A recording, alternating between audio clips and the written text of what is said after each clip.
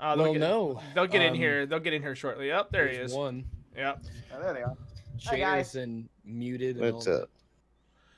What's going on? How's it going? We got Geekish Gamer show with us tonight. Hi I see that. guys. Yeah. And Geekish Gamer is the one that did the video, right? Oh no. Yeah. Yeah. Yeah. Wait, yeah. what? I just want to make sure. I just want to make sure I have you in as the right one. Wait, what video? Oh yeah. Oh no. What? Oh, What video, Geekish? What's he talking about, Geekish? It's like a past that I want to recover. I don't want to talk about it too far. It's like, one of my secret things. Okay, so basically, it was a video titled, why consoles, or like 5 reasons consoles are better than PC. But overall, oh gosh, now I know how OJ felt. Basically, overall, I didn't mean like to kill. Okay, I'm using wrong words. I didn't mean to come out there and, just basically say, because I remember doing that night, I was like, you know what, this is going to be one of the greatest things out there. I watched everybody else's video about this, and this is going to be it. And then came out 2 days later, shit. I was like, fuck, what? Are you kidding me? It's going to be pretty good. It was going to be lit. And it wasn't lit at all. It was terrible. So I had to make so Rags made a video on it. And I watched Rag's video today. I watched all of it today, and I watched all his points. There was, and like any other YouTuber, when you're getting criticized by another YouTuber, it's like not, it's you have to at least one time be like, come on, man, really? What? Huh? You kidding me? What? But then you have to come back and be like, to yourself, and you gotta say, hey, yeah, maybe I was wrong in this point, in this aspect, in this aspect, in this aspect. I think, just learning from that mistake could just make it better for the next video. And that's why I think, it was overall not critically received well. But when I came back with the response video about my apologies, it seemed to be a really critically response well, even though people are still just liking it. I don't know why. Many people in the comment section were like, you need to delete this video. You delete it now. And you don't ever make another video again. And I was like, all right. And then I delete the video, and then a day later, people go into my comment section. Why'd you delete the video? You can't satisfy everyone. No. I think you're actually the only one that Rags has made a video on that has actually acknowledged where they were wrong. There were 2 others. There were? There was, let me see, Brad Langshaw, and there was, who was it? Brad Langshaw and someone else. I forget their name. But one of them made, like, it's awkward when people make apology videos. Like, don't make an apology video. What the fuck? Come on, don't make an apology video. Like, that's excessive. But their responses when they were like, okay, yeah, well, I see the reasons. Like, those were all positive. Those were positive voted videos. It's when people double down on things, that's when that's bad.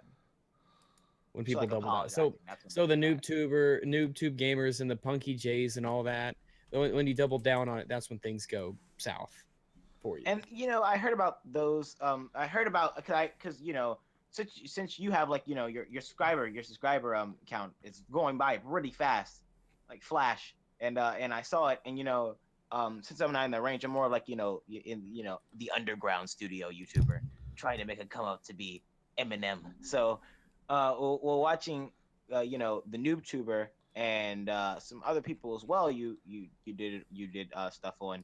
I went back to their channels. John killed. Was it John killed 3D Gaming? John 3D. You know about him? Like that. My condolences. Yeah. My condolences. So after watching one of his videos, and then Mr. NoobTube. Oh god. Or NoobTube Gamer. I don't know how to say his name correctly, but basically, like, I watched one of his videos. And I remember watching one of his videos, and I got so mad because I hate when people just place a camera anywhere and just talk to talk.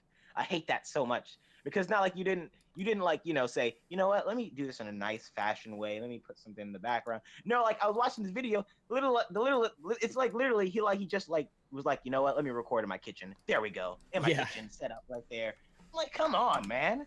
And then watching other people's videos as well, on commentaries he did on them. They were like, I remember watching the comment section of mine and watching all these people go by and say, you're like a YouTube gamer, or you're like you this, or you're like that, or you're like, this set of gamer who doesn't want to admit that consoles aren't the best anymore, or stuff like that. And it wasn't that the comments hurt. It wasn't that it didn't like it hurt. It felt like, a little bit, like I said in the response video, misunderstood. My misinformation was not supposed to be on purpose. It was that I felt at the time that I did research, that I felt like I was like, I did the research, I did it, it was good, there we go, I'm done.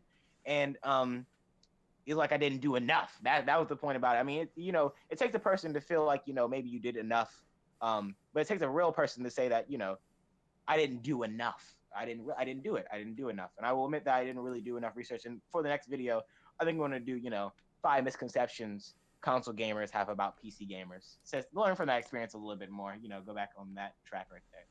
But anyway, okay. enough talking about, I do just like the mob mentality people have for these videos. I really wish people would chill. The mob mentality is real.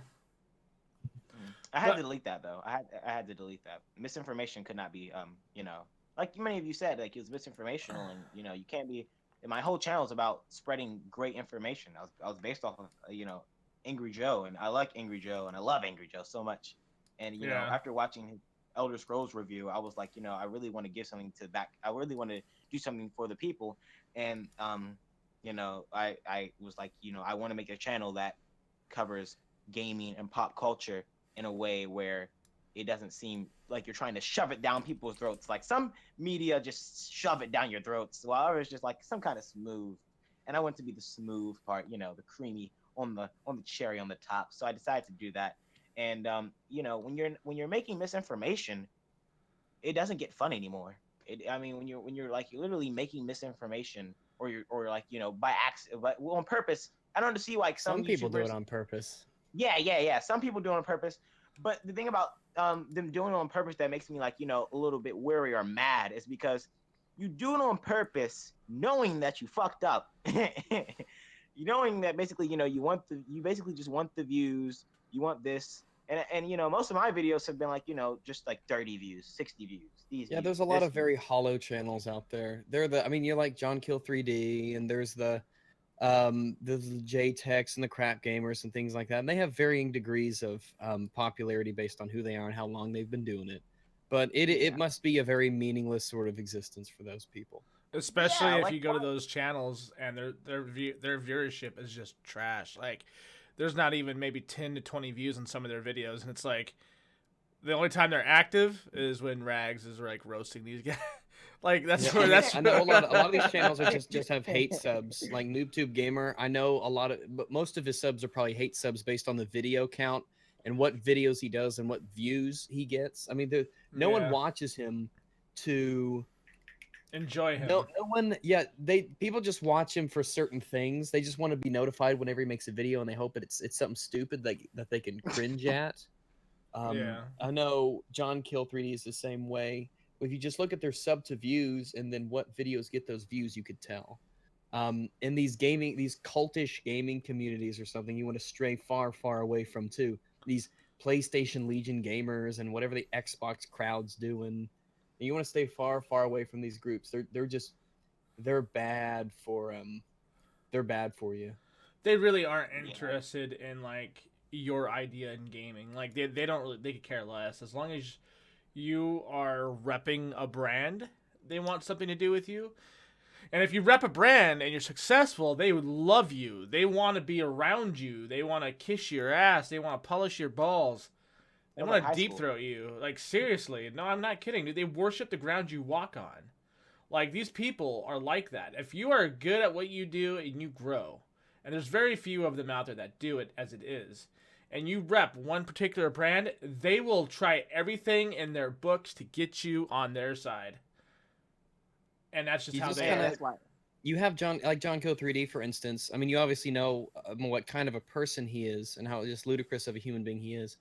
And he jumped on board the PlayStation Legion group that JTech TV runs. And JTech TV is one of those corporate slave kind of guys who, everything is good for Sony and everything that isn't good for Sony isn't good anyway. These just terrible, terrible people, really, really anti-gamer sorts of people with these tiny little communities that stay tiny, and they stay tiny for a reason. Yeah. They have barely any channel growth, if at all. Let me check his social blade, see how he's doing actually. But he's just no good, man. You want to stay away from these toxic kind of people. Well, JTech TV told somebody on Twitter. I mean, because like for some reason, like he unblocked me. I don't know why. I still have not figured this one out.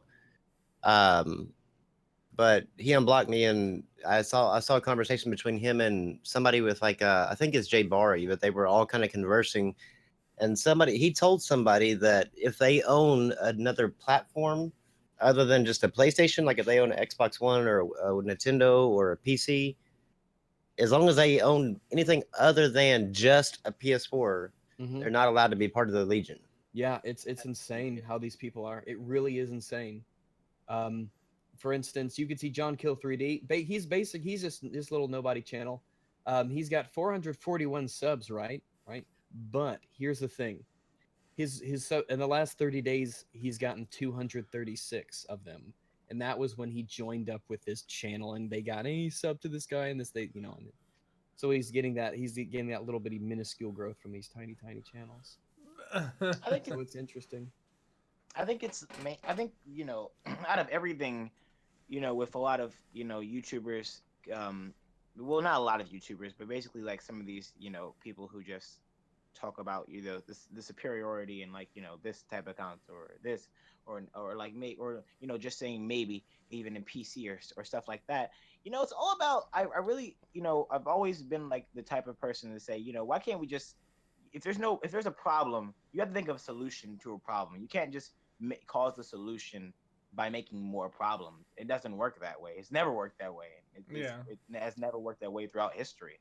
And I think many YouTubers such as John Kill 3D or Mr. YouTuber, we're not saying you need to submit to us and say, hey, you better say this or stuff like that. But we're basically saying, you don't have to be a dick. You don't got to be that. You could just, simply, say this way and be like, that's just my opinion. Or take the criticisms like everybody else. Yeah, you know what I mean? Criticism. Like I mean seriously, the Steve Shives of gaming. Yeah, I mean, don't forget. You posted on. I mean, you chose to post it on YouTube. So if you post it on YouTube, it's What is with this generation though? If you think about it, this generation of kids, like they get here on YouTube, and the moment you disagree with them or you show any sort of criticism towards their channel, and they hate you. Like they absolutely cannot stand you. Yeah, the internet is. I mean, in all honesty, the internet is a terrible, horrible place. It's a shark pit. You don't put sharks in a pit. It's a shark pit full of water for the sharks, and it's nasty. It's like a pool full of what's another vicious barracudas.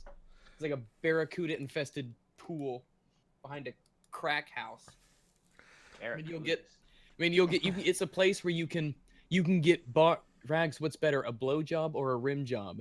That depends on whether we're talking about giving or receiving and your partner. But these are like the internet is a terrible, horrible, nasty place. And if you go in there thinking it's lovely and wonderful and friendly, you're going to be sorely mistaken. You have to be open to the idea that everything you do will be criticized by someone. Everything you do will be hated on and ripped apart. There's lots of nasty people, and there's lots of good people, but there's lots of nasty people who use that anonymity to their advantage. I mean, you're getting thrown to the wolves if you just jump on the internet. It's not a friendly place. It's a place for adults. The internet is for adults. The internet is not for kids. It's not for children. No. And you have to be at a certain level of emotional maturity and just general grown-upness to be able to handle the internet. So I grew up and I didn't have internet access because my parents said you don't get on the internet, you do useful stuff. So I didn't get internet access until like actual internet. Like I get on the internet whenever I want. I didn't have that till I was 18 and in college. Which you tell Whoa. people that now, and they're shocked. Yeah. And thank God my parents kept me off the internet until I had developed my own personality, and I had developed my own, my life. I had grown up and discovered myself for the most part, as much as an 18-year-old can do. I had it better off, probably, not to toot my own horn, but because of that, I was reading all these books, and I was using my imagination, and I was writing and drawing and doing all sorts of stuff, and I was doing sports and things like that. And I stayed away from this memey, weird internet culture that you get.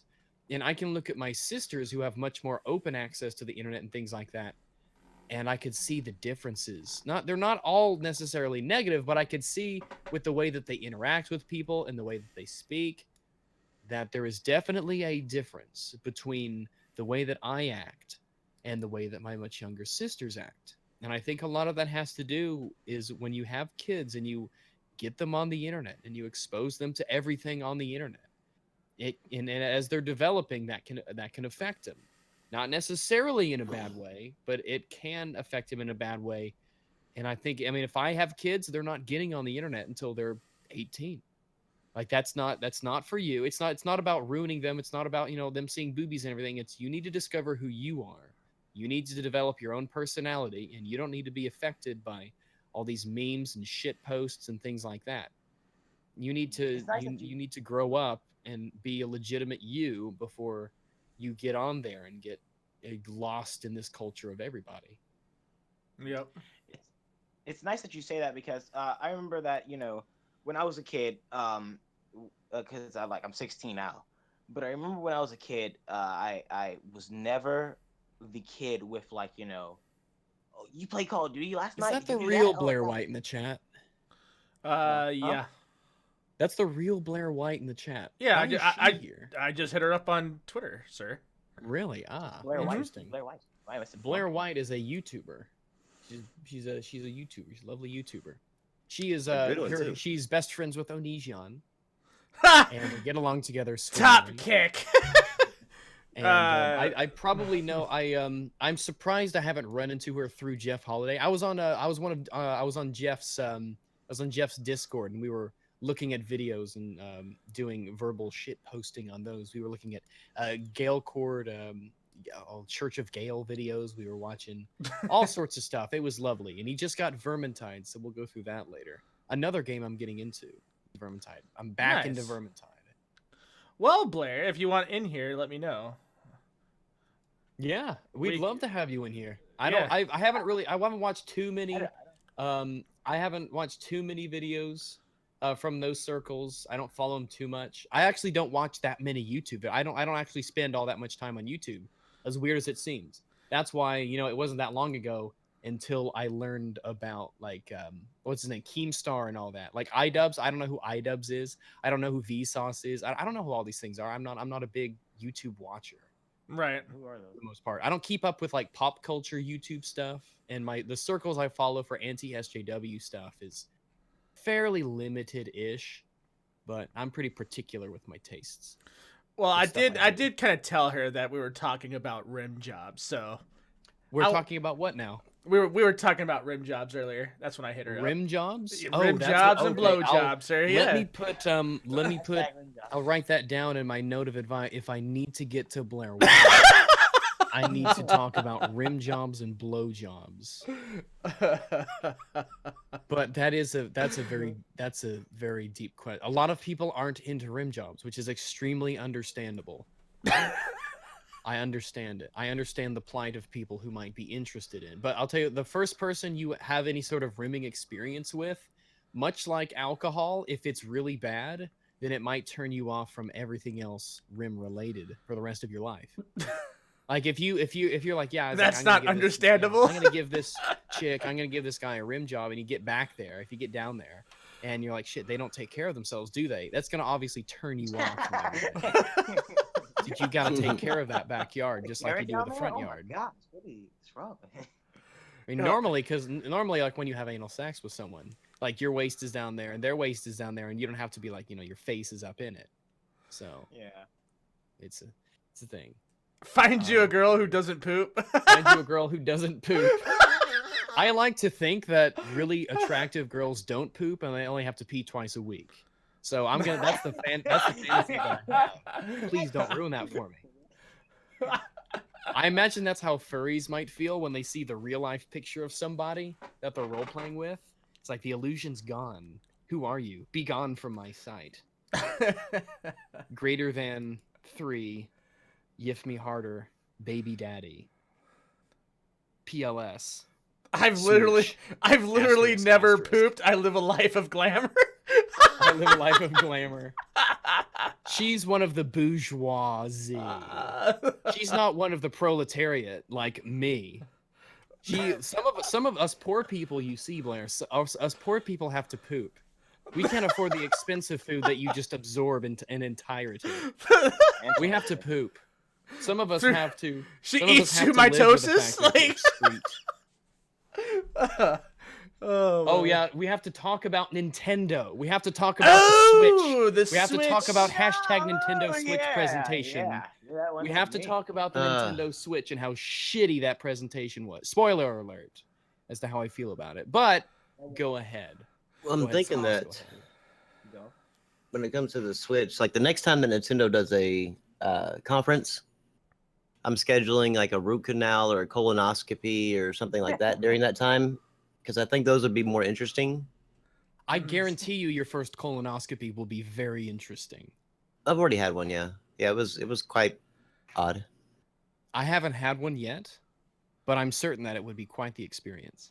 Yeah, it was the experience, because I mean, like I've had a lot of health problems, so I've been through a lot of tests, and every single time I've ever gone to any test, whatever they are, it's always this old nurse that's been, probably been around for, I don't know, 100 years. And so the one time I go to get a colonoscopy, pants hanging, pants all down or whatever, Pants on the ground. ass showing, they wheeled me into a room, and a damn, like, I don't know, probably 20-year-old nurse is like sitting right there. I'm like going, you got to be fucking kidding me. Okay, so Like- would you rather get like would you rather have your proctologist be a man or a woman? Well, Woman, what? woman, yeah, but I get that, but Well, I I mean, it's like suppose for out of you all guys, the times to actually have a young one, it was the time that it was a colonoscopy. It wasn't. I could have. The translators were the worst part of the stream. That's kind of right, Snuggle. They Oh, they really were. were. The the translators translators- either weren't good. Okay, let's look. The best translator there was the white guy. Just saying. I think the translator. top-notch people. I think the translator was basically sending subliminal messages saying buy a PS4. He didn't care. He was like playing on a 3DS as he was translating. I think he was didn't playing. care. I think he was playing on a PlayStation 4. He was like, God, this third party support sucks. I mean, It's I'm like the actually real playing. translators didn't show up and they had some replacements come in. It's like shit. was Who terrible. knows English? Who knows English? It was terrible. It was like that dry eyes guy. The guy that dry Yeah, eyes. the Splatoon translator was awful. It was Like the him guy because there on- was no. The guy on stage, he was like, "Yeah, here's my fucking guns. What do you call them? The splat doolies. These are called the splat doolies." And he was Dab. moving around and he was pointing them. I'm doing this motion in real life. With all You can't see excitement. it. That's okay. All this With all excitement. this excitement, yeah. And I'm a fucking squid scientist and shit. I imagine in Japanese it was so colorful and amazing because Japanese culture is so confused because of the white people moving in the 40s. And then they're fucking just. I'm sure he's so into it, and the translator was like, "Yes, these are called these splat doolies," and I'm a squid scientist, and soon we have Splatoon 2 coming up, and I don't know what that word is, and then we're gonna have like something, and then here's some footage. It was that boring. I mean, it really was. The translator was like, "I don't give it." It's like I was like, "When do I get paid? I want to go home. I want to go home and fuck my robot wife." Dude, It was terrible, man. Rags, are you watching chat? Nope. Well, when it comes to that thing that there's the start of it, it was like Nintendo Switch is gonna launch at $299. I was like, okay, cool, I can deal with that. Yeah, that's doable.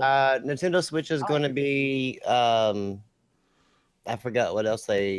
They dropped the bomb. It was gonna launch March 3rd. I was like, okay, March 3rd. I typed that down. I was like, yeah, That's that's quick. cool. You still have the hype of the Uh, system. You and know? then it was like, and we're gonna launch with Nintendo Online. I was like, what? Huh? Okay, okay. What? Nintendo No, Online. no. As soon as I Gotcha. said that, I knew that was a pay to play. Yeah, and then Because, then they drop the bomb. It'll be a paid service. but then even worse, even worse. They said you have to use your phone. Uh-huh. So there's no plugging a headphone. Even if you pay for this online service, you can't plug a headphone into a controller. You can't plug your headphone into your Switch. You actually have to walk around with your cell phone with you and plug into there, Wait, and then basically log into an app. Hold on. Wait. No In way. order to do like chat Yes. with Really? people, you have Yes. to use it through like a That's so smartphone stupid. app Why would they do that? because they're Nintendo and they don't know how things work. I mean, not only now get this. I mean, now here's even worse because like not only are you paying for your internet at your house, and you know Sony and Microsoft are charging you for that internet, Not me. but Nintendo Mario. is going beyond that, saying we're going to charge you for your internet, and then we're also going to charge you for your cell phone bill too. Yeah. I mean, the thing is, granted, most people probably have a smartphone and a plan, but you shouldn't have to use your smartphone in a smartphone app in order to use a service that is on a 2017 console. Dumb. None of the Pro controller that's $80 doesn't even have a headphone jack. Yeah. The cost of these Joy-Cons and shit, it's expensive, first off. Really? And For that thing, Joy-Con? look, it's You don't think that $80 good? for a Joy-Con. For it's- a Joy-Con? yeah, It's not even that I good. think it's $80 for a Joy-Con, and if you only want That's half so of a stupid. Joy-Con, you can pay $40. So that if Yeah. only one of them breaks, Wow. and it will, then you can, when it slips out of your hands, because it's about as ergonomic as a piece of limestone. Yeah. Look, and the Pro controller looks flimsy as shit too. And then Brim, you're gonna even like this one even more. Whenever they give you like their thing is like, you know how Sony and Microsoft give you games? Well, Nintendo was like, we're gonna do that. We're gonna give you either an NES game or a Super NES game. But with your Super A game. Yes, but with your Super NES game, you can actually play online. But here's the kicker. Yep. They're gonna take it back after a month. Yep. You only get to play it for a month. After that, you have to buy it. Heard that the Joy-Con strap is $7.99 just down the Yep. count. Well, the Yeah, Joy-Con Joy-Con strap comes with it. Oh, but remember, if you get the Switch version that has the blue and the red size, then that means that if you want the Joy-Con straps to match, you got to buy 2 Joy-Con straps. What? So that You know, did any of you guys see the Did you any of you guys see like the little sessions where they're doing like basically the multiple things, the multiple mini games you could do with the Joy-Con, and just basically like there was a wizard and there was like some cowboy shooting type of deal going on. Oh, and- 1-2 switch. Oh yeah, that 1-2 switch. Yeah, the thing It's you like can take Wii to a party Sports, with but you. shitty. Some thing you dumb can- ass.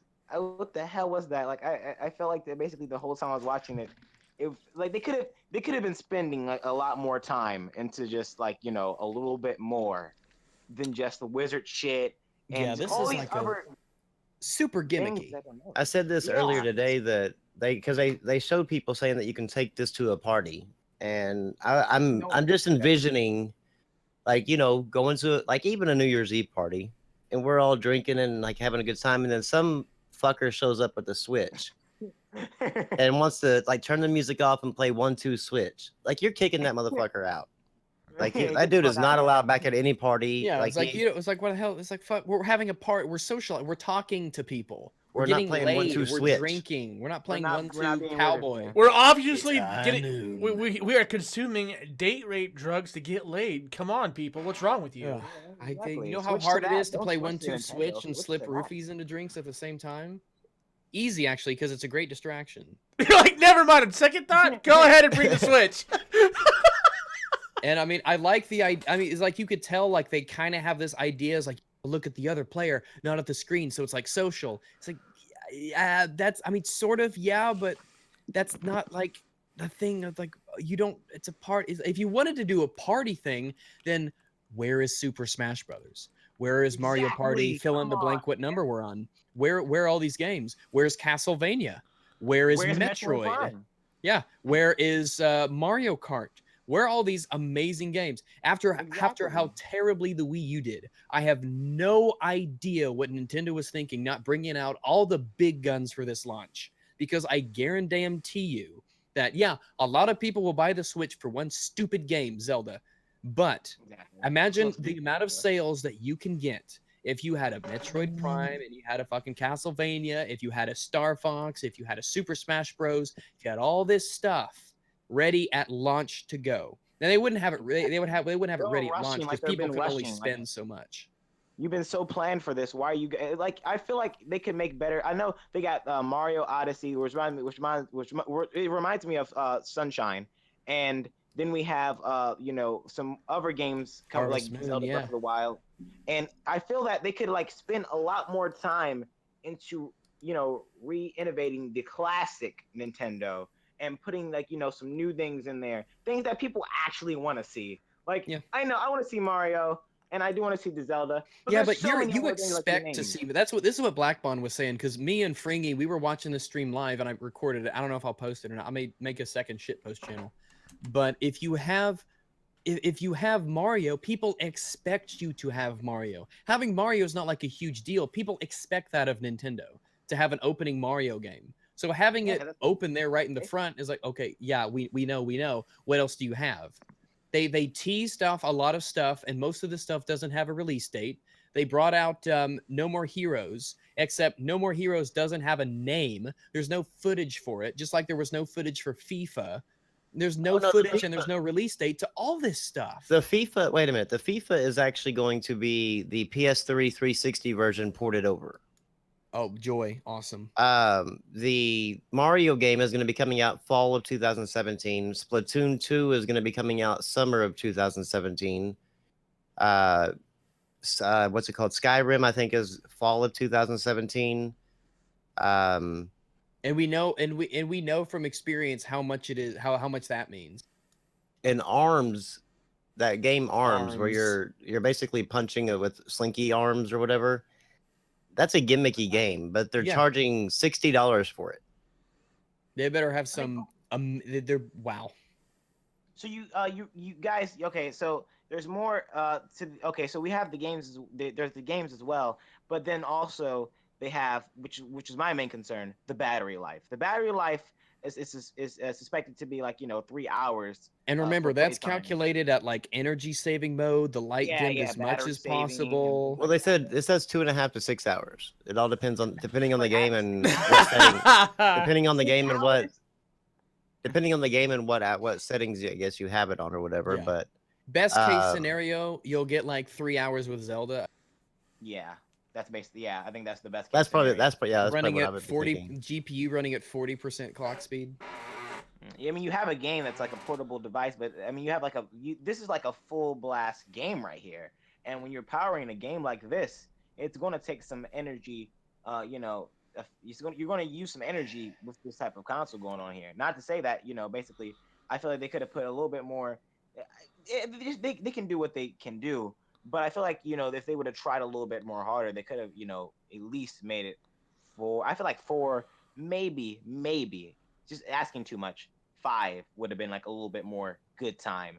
But you know, when you have like 4 hours, like 3 or 4 hours, it's like I'm pretty sure they're gonna come out with, like I said before, like adapters There or will be something. third-party people making their own battery packs, and I'm sure Nintendo would love to sell you one that doubles the battery life for $80 or whatever, because it's Nintendo. Yeah, that's gonna be so stupid. I mean, it's greedy it's for money, fine. man. 3 hours is fine. If you're gaming Well, you out in can the play go for it. 3 hours, that's fine. It's being charged by USB-C, so you can actually play it. That says you can play it while you charge. So if you have one of those mobile chargers that you use for your phone, Yeah, you can take it out. you can just Chargers? take that out, plug it in, and play while you're in the car. I guess, like I guess for the kids, like whatever, when they're in their car.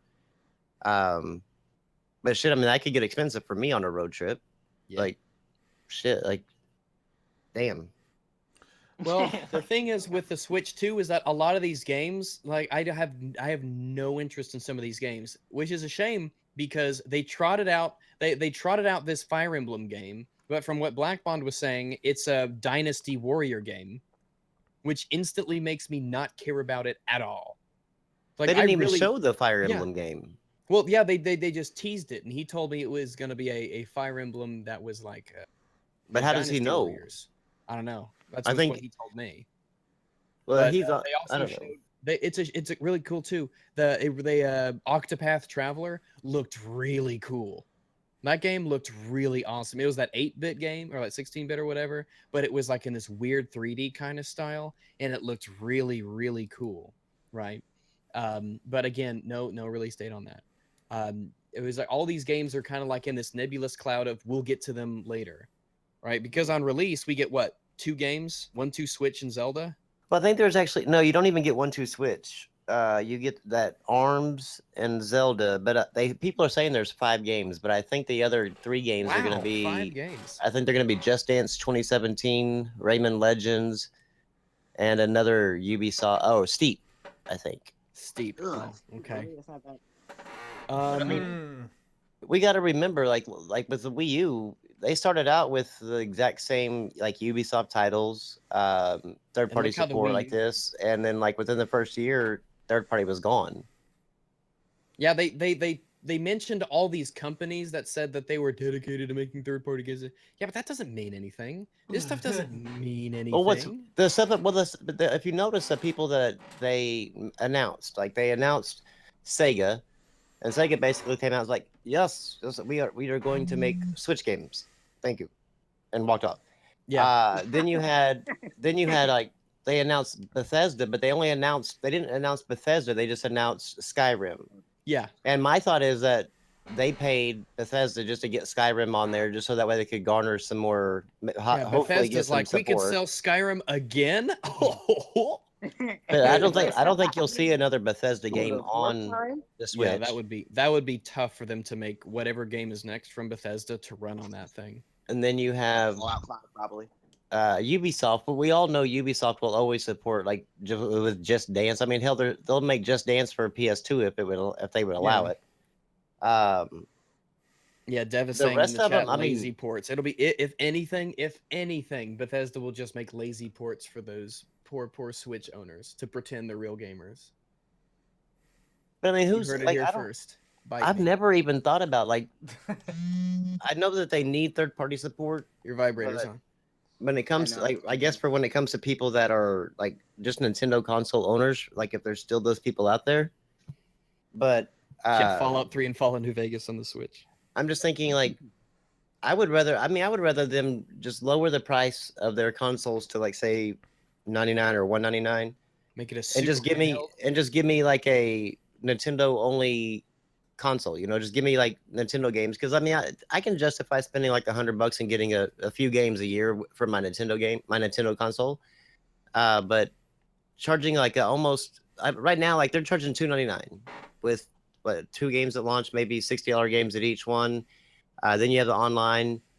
It comes out to like around $400 and some dollars. But I can go buy a PS4 or a Xbox One right now for like $250 with some games, and pay to play online and still come out cheaper and get better games.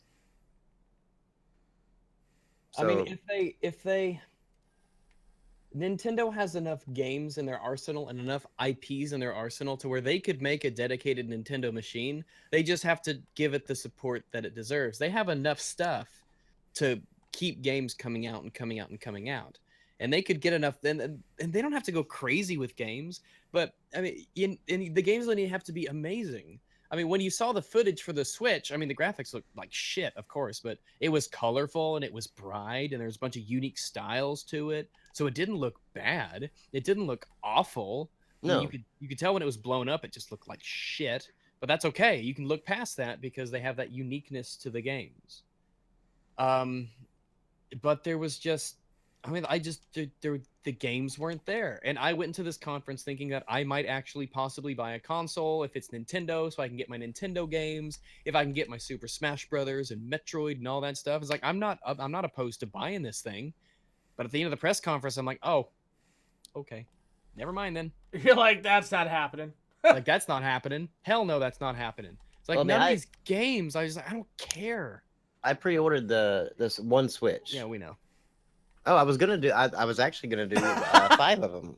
but they 5 of got them. Man, yeah, I need one to for get, one I need for to get everybody in my our spine family. fucked up. You know what, dude? Like, I want to develop a console just because I know fucking Rambo here will buy it You're 5 guaranteed times. 5 sales. Well, I'm not. I don't like sharing consoles. I noticed. We So- noticed. I noticed. But I only went with one Teach just your because kids of the to fact share. that like they didn't sell me on the idea that I need anything for my kids or whatever. Oh, My but kids are gonna look at me like anything. going, "Really, Dad? Like, come on. Like, what the fuck you expect me to do with this? It's gonna I don't become know, like a do some, paperweight I don't to know. them. I'm the parent. You're the kid. Fucking figure it out. It's gonna become some Go some play kind of paperweight outside, to them. learn how to throw a frisbee or jump on a pogo stick. Read a book. Fucking Considering Better hell. yourself, child. their smartphone can outpower the Switch. It's pretty funny though, isn't it? Like that's pretty funny because guess what, guys? That they're still only gonna be at 30 FPS on everything. The thing, well, no, there was some 60 No, FPS 60, footage. yeah. Oh, there's gonna be There was 60 some- footage. Yeah. Yeah, but the thing was that you could tell when it was like, yeah, that's not. Yeah, like at Mario, during the Mario stuff, you could tell. I was like, oh, and the 60's gone. There it is for a second. Oh, it's gone. The thing is, it wouldn't have to be powerful if they just had the game support. And right now, for a lot of people, no. Yeah, like to me, like they quit making games for the Wii U for what, about a year or two now. Like they just kind of gave up on the Wii U and then like started focusing on the Switch launch. So why is it that they should have just like put all their eggs in the basket and like focused on this and like made a big heavy lineup for launch? Yeah, that's what I wanted them to do. And then over the next 3 or 4 months, to space out the releases so people, have the money for it. Yeah. They should have said, okay, we'll have Zelda and these games on the first month. They should have had like a month by month plan. Yes. Right. In March, we'll have these games coming out. Right. In January, February, March, April. In April, we'll have these games. In May, we'll have these games. April, May, yeah.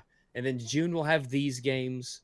And they should have just had it on a big graph so that people could look at it and say, okay, I'll play these games for this month and I'll play these games for this month. And they'll look at the screen and say, okay, and Metroid comes out in July and then we'll have all this stuff. And that's how they should have done it. So that people could see the game. They said the bar starts with a Switch. The bar starts with a Switch coming out and they could just see it.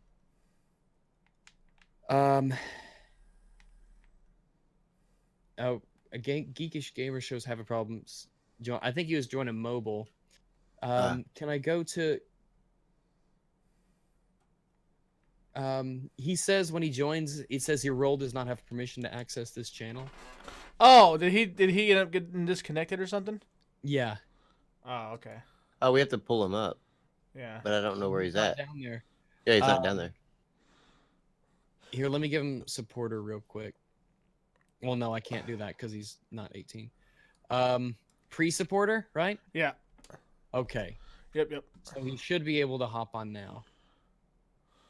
Try again. I tell him to try again. Pull me, fam. Let's see the game tag. Okay. Oh, fun facts in here. Okay. I don't know the. There you go. Oh, there we go. And so they should have had all this stuff lined out so that you could see visually where you could, where all these games are coming out, what money you could spend on, and you could see right there in front of you that you could look forward to all these games being released, release after release, and all these in a clear and obvious and in-your-face kind of way that you had stretched out the rest of 2017 with all these releases. And all we got were promises of games to come, and these games will be out. They're going to be out eventually, but they teased a bunch of stuff, and we really got a lot of non-information about games coming out.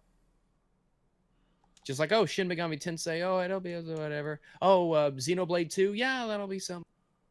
I'm seeing the same pattern with all those Xbox games, like that picture you tweeted out. Where Yeah. And I went to all these Xbox channels, yeah. They were making fun of the Switch for the having to use for the party chat, having to use an app. It's like, haha, you have to use a smartphone to party chat with, on the Switch. And I was like, well, you have to pay for Xbox Live Gold to party chat. So I don't know why you're making fun of someone else for being able to party chat on a console. You know what I'm saying? Well, the Okay. Right. Crap Gamer did a video talking about that Sony fanboys are going to be. He's waiting for the Sony fanboys to be crying when the Switch puts the PlayStation 4 in third place.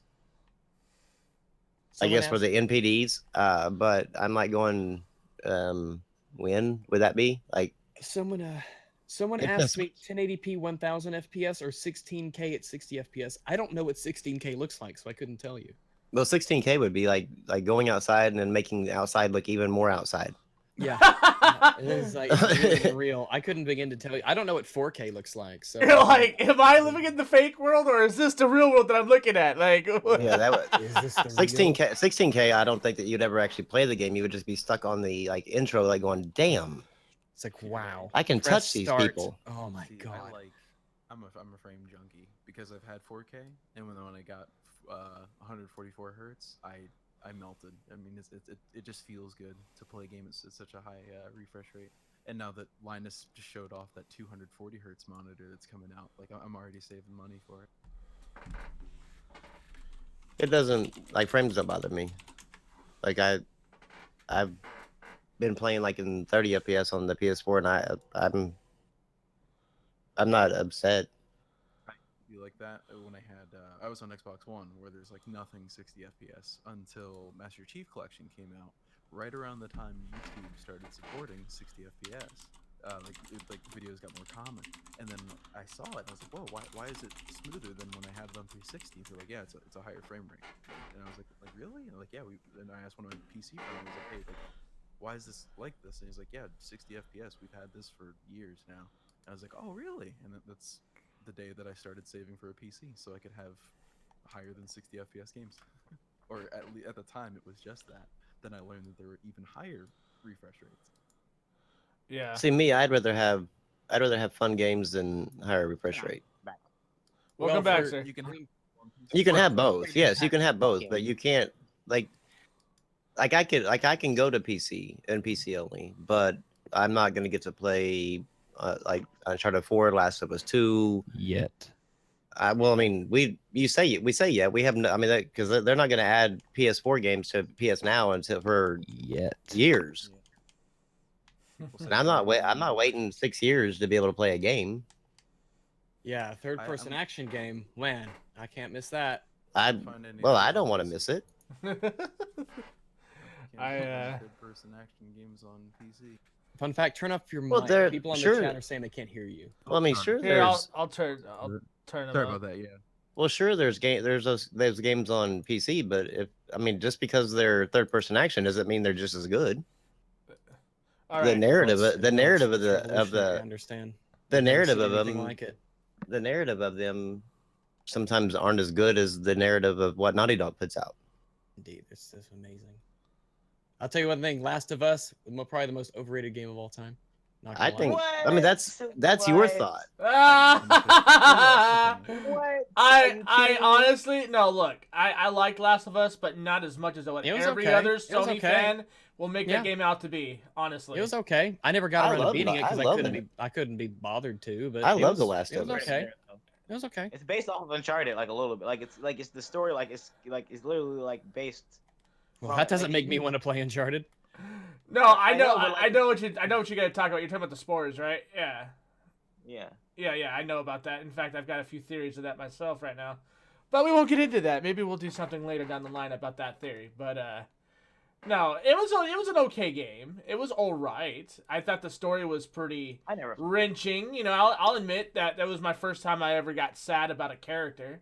But was it this life-changing experience? No. Did it pay my taxes for me? No. I mean, No. people would have you believe that this game is god tier, and it's like, no, it really isn't. It's just a Well, really that's- well done narrative. That's all it was. It wasn't- It's a very well done narrative. I mean, yeah. Well, see, I bought a PS4 for Destiny. I got the Destiny white one, all that. And Last of Us is one of the games I picked up, the remastered. And I remember seeing on Game Informer, they had it's Game of the Year. Like every single one of the writers, like all the people there, had Last of Us as their Game of the Year #1 pick. And the only guy that didn't had Halo 4, and then he swapped his #2 was Last of Us. So I was like, oh, so apparently this is like a good game or something. Let me try it out. Then I play it, and I like it. Like it's yeah, it's a It good was story. okay. But then I didn't finish it. I went to the multiplayer and then I got shivved every life, and then I just kind of got rid of it. When I sold my PS4, I was like, I didn't miss it. It's not something that I can like. It just didn't feel like something I want to ever come back to. Well, As I great as think- it is, I'll just watch it. Wow. later on. Well, most of my friends think that basically, like, you have most of my friends who play narrative story games tend to like think that basically the narrative makes up all of everything of the game. When it's a narrative based game, Like yeah. Bioshock But, like, Infinite. but if it has like multiplayer in it, like Uncharted 4 has multiplayer in it, and I love Uncharted 4. I love it to death.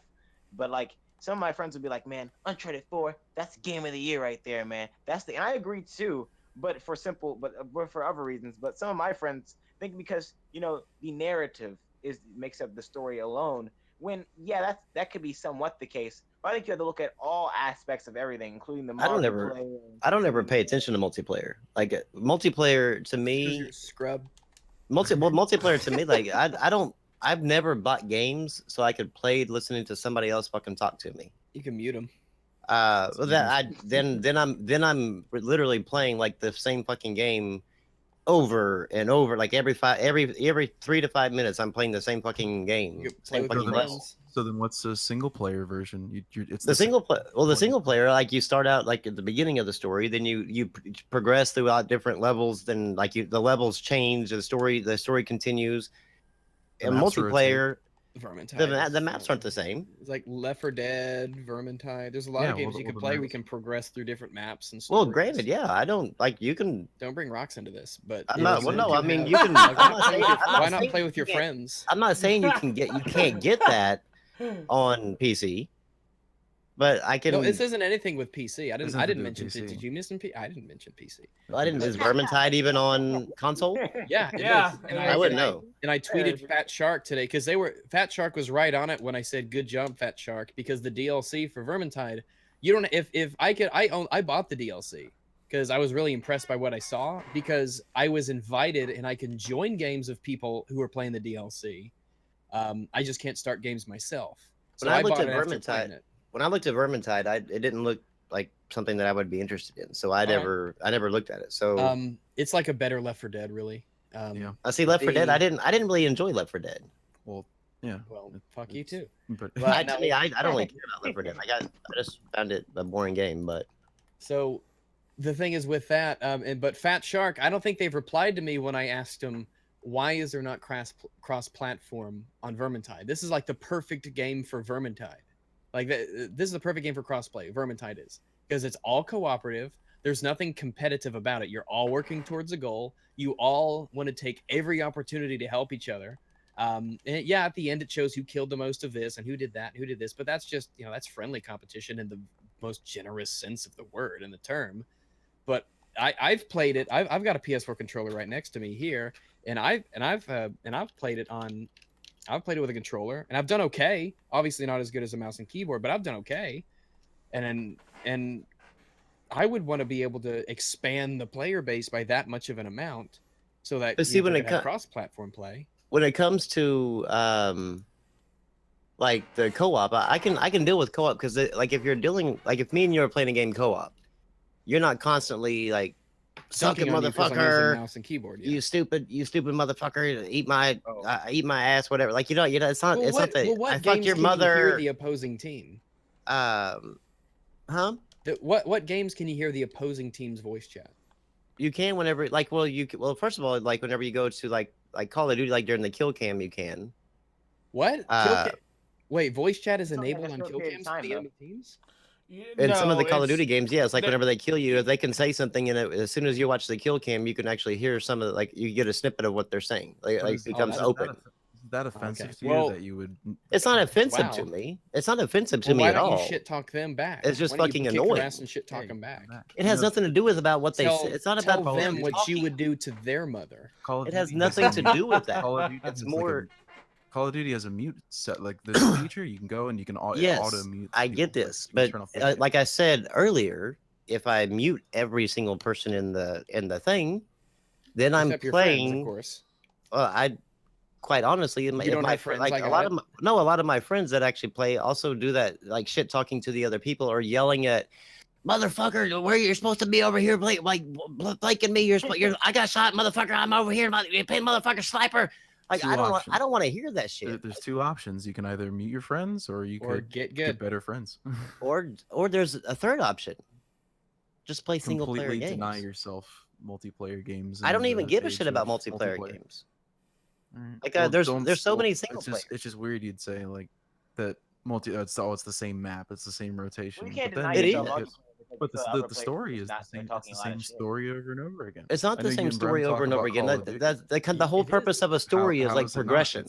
It's every single time you go through it, it is the same story. I'm You not. hit the quick time Did I event say buttons anything at the about same playing it point. ever again? So No, you'll so only you don't like replay value in your games. I don't care about replay value. I So have you so play many fucking games that I'm not gonna spend so much time like playing one fucking game. So you just throw your games out. When you're No, done they're with just put them in No, the shelf. they I get a pre-shelve platinum, them. put it in the shelf, and I never Touch look the at it end. again. Yeah. Fun fact, yeah, he's a guy who platinums games, and then he moves to the next game and he gets another platinum. He'll even buy different region locked versions of games, like different local versions of games, to platinum the same game multiple times, just with like the Japanese version. If And they're then the quick, English. if they're quick, like say if they had an Uncharted 4, that's a long game. So if you How long is Uncharted 4? probably Around about it'd 12. take 18 hours. I would say about 12 hours to platinum it. 12 to 14. If you're rushing, I think it's 12 hours. But if you like just looking at 18 hours, probably. But if you like say if you like if they did an Uncharted 4 like in Japan that had a different trophy set, I wouldn't buy that one because that's not I'm not gonna go back through Uncharted again for that long to get another platinum. But like we're talking like if it's that's long. if it's an hour or 2 hour game, then yeah, I'll do it. I don't because I can with most of these games like that are an hour or two, you don't even have to do anything besides just basically get through the game. So chances are a lot of times I'll actually just like be looking, on Twitter or on YouTube or whatever, and just pushing buttons on my controller until I get through the game. So like, is the platinum like when are you doing like so are you doing just the platinums or is it? Because I know there's some games you can get a platinum in and you don't even have to 100% the game. Oh no, you have to 100. Yeah, you don't have to 100% the actual. Okay, here you have to 100% the trophies. Right. Okay. Not every single game actually has a counter to show you that if you have 100% of everything in the game. So I mean, but the ones that do most generally have trophies tied to that 100%. Ah, okay. It's like, I didn't So know like 12 hours Dying for one Light, game. you can 100% the you can 100% the game, but most of the things that require you to get 100% of the game give you 100% of the trophies. So I mean, like they coincide with each other. So you couldn't get the platinum without 100%ing the game. Now, I'm sure there's probably some a while back that you could get. I know, like with Skyrim, I got told that whenever you can actually platinum Skyrim without completing all the side quests. Oh, really? Not that you'd want to, because it's Skyrim. But Well, I plan on going through and doing Skyrim, and then like Witcher 3. I got the Witcher 3 regular version and all the DLC purchased, but whenever they came out with like the Witcher 3 complete edition, they gave a different trophy list, so you can platinum Witcher 3 twice, and I'll do that. man, Witcher 3 is one of those games you can can just replay value, by enjoy. the way. There's some games I'm just like, see, I've only completed a handful of games. As far as like Steam achievements, like I've gotten everything in it. I just haven't like completed a feat. Like Dishonored, I've picked up every single collectible. I've done I've gathered everything. I just haven't done the stuff like, oh, kill 5 enemies within a second. Well, I've done that one, but for example, something like that where it's like a certain trick you have to do. So there's games like that I've done where I've 100%ed it. I just haven't gone for achievement. I usually don't go for achievements. I don't find merit in them. But see, I'm kind of the same way. With The Witcher 2, to beat that game and the DLC, I mean, that's easily 100 hours plus. Yeah. I mean, easily. It took me about my first playthrough of The Witcher 3. I was it probably took me about 103 hours to finish my first playthrough. Hearts of Stone, that was about 12 hours for DLC, and I hear Blood and Wine is upwards of 20 hours, and I haven't gotten to that yet. I'm still going through, and I have about 130-ish hours in it right now, and I still have so much to do. But with a game like that, I felt, which is one difference between that and Skyrim. Skyrim was extremely repetitive, and the dungeons and caves and stuff you had to do, it would just be a slightly different dongle at the very end, and there wasn't a lot of variety in Skyrim. It really was kind of doing the same thing over and over. And that's why I was so excited to find like, a new Escort town. X and Y Z to this town, and Yeah, it really this wasn't. I mean, down about Skyrim 30 was- times. Yeah. Skyrim hasn't aged well. It really hasn't. It's very repetitive. And The Witcher 3 has spoiled me on RPGs now. And Blackmon said this as well. It spoils you on what an RPG should be. And I felt like going to every place in The Witcher and going to every little thing. I felt like doing every quest because I knew that this quest would be different from the last one I just did. And it really was. And I didn't get that with Skyrim. And see, Skyrim's dungeon variety just didn't exist. The way you just described The Witcher is pretty much this kind of the feeling that I got when I first played Dragon Age Inquisition when it came to versus Skyrim. When I first played Dragon Age Inquisition, I was like, holy shit, there's a lot to do here. There's plenty to do. You're never going to get fucking bored. You're building your own shit. Like, I was like, this is pretty fucking badass. I tried to go back to Skyrim, and it was like... I hated the combat in Dragon Age Inquisition. I got to play it whenever it was on the EA Access. Mm-hmm. And after that, I was like, no, like it's not fluid. It's not like just action. I mean, you have to kind of like set everybody up, and then no, I don't like that kind of shit. Is it like pseudo strategy like the second Dragon Age was, where only like 3 fights in the game actually required you to think? No, I don't. It's more of it's more like the first one where it has strategy in it. Well, the first one had the best combat because it was like an actual strategy game where you positioned people and you used powers wisely. And it's the same exact thing except they added another element to it. Like the thing is with Inquisition is like you got your ass kicked the first time you tried to play it, and it was like it wasn't punishing, but you had to learn the game. Mm-hmm. And I bet a lot of people didn't finish on their first playthrough. They went like again because that game was legitimately tough.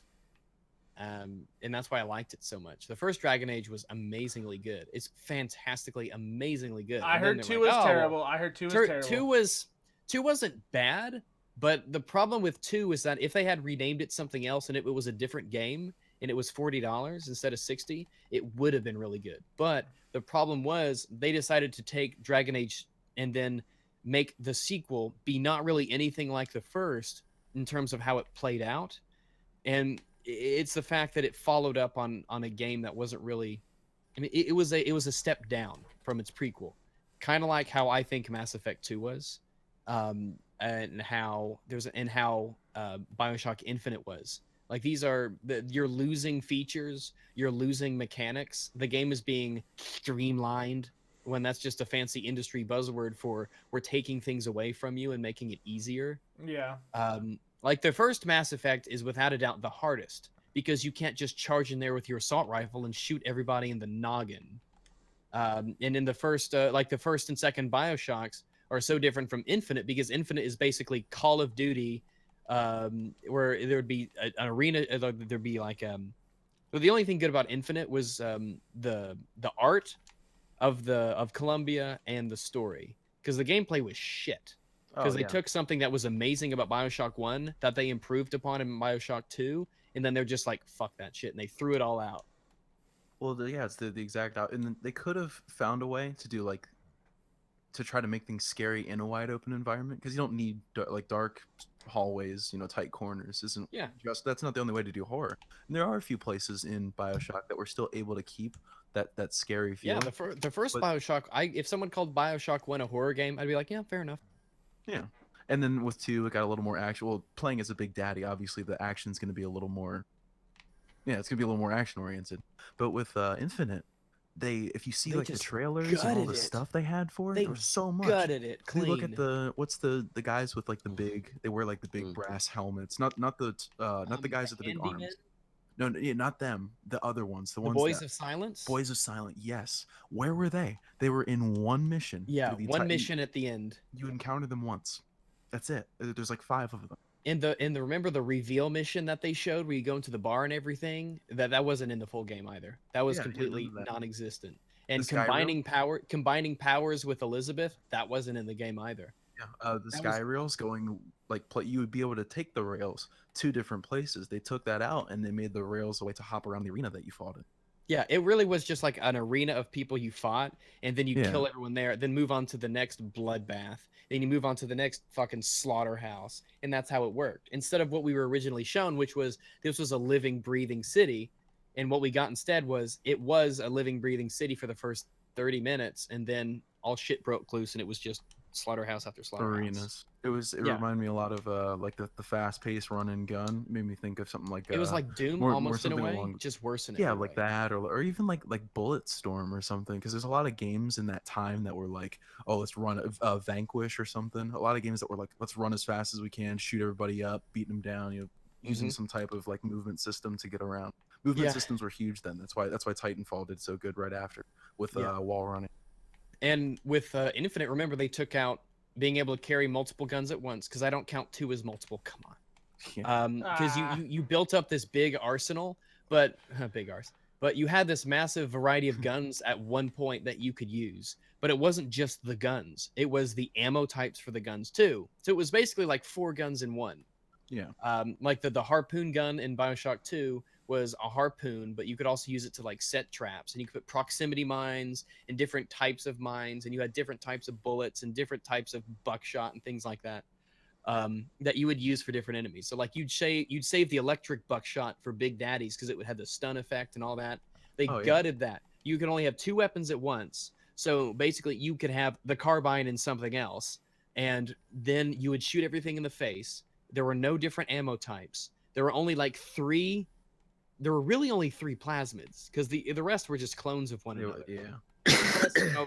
Use the attack or hold down to set a trap. That was 80% of the vigors or whatever they were called, instead of have really interesting powers. Sending out swarms of bees and shit like that. Oh yeah. Well, they they got did, rid they of did the the crows, but they tonics. don't. So in Bioshock 1 and 2, especially in 2, you gave yourself different power-ups that could change the way you play. And you could customize these to make different characters. So you could have like a character that could summon security bots, and you could repair your security bots with plasmid energy. And you could that would be like kind of like your play style. They had another tonic where you couldn't use guns at all, only your drill, but you had a much larger pool for mana to use your plasmids. And you could really like change up your style and what you would upgrade and what you could use. And in Bioshock Infinite, it's just there is no different strategies. You just shot everything in the face. Yeah, and I blame it. Well, this is pretty far back, but as far as like Halo Combat Evolved, really, like you go from like the original Dooms, like being able to, you have like this plethora of weapons. Then like games like Halo started coming out where you have like 2 weapons to swap from, and it's based on like what you can pick up. But then you go to It was more designed to be recently- like you go from gun to gun to gun to gun, but Yeah, instead as it you would just go. be like I have one gun and it'll be my It does backup all gun these and I'll different use. things. Yeah. Exactly. And then with when Doom 4 came out, the most recent, I was so trained on 2 weapons. I mean, yeah, like Titanfall, Halo, every Battlefield, every shooter I played, I had 2 guns. And now I have like this whole weapon wheel, and I'm like, oh crap, what do I use now? Luckily they have that little like the time freeze as you pull out your next that's what weapon. they should have. And they If had I that in didn't- Bioshock 1 and 2. In 2, I think you had to mod it in. But in Bioshock, you would pause the game and you'd select a weapon and you'd select an ammo type, or you'd pause and you'd select a plasmid because you see these guys coming. You pause, you pick out your weapons, you use those weapons. Oh, the battle's changed. Now we got to use different equipment, and I'll use those against these guys because every different weapons had strengths and weaknesses. But now it's like you said, streamlining. You got kids and stuff, and people that don't really care about different weapon type, using different weapons. They just want something that they can pick up off the ground and The carbine pull will both kill triggers. everything. The shotgun will kill everything. The rocket launcher kills everything. The SMG kills everything. It doesn't matter what you use. Everything kills everything. And there's nothing ineffective on anything. You can always deal damage to everything, Yeah. especially if you hit the weak point. luckily with like Doom, that came out last year, or I think it was last year, wasn't it? Yeah. Yes. The new Doom, Yep. yeah, because time for me is weird. But you've got, I mean, that game beating it on normal, yeah, you can get away with being kind of lazy and stuff. But I'm going through it on the highest difficulty right now, and that's a game where you want to find all the collectibles because they give you power. You want to be able to switch between weapons whenever you can because obviously you want to hit the big guys with this and the little guys with that. And there's a strategy to it, but you don't see that a lot in games, especially not in shooters nowadays.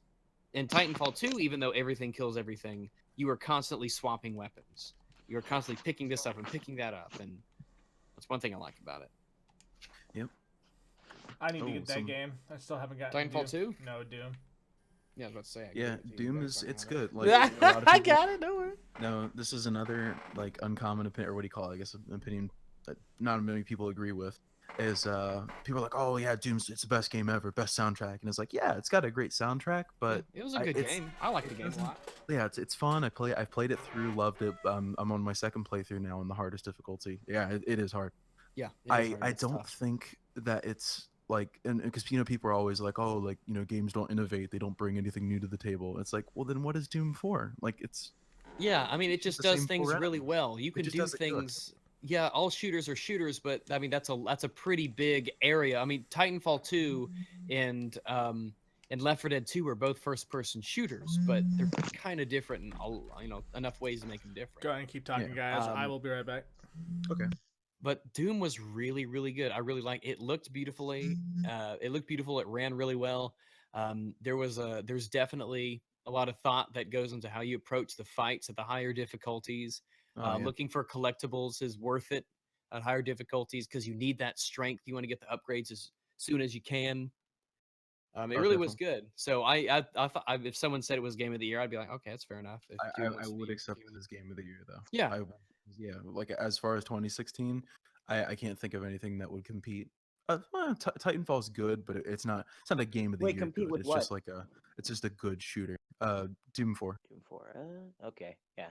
I as far as multiplayer goes, I don't know. I didn't think either Doom's multiplayer was okay, but it didn't really keep me invested. Titanfall 2 is kind of the same way. The multiplayer is good, but it doesn't keep me invested all that much. It's a little too chaotic for me. I Yeah. think there's too much stress on. I think that the times to kill and everything just doesn't appeal to me as much. Right. No, Battlefield 1. I was very appreciative for Battle. I like Battlefield Battlefield. 1's really good. I think Battlefield 4 is better, but Oh, Battlefield way 1 better. is good. It really is kind of. Now check back in a year or two and see how it does. But as it is, Battlefield 4 is a better game than Battlefield 1. But it's still really good. Battlefield 1 is still really good, and I would recommend you buy it. It is Yeah, good. It is a good multiplayer game. it But I really. just Yeah, think it is. Battlefield 4 is better. Campaign Yep. wise, I don't know that because Campaign wise, they're both $5. pretty. I I think don't think you should buy those games. as for far that. as Battlefield campaigns, if you like a story with like good like characters and stuff, yeah, Bad Bad Company. Company. But I like Battlefield 3. I think it had a Battlefield 3 had its like as good far as like moments. diversity in maps, like going different places, it was pretty Yeah. cool. Like you got to Battlefield 3 skydive as had good, yeah. Spetsnaz. Yeah, and then my favorite part, even though it was a quick time, I know people hate quick time events, but It can be done for well. a first person shooter like Battlefield, how do you kill a boss? Like you're not gonna have a boss that can take 100 bullets. You're gonna have to have some type of like a lot of hard enemies, which they actually kind of weren't either. But then you got to end it somehow, and quick time event usually is the way for realistic like military first person shooters. And that Yeah. ending was Sometime really it good. can be I good. loved it. But Yeah. you remember the quote unquote boss fight of Bad Company 2 was for those of you who, spoiler alert, if you care. But the quote unquote boss fight of Bad Company 2 was the Russian general in his plane. And you get on his plane and you fight the Russians to get to the end of the plane. And you fight the boss after everyone ejects from the plane. You jump out of the plane goes down, and you're flying through the air. And one of your buddies is wrestling in the air as you're in free fall with the Russian general, and you have a pistol, and you're above them as you're all falling towards the earth, and you have to shoot the Russian general and not hit your friend as you're all falling.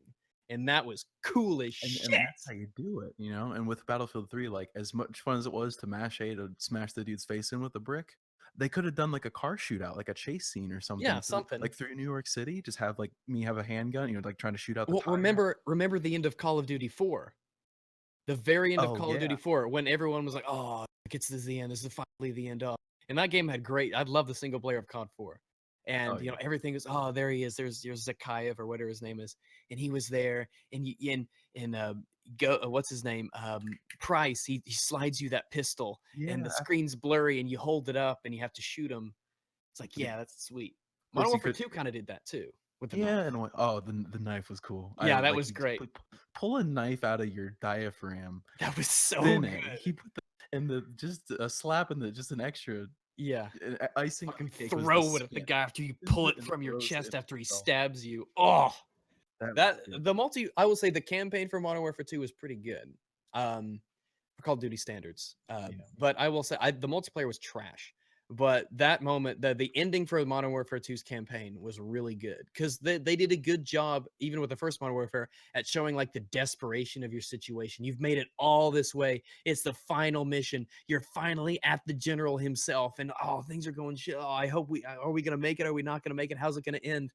And then they both end on these really cool sort of, it's up to you Yeah. kind of moments. And you feel for it, and like, because I've in some form of way, like I was gifted Ghosts, and I bought into the hype of Advanced Warfare for some reason, but with Ghosts, the ending was just so man, I don't even want to even touch it. Yeah. But with Advanced Warfare, it was I think it was a decent. I story. thought it was a decent game. I think I the like the guns, single player. the guns themselves just they don't feel like guns. I don't feel like I'm shooting a They gun when I were use them. they Right? were They don't. okay Yeah. in their variety, Yeah, but they look first off, Call of Duty, you need to work on your gun sounds. They sound like toys. sound like vacuum Yeah. cleaners or something. Listen, see what Battlefield 3 and Battlefield 1 did with gun sounds? That's what you Yes. need to do. Very accurate. Yeah.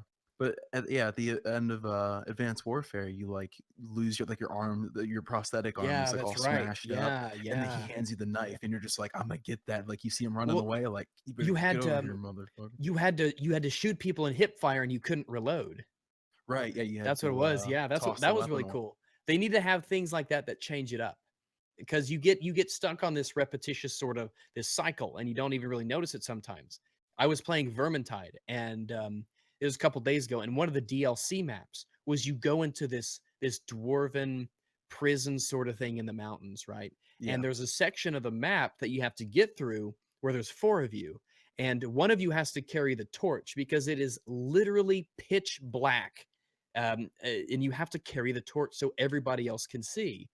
And they had a moment, and we almost lost at this point, where someone got carried away by one of the rats.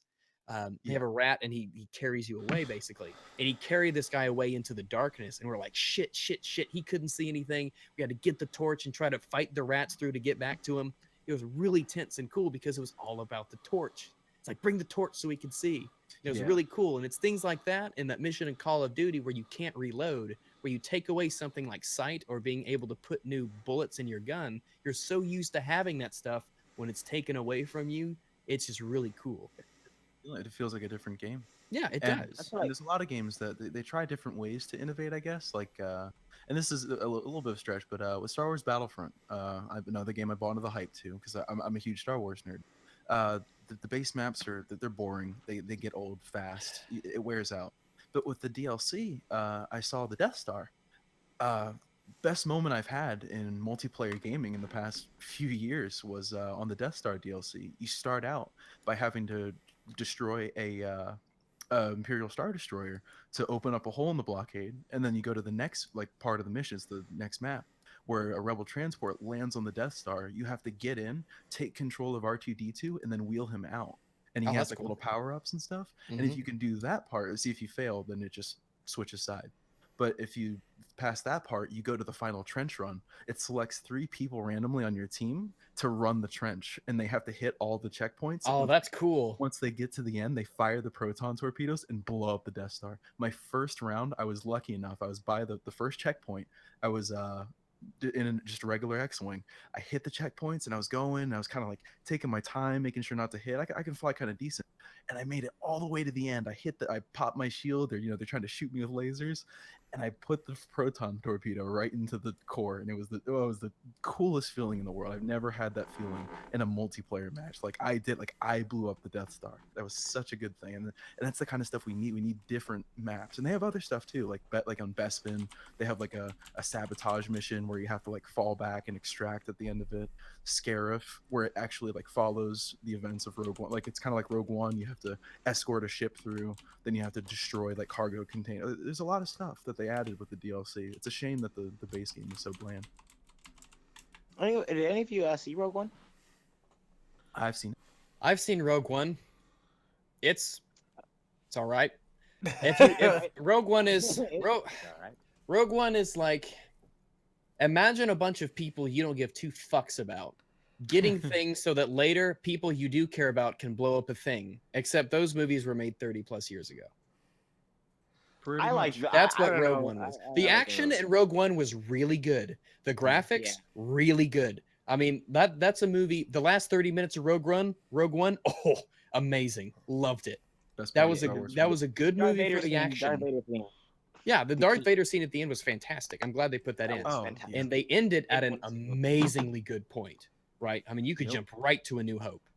But Hey, the you could've thing swapped it out. was that the CGI. characters were just bland and boring, and stormtroopers were cannon fodder once more. Oh, wait, this is I'm gonna have to go into maybe a little rant right here. What is the point of wearing armor if you die if someone hits you with a baton? Now, as far as okay, the baton is stupid, but the armor itself, a lot of people say like when stormtroopers they get hit once and they fall over. They someone did they were talking about shut up meme. See you in the comment. They were talking about the plastoid armor being able to, instead of them actually like getting hit by the armor, like it penetrating and killing them, it spreads it across the suit, like the energy of the bolt, and it just it'll knock them unconscious at the worst, just incapacitates them to the point where it's not just like modern Kevlar. It's not going to save you every time, but there's a good chance that it's just going to render them unconscious, because the stormtroopers, Or it'll just despite knock you what on your see in the ass. And movies, you're like, whoa. yeah, and one thing I always point out is like you always see stormtroopers when they're fighting the heroes, and the heroes aren't going to lose, so the stormtroopers are always going to win, but or aren't going to win. The heroes are always going to win. But if you think about if you see expanded universe, which is now non-canon, or if you look even the Battle of Hoth, the stormtroopers aren't anything to mess with. Like the AT-ATs, the snow troopers, like it's a shame that it's all relegated to the story as to whether they can be menacing or not. Yeah. And when you follow the heroes, you can't have the stormtroopers win, as good as they might be. And the thing is, like, imagine if because you could still have a story. You can have a story you can have a story where the good guys win, but the enemy can still be menacing, right? Yeah, you saw this possible. in The Matrix, for instance. The agents, they're like, you're not supposed to fight them. You run away. They are powerful and strong, and you will lose if you fight them. They were menacing. They were villains, and you did not want to fight them. No one had these fantasies about fighting the agents themselves. They knew you could win.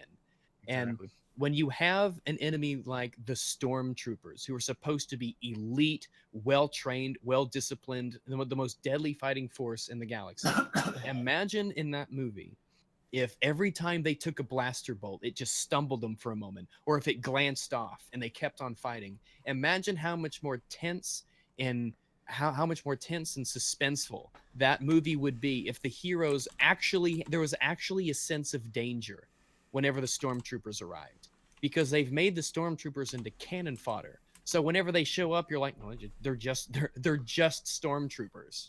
That's how Yeah.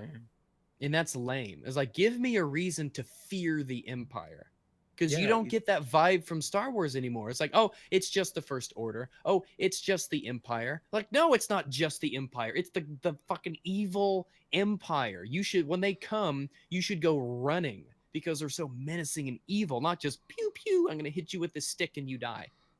I think that will be shown in episode 8, and I think that will be shown with because I heard Captain Phasma was supposed to be in there, because Captain Phasma was an underused character back in Star Wars episode. Yeah, Well, they it's were gonna be Rey, and it's gonna be Rey versus what's the emo guy's name? Kylo Ren. Kylo Ren. It's gonna be Kylo Ren and Rey. Oh, he's the best. They're Disney gonna be princess, by the way. And it's going to be them as a rivalry, and it's going to be Phasma and uh, Finn. It's going to be those two. So they need to set it up where there's these two parallel rivalries going on, and those should be the groups. Phasma versus the person, Phasma versus the ex-stormtrooper, and obviously the light side, dark side. The Jedi thing, the Force. Oh yeah. There's a great theory stating that basically, I mean, there's a great theory out there. I think this would be because I remember Star Wars Episode 7 because they said that was like basically like a New Hope form, and many people were complaining about the storyline of Star Wars Episode 7, but I wasn't complaining due to the fact because I knew what J.J. Abrams was trying to do. He's basically trying to make a new Star Wars for a new generation. The story was okay. I think they copied Episode 4 too much with the Death Star it's basically the new Death Star and all that. But it was still a good movie, and I'm really looking forward to Episode 8 a lot. Because I kind of care about the characters a little bit. They're no Han Solo and Luke, but I still do care about them a bit. I want to see what happens. I want to see how they progress. Okay, and you can throw out all those other two. I want more Poe. And Poe was the best character. Poe was pretty good. But there was, they need to just have 4 or 5 characters and have it be about them, kind of like the original prequels. It was Luke, Leia, Han Solo, and that was. You had Chewie, of course, and R2 and C-3PO, but really it was kind of like this trio, kind of going along. And that's what they needed to have. They need to have this central villain, which was Darth Vader. And that's what really the prequels had a problem with this. The prequels didn't have that central villain. The villain was always different. So you couldn't have this overarching nemesis that the original movies had. The bad guy is Darth Vader. He is the bad guy. It's all about taking out the bad guy. Right. Grievous, horribly underused. Darth Maul, horribly underused. Could have been used very well. It's such a shame. Darth Maul could have been such a cool villain. The double lightsabers and all the tattoos and shit. And he was evil. Yeah. Could have had a good backstory too. Yeah, it's like who is the evil person of the prequels? You're like, well, it was Emperor Palpatine. Like, yeah, but he wasn't really a villain to the 3rd movie. No, you have to. Then it was halfway. You have to go and rely on an animation to figure out his backstory. And plus, and Mr. Plinkett goes into all the plot holes of the prequels anyway, and it's fun. You should he rips apart the prequels because those movies were shit. But Episode 7 was good. Rogue One was okay for action and everything. That's why I think it was a spin-off. Because Rogue One, in terms of being a Star Wars movie, was shit. But in terms of being an action movie, was really good. Yeah. Well, I had this trouble when I first saw Rogue One. I was down in downtown Disney, and I'm there. Had a nice day at the park, and I was like, okay, I'm gonna go see this movie. It just came out that night, and I said, okay, well, I'm gonna walk in, clean my mind. I'm not gonna think, because going in, I was gonna think. You're like, I'm not gonna be critical. I'm not gonna be critical. I'm not gonna be critical. Every trailer I saw, I was like, oh, this is Hunger Games in space. She's literally space Katniss. And I dropped the expectation, and I went in, and then I watched a good 15 minutes of the 5 planet jumps they had to do to explain the backstory. The starting was really the first 30 minutes of that movie is slow. I was like, what planet am I on now? And it was like 8 in the afternoon. I was asleep. I fell asleep, and I woke up in time for the ambush on the stormtroopers, and I was like, oh, there we go. We got a little bit of action. It's a little too cliche, like the robot tossing a grenade back. Okay, yeah, we have to establish him as a droid. I'm just gonna say District 9 did it better. I'm just saying. Oh, much better. Yeah, it's funny. There's a lot of movies like that kind of lack in story. K2SO, one of the best androids I've ever seen in my whole. He was I liked him. He was a good little android character. He had more character development. He really did. Main characters. I was sadder when he died than when everyone, Whenever, spoiler alert, everyone dies because that's the story of them dying. Exactly. Right? And my friends were getting mad at that. I'm like, dude. It's like, they have to die. They're all going to die. You didn't know that? Like, the whole story is about the throwaway line in Episode 4 about, so many of our agents died to bring us this info. It's like, this movie's about a throwaway line in a 1977 film, okay? Opening credits. Yep. And I will say they at least got that right. trying to Yeah. show like it was sacrifice, and it was a little cliche, Mhm. like the dude with the light machine gun that like gunned down all the Yeah, special yeah, forces yeah. stormtroopers. I was like, I okay, he was has to get to his buddy. He has to die there with his buddy. I get yeah, that. yes, yeah. But But that the the way Asian the way dude, the he was a guy, good character. I liked yeah, him. yeah. I liked the pilot character Mhm. as Yeah. like because he wasn't used well, like they or not used well. He wasn't used often. He wasn't like too much of a character. He was just he was the pilot. He was the guy that got them place to place. And when he died, I was sad. When I saw that I was like, grenade land in the oh, ship, I was like, okay. dang. But that was a good way to send him out. It was just a quick, spur Yeah. moment, He's part like, of he's combat. gone now. You're not gonna see Yeah, me. yeah, but the movie kept going. I'm like, wait, but and then Remember, we have kept- more. We got more people to disappoint you with. yeah, it didn't pause like they did for the monk dude and the Chinese guy. It Yeah. just kept going, and that's what Donnie I Yen. like there. And that, Also, yeah, it's that unceremonious Yeah. kind of, oh, he's dead now because this is war, and people, that's what Yeah, happened. yeah. Just kind of, not everyone has a blaze of glory. It's just, you're doing your thing, and Exactly. then, oh, there's a grenade next to you. There you yeah, go. and I like that representation. Also with the rebels up in space, them having to, we got to keep that whole. We got to get these troops down to help them out. We need to do this. Yeah. I loved the Hammerhead, the cruiser, it looked like a Yeah, Corellian yeah, Corvette, pushing sorta. the, It yeah, smashes that into was that star, so and that was a good. little far fetched. Like- but you saw that captain. He's like, that look on his face. He said, "Brace for impact. We're going. Like we're doing it." Everyone holds on, and they smash their You just ship. really They feel the sacrifice. tension If in you the look, air they when you're watching sacrifice that thing. themselves for that. Sacrifices Yeah, and and it's like, everything. wow, like and then finally, like you'd said, the Darth Vader scene. Yeah. Oh, Finally, Darth Vader has gotten it. It's about cool. time, It's cool and man. all. I was like, whoa, what the fuck? Let me Like, see a these guys movie are of Darth Vader. fucked. And it's cool and all when you see him like choke, in the old movie, like the trilogies. They didn't do much with him. They had him, choke somebody or It's probably because he's much chop older. up That's probably Luke why he's much Skywalker. older. Yeah, slower. so that's the thing. Like he was really slow, but there he didn't break stride. He just kept He's going down the hall. menacing. Like, this Yeah, is it's- Darth Vader. I You was don't like- fuck around with Darth Yeah, Vader. it's like You could feel the plight of the rebels because, like, they don't have a chance. Yeah, and they're like, open the door, Exactly. open the You door. open the door, and like, he's take the card, take the card. He You looks gotta back take and it's this. just like, take it. Take it. Yeah, You and gotta take this. And what's good about the movie, I will say this, is that it's really depressing to obviously see all the protagonists die, and Darth Vader's in there, and he's cutting them up, and the Empire is about to chase the ships as they're going. And Right. obviously, it ends the last second, when Carrie Fisher says, hope, it ends and all that. And then you go Right. straight into Episode 4, because you know that the big overarching story is that the rebels win. Yeah. So CGI was over. Yeah. I don't like the CGI though. CGI. I don't know. I will Okay. say that. I will say this. The guy who played Grand Moff Tarkin, what's his name? I What's the don't actor's name? Tarkin. What was I about to say? I know what you're talking. I know you're the gray guy. Lips His like name Liz- was Peter Cushing. Peter Cushing. Peter Yes, it's Cushing. Peter Cushing. Yeah. I will say this: the CGI was amazing.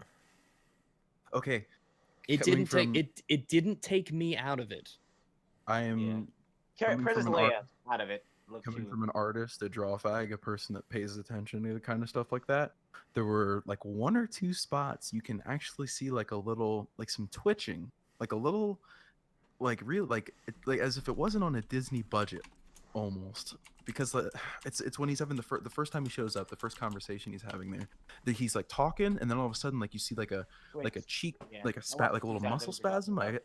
Yeah, you can see if if you're like me and you're practically autistic about it, like how slight little CG effects. Let's Yeah, it's the things I look Here, for. you know? I'll put it this way: if you go to Google Images and you type him in, you can't tell the difference. You really can't tell the like that, difference. yeah. But Yeah. as far as like the If you rendering of watch them, it on the oh, man, movie, it's- you accept it as reality at first, and then you're like, "Oh, wait, this guy died like 20 years ago." exactly, yeah. If he hadn't, if I knew obviously he couldn't be alive for this, Yeah, it would be hard as hell. Yeah, it really could. You're like, I this thought it guy was a stand-in. died 20. Yeah, it looks like a stand-in. This is the most realistic representation of someone with computer technology. I mean, if I was an actor, I'd be like, shit, I'm gonna be out of a job. Yeah, and it But wasn't until I seriously, started- go to Google Images, look at Google Grand Moff Tarkin, and then you can't tell which ones are real and which ones are him in Rogue One because Peter Cushing died ages ago. right. I mean, it's Technology. amazing. Peter Cushing died in 1994. Okay, so he died when I Hmm. was 2. Well, he didn't live to see the prequels. I guess He he's got didn't that live to going see. for him. He's one with the Force right now. So you have to enjoy it from there. The one with the dark side. But man, Peter Cushing, I mean that was really good. It's really, really, really good. And they did Yeah. the same thing with Carrie Fisher too. I mean, she looked. I mean, we didn't get to see her long, but she looked just like she did in A New Hope. I think that was I think that was like the CGI for that one was a little bit too. That too one much. was uncanny. Yeah, it felt Yeah, uncanny. that one was just like her. And the thing is, I mean, that's the last you're gonna see of Carrie Fisher. yeah, that's weird. Like It you is know, No, I mean, weird no, you're gonna see her how start with episode 8. She's gonna be in episode 8. She's finished that. She's finished. has good. screening. it'll be weird watching that movie knowing that she died ever so recently. Right. It's like it makes you think of Heath Ledger with the Joker. Yeah, how they were able to finish, and that's all that a lot of people regard that as one of his best performances. Yeah. But you know, you finish the movie for them, and it's what they no actor, no artist would say, "Don't release it because I died." Right. Yeah. When you have what else? I still think his best role was probably in A Knight's Tale. I was gonna say that that's like one of my favorite movies with him in it. Like If I you really haven't seen A enjoyed that Knight's movie. Tale, what the hell, man? Yeah, it's You really gotta good. go see A Knight's Tale. What is it about? What's it? You don't. Do you know what? Do you know about A Knight's Tale? I know. Such. Oh, a good you game. got it. You gotta see A Knight's Tale. It's so good. Mhm. It is so good. It's about a guy. It's about a peasant who wants to be a knight and go into jousting tournaments and shit. Yep. But you know, peasants aren't allowed to do that, and so he impersonates a knight, and he's got his buddies with him. It's such a good movie, amazing movie. If you haven't all seen the A Knight's characters Tale bounce series, off of each other really well. You would like it. There's a lot of humor in it. It's a really good movie. Oh, Hey. definitely. what did you guys think about the Tron remake, the whatever it's called, Tron Oh. Legacy? I actually liked the Tron. I liked it. I liked I it. liked I it. thought it was really good. Yeah, I because liked it.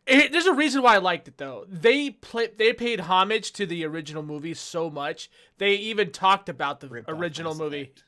They talked about the original movie so much in that movie. It was like you couldn't tell that this was gonna be a reboot, like a redo, because they paid so much homage to it. So I appreciated that. So as an old school like Tron fan as a kid, that movie really harkened to my childhood again, and I really liked it. I thought it was really good. Yeah. I think they could have done like it felt like there wasn't much. I don't want to say there wasn't much direction, but it seemed like the movie went like there's so many characters that you didn't really learn anything more about like after you met them. Like Zeus, like we talked to him for like a minute and then he's gone. He's like completely out of it. It's like Forrest Whitaker in Rogue One. He's only there for a little bit and then he dies or he He is gets no longer taken part of out. the story. Yeah. Yeah, and it's like but Hey, You could have more visuals, backstory. it looked like amazing, and one thing I like is it shows how technology has changed from like the light cycles following the 90-degree angles. Dude, it's like, that Did anybody like pay attention to like how deep they went with the ISO extermination? Like, I was like, wow, that got dark super fast. yeah, for them to and if you hadn't seen the original, the only thing was if you hadn't seen the original Tron, you wouldn't know anything about the ISOs. Mm-hmm. Those all those programs, and I feel like they also kind of lost touch with it. It was more just like a virtual world, like a video game in the new Tron, than like an actual like program. Society. Like, yeah, exactly, like a society. It was kind of like, oh, here's the video, like here's where we have all of our matchmaking, all of our arena duels with the disc wars, and then here's the arena that we do this and that. It wasn't like a world too much. Yeah, but the world that they did show you, my God, like- wasn't like- that jaw dropping? Like some of the stuff they put into it, I was like, God, that'd be Yeah, so but they- cool if they just like let you see the rest of the world. Exactly. It's like what they showed was cool. Like it was funny having Daft Punk in there. Yeah, I saw The that shit. I soundtrack was was like, really yeah, boy. Soundtrack was very fitting. Oh heck yeah! I still like Son of Flynn, especially fantastic Son of soundtrack. Flynn was good. I like that one. And there's the one that I'll look it up. I'm not gonna try to emulate it with my mouth. But there's another really good one right when Disc Wars started up that played. That was my favorite. Oh, Caesar says it was a sequel. Well, okay. Well, either way, it was still fucking really good. Yeah. I was like, are they gonna? Does anybody know if they're gonna do another Tron movie that jumps off of that one? Because that would be, I want more. That's one thing that Tron left me was I wanted more. Yep, Panda Time said "Derest." That was my favorite track out of it. But it'd be hard to do it exactly. Like now that it's they destroyed the world. I'm trying to think how they would. Well, and the I chick, just the a chick new became a human, so like, I'm right. wondering if they can do something with that. You know what I mean? Like, Yeah, well, then it'd just be another. I mean, we've got movies for that. and Real the and space, the way the man way and they ended it female. with Flynn, the way they ended it with Flynn was like they left it with a hypothetical. Like he could have technically died, or he could have technically survived. True. Yeah. Because Well, I just he was like he was like the master program. So like nobody knew what would actually happen if he was to able to defeat himself. yeah. So I mean, that left that whole thing open to interpretation. So they could just leave it alone and do well, or do something else and probably do better. Like I really hope they do something like that, because Yeah, I get you it. know Flynn's son, man. Flynn's son's gonna probably jump back with some weird shit where he's gonna like create his own world like his father Right. did. Oh So, yeah, definitely something. But and what I say is that I don't usually like the guy in the like whenever they do like action movies, the main character is kind of just whatever, unless it's like Jason Statham. That guy who I don't even know his name, he was pretty good. I liked him as Flynn's son. oh yeah. That's But I wonder what his name is. I can't. Jason Statham is a good actor as long as he plays that kind of role, that he stereotypically plays. He's kind of like Keanu Reeves, who's a really really talented actor. If he plays that kind of character. Boy, Yeah, I'm it's gonna not- break your jaw what with was my that left one? foot. What was that one really crappy movie with 42 Ronin or whatever? Movie is so bad. He was so Was? he completely out of character. Wait, with I you're had talking no what, idea what he's with Keanu Reeves? Yeah, the Yeah, 42 his Ronin. I liked the story, but I didn't like the role they put him in. Like they made it like they tried to break his the way he acts, and it was just so weird. Like it was so fucking strange because they didn't give enough backstory on his character at all. All you know is he's an abandoned kid, and he was brought up in a monastery of mystical monk / creature things. That's all you know about him. Yeah. Oh, I'm looking at it now. Yeah, the guy. I didn't even see that. I like actors like this. This is also what Heath Ledger did for me. Garrett Hedlund. I Is was the just name of the gonna, guy. yeah, I was just looking Yeah, it up myself. he was in Unbroken, Four Brothers, and Troy. I didn't even know he's been around. I thought he was like some kid, that was, this is his debut movie or something, and he was in that. Like that's weird. I wonder what his role. Well, I guess he's the main character in. Oh, I didn't know he was in Troy. That's fucking funny. Yeah, Huh. yeah, that's weird. Like to know that he's been around for a while, and it's cool because like, regardless of me, like I've probably seen him before, but he plays the role so well. Like he's that character. He's not so and so in this. Like with a lot of like action stars, you'll usually have like with the Expendables. You didn't call them whatever their name was there. Like you called them. It was Rambo. It was Terminator. It was Jason Statham. You didn't. Stallone, I don't even know. Stallone, yeah, exactly. You didn't know them by whatever they were in the show, and Expendables cashed in on that. But there's a lot of movies where you're like, oh, this is obviously so and so, just doing shooting up people. Right. Or, Can you ask a question? Just That- just a really simplistic question. All right, so one day I was talking about video game movies, and you know how video game movies always seem to flop. Some of them are good, rare, Rare. but like some yeah. of them are rare. But like okay, so there's supposed to be an Uncharted movie coming out this year or next year, or somebody scripted it, and I was just thinking like Hollywood could do a lot much better things if they start sticking to games that are story-based narrative games and try to make it off of that and leap it into a movie instead of just trying to leap games that aren't narrative-based into like movies like Mario's definitely not a movie to be basing it. Mario's like it shouldn't even be thought of as a movie. It's basically like just a game. You can only think of it as a game, or Well, you have or Mortal Kombat. But there's a problem with that though, is that if you take like a game like Assassin's Creed, or you take a game like Uncharted, Halo, Infamous, like any of these the single player story driven portions of it, if you jump on the movie quick, you can maybe, but like waiting to like right now for Uncharted or whenever they did Assassin's Creed. The you could sell an Uncharted. the story's been set. The story's see, kind of been set. So Well, this is where I see the only thing they can do is basically just give me the same story that I've already got. not exactly because you look Assassin's at, Creed sucked.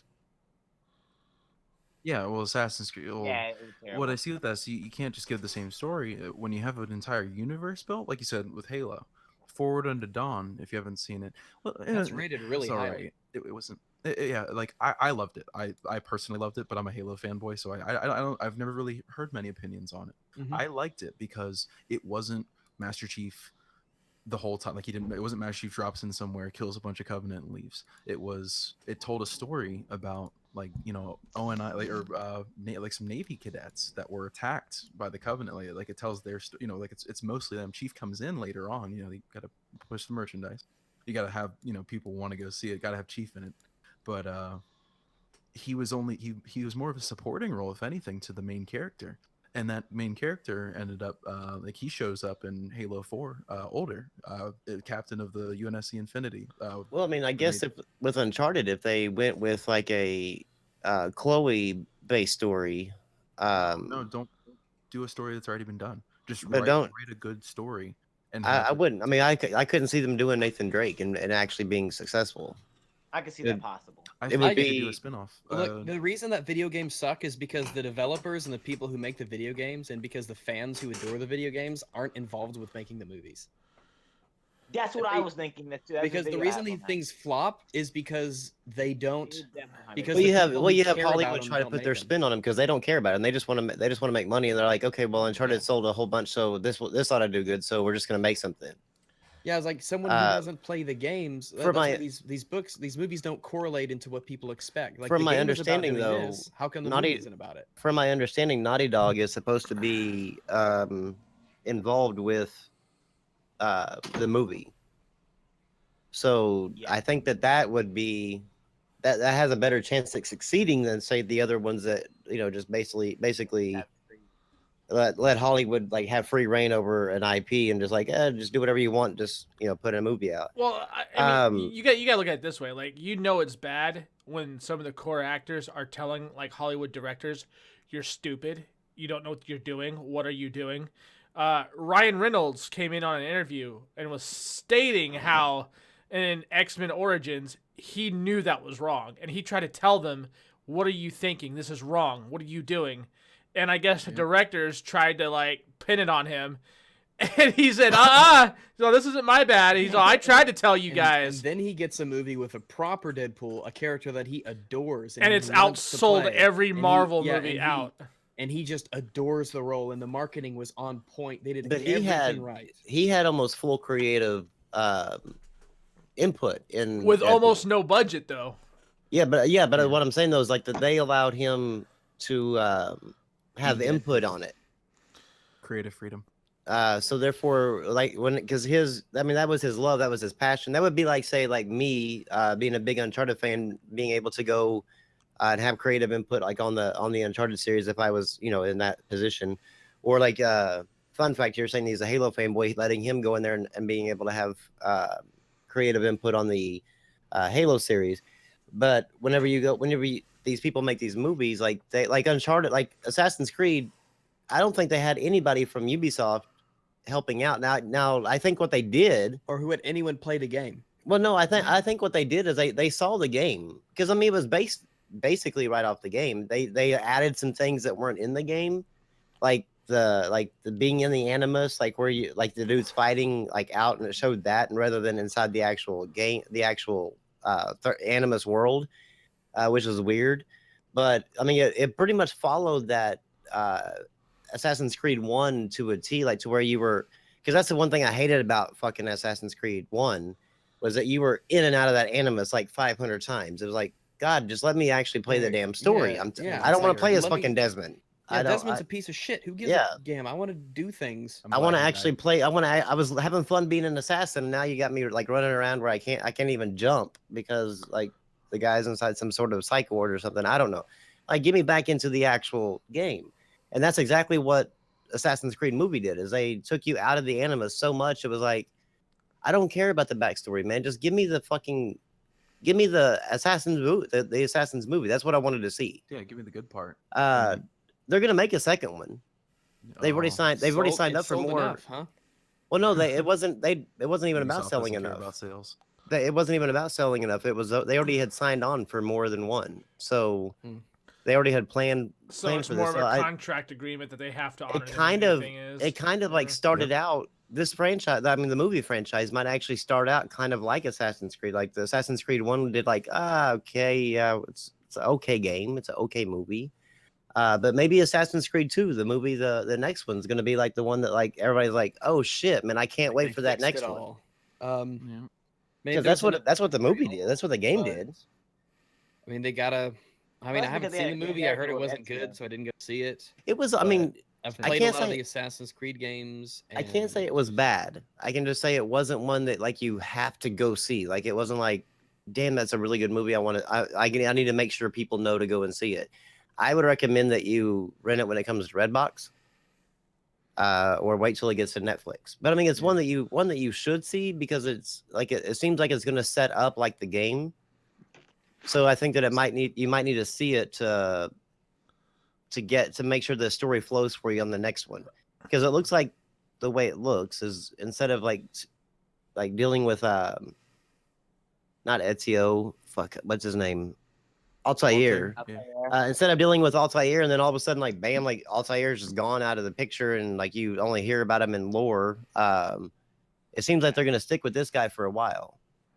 That'd be fucked up if they did Connor. Connor is the worst. Like he's the most dullest. Well, it doesn't look like they're gonna do that. It doesn't look like they're going to do that because is it okay if I talk about the movie? I don't care. I don't care. Okay. I'll never watch it. It's almost 2 though. Anyway. Well, yeah. Well, no, real it's quick. well the movie sets up like at the very end, like towards the very end, like where they bring in like other assassins like that were part of this Animus thing, that part of Abstergo, and that like there's like a band of them at the very end that kind of stuck together, like I think a group of 3 or 4, and so it looks like that they're gonna branch off from there and like make more assassins movie where like the black guy, there's a black assassin, there's a female one, there's the main guy that's actually in the Assassin's Creed, and then I think there might be one more, I'm not sure, but it looks like they're gonna be able to like continue his story and then maybe make side stories like Brotherhood and stuff like that based off of like the black guy or the female. So I mean, it looks like they're setting it up pretty good. Chat said Altair was the best. It's like, look, Altair Altair is a nobody. Altair what? Talk about Altair. Altair had no personality.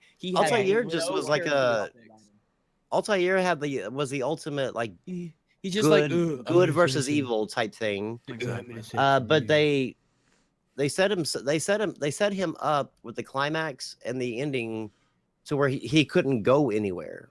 The best character is Ezio, in my opinion. Ezio is, yes, I think it is, because I mean Ezio gives you like personality, like a real person. Yeah, he gives you personality. He gives you like depth in his character. Pretty good. I was going to say I like Ezio, but I would like to see more of Edward because he's just like fuck you and your Edward. Assassin's Edward. Creed, you know? I was about to say Edward Conway. Edward.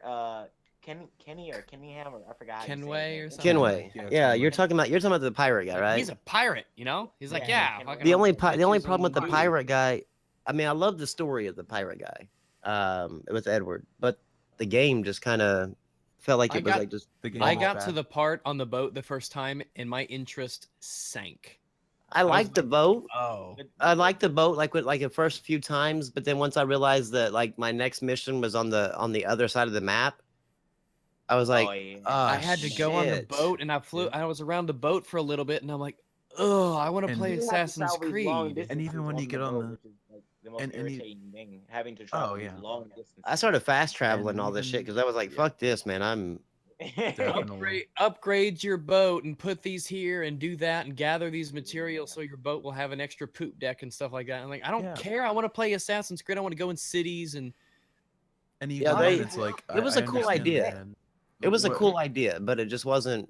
I understand you didn't have the built up cities like you did in Europe, so you had to, it's the same thing with Assassin's Creed 3. They used the trees a lot more often. There was vegetation, forest.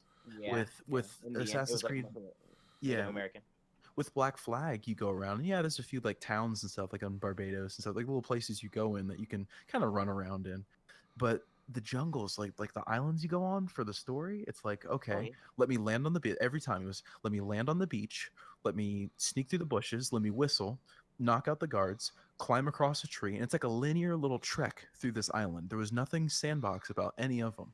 And then No, that's you true. outlet on the other, well, you do whatever you get, you grab your MacGuffin, and then you jump out of the other side of the island and swim to your boat. Hey, MacGuffin was my first mate, actually.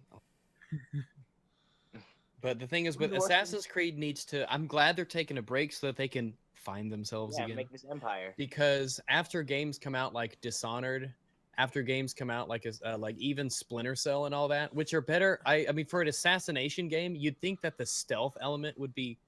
I mean, you just think that it would kind of refine itself better. You know, Assassin's Creed and all.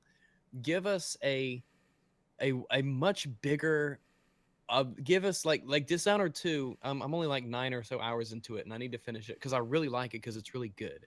But it has like these different playgrounds for you to accomplish a series of tasks in multiple ways, and that's a model that I think Assassin's Creed would really benefit from. Give me some tools, give me a set of abilities, give me multiple ways to solve these tasks, and Yeah, make it to where I can't do the exact same thing all the time. Like make Right. it to where I can't fight off 5 guards at once. Things like that. You know, make me really kind of try to be inventive. Like the whole changing, let me change outfits. Let me hide in moving things. Let me crawl into Be an buildings from assassin. all these different Well, angles.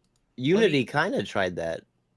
I never played Unity. Unity definitely made the combat like 10 times better. But it's Because not so far the combat has been best. For of the ones I've played, the combat was best in Assassin's Creed 2.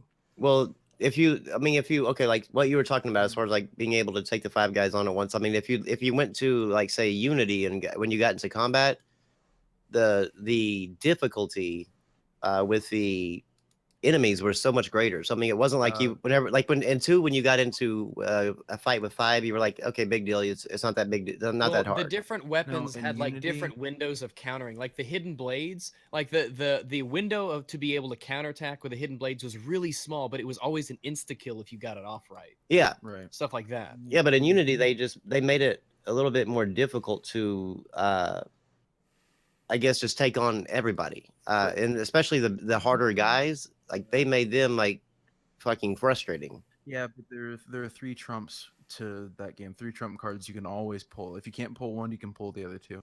Smoke bombs, because on the painting mission, the one where you like have to rip the paintings down. If you do it, I've already said this in the chat, but if you do it twice with the bonus money you get for it for the stealth, which is easy to do because when you smoke bomb, you get stealth. You can afford the best sword in the game that can one hit. So The whenever Sincada was a knife. no, the really big one, like the gold sword, the super fancy one. Because It was- the Sincada, it was a knife. Which Which one are you uh, talking well, about? Is that the whichever- 3-4 Black Flag? The Um, what, So he's whatever talking the about gold- Unity. Yeah, in Unity, Oh, Unity, whatever the gold sword is, it's the last one you get. It's like the most expensive.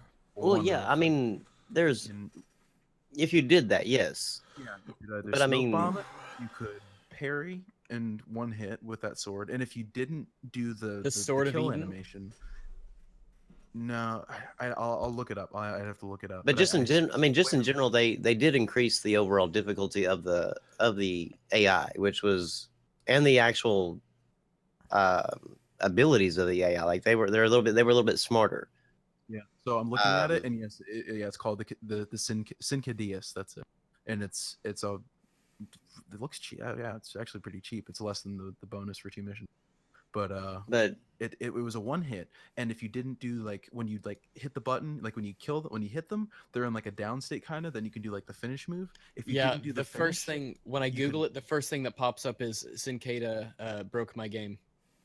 It's a Well, weapon everybody- of mass destruction. People say. everybody was complaining about the difficulty. Like they fucked up the combat. Like they wanted to be able just to go through there and breeze through it. I enjoyed it.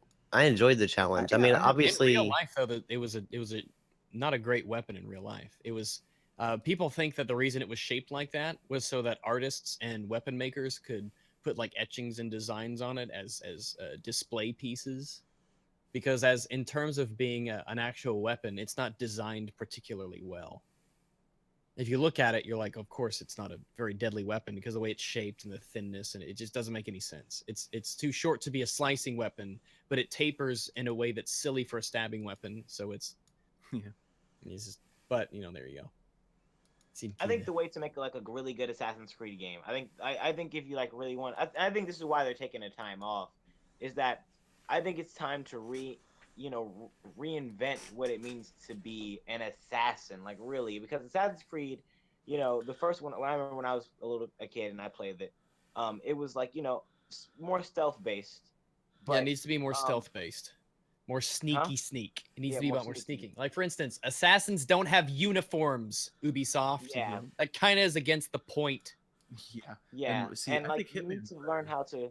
Yeah, you should be able to swap clothes. Like, I'm a priest now. People will react to me as if I am a priest. Oh, I put on a pauper outfit. People ignore me. I can blend in with crowds. Or I wear a nice coat. Now people think I'm a nobility. Things like that. It's like, now I could walk into places people think I'm rich. Or now you could don different outfits and people will react to you differently. Yeah, not let me crouch walk through a crowd so all of a sudden I'm not a target. Oh, because I have 3 women standing around me, they don't notice who. Like, well, he's right there. He's the only one. Exactly. Like, what are you talking about? Or like I throw change and everybody's supposed to surround and nobody's supposed to get caught up or anything else like that. If you want to, I think remember that scene in Assassin's Creed 3, Edward Kenway, he went into the this is while you were like training in the Animus, and you became him and you went into this opera, all right? And when you went into the opera, this is the stupidest thing I've ever seen. No one sees him like literally climbing up the thing. Like, are you kidding me? All these people here, and no one's like, hey, what is that man doing up there? Wait a second. It's like the whole thing about stealth and assassination is like this whole idea that ninjas wear black outfits. That's all bogus. It's all bullshit. The way that you assassinate people is that you hide in plain sight. You act nonchalantly. You walk around as if you act as if you're supposed to be there. You wear the right attire, and you just walk around and do your thing. And people will ignore you because they're used to being there, and that's what the series needs to be about. And yeah, there could be hiding around corners and in shadows and pulling people in and stuff like that. But this whole, you gotta blending in, being an assassin, hiding in plain sight. I think the clear basic example of that is Hitman.